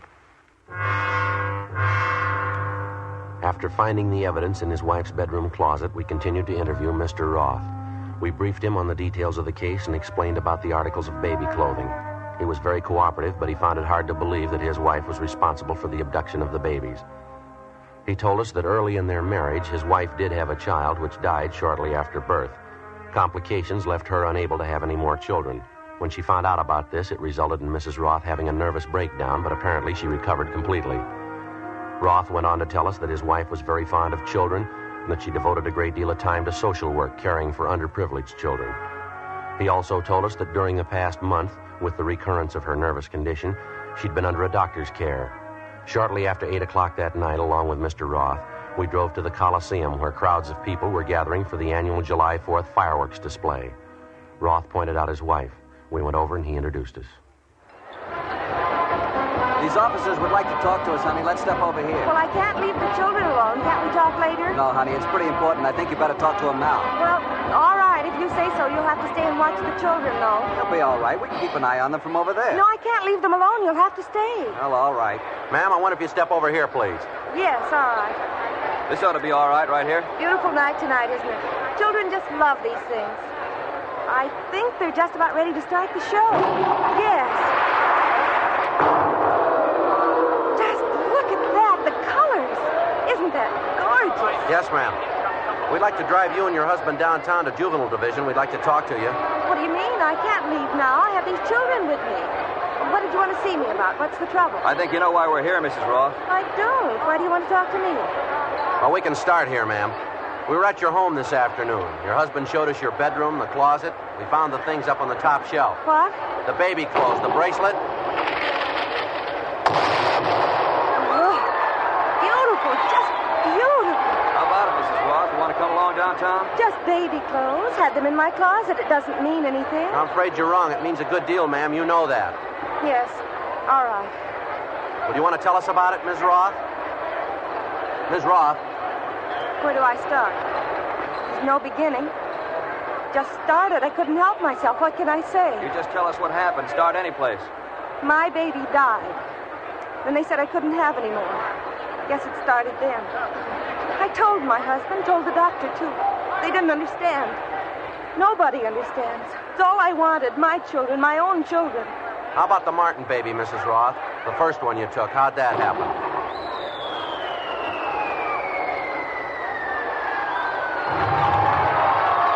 Another one. Purple, white. Beautiful.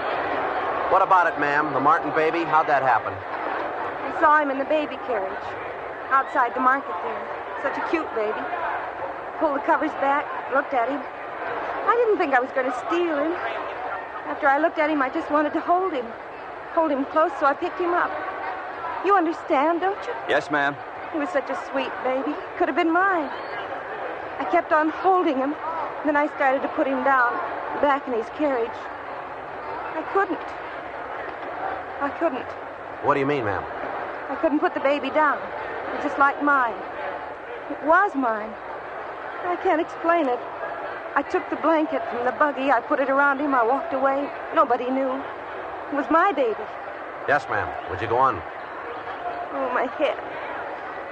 Terrible headache. It's so hard to tell you. I couldn't even tell my husband. I lied. I'd take the baby and stop overnight at a motel. I'd tell my husband lies. I couldn't let him know. Well, you knew you were doing wrong, didn't you? Yes, I knew it. Not when I was taking the baby, though. Not when I picked them up. Not when I held them in my arms, held them close. It didn't seem wrong. Most natural thing in the world. I just pretended. I'd pick the baby up and I'd hold it close. It was my baby. All of a sudden, it was my baby. Later on, I had to face it. Had to stop pretending. The baby wasn't mine. Had to give it back. Isn't that wonderful? Look, streamers, a shower of stars. It's marvelous. Why'd you abandon the children, ma'am, without notifying anyone? I knew they'd be found. I made sure of that. I always put them someplace where they had to be found. Terrible headache. You don't know what it's been like. I couldn't tell anyone, no one. Yes, ma'am. You about ready to go now? All right. I could only explain it to you. I mean, having a baby, then losing it. You don't know what it's like. No one will ever know what it's like. No one. You took 4 babies, ma'am. Yes. How about their mothers?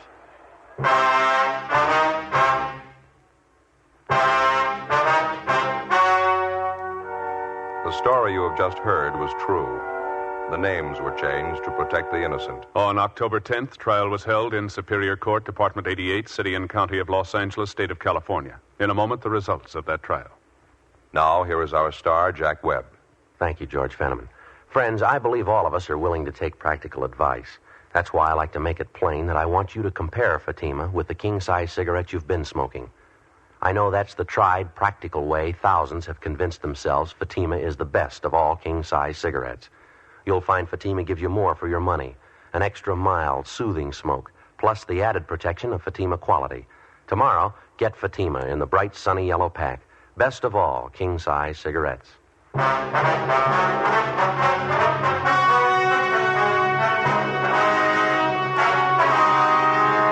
Doris Evelyn Roth was tried and convicted of child stealing under Section 278 Penal Code, 4 counts. She was placed on 5 years probation. One of the terms of probation required that she would be under strict supervision, authentic cases from official files. Technical advice comes from the Office of Chief of Police W.H. Parker, Los Angeles Police Department. Technical advisors Captain Jack Donahoe, Sergeant Marty Wynn, Sergeant Vance Brasher. Heard tonight were Herb Ellis, Vic Perrin, Virginia Gregg. Script by Jim Moser. Music by Walter Schumann. Hal Gibney speaking.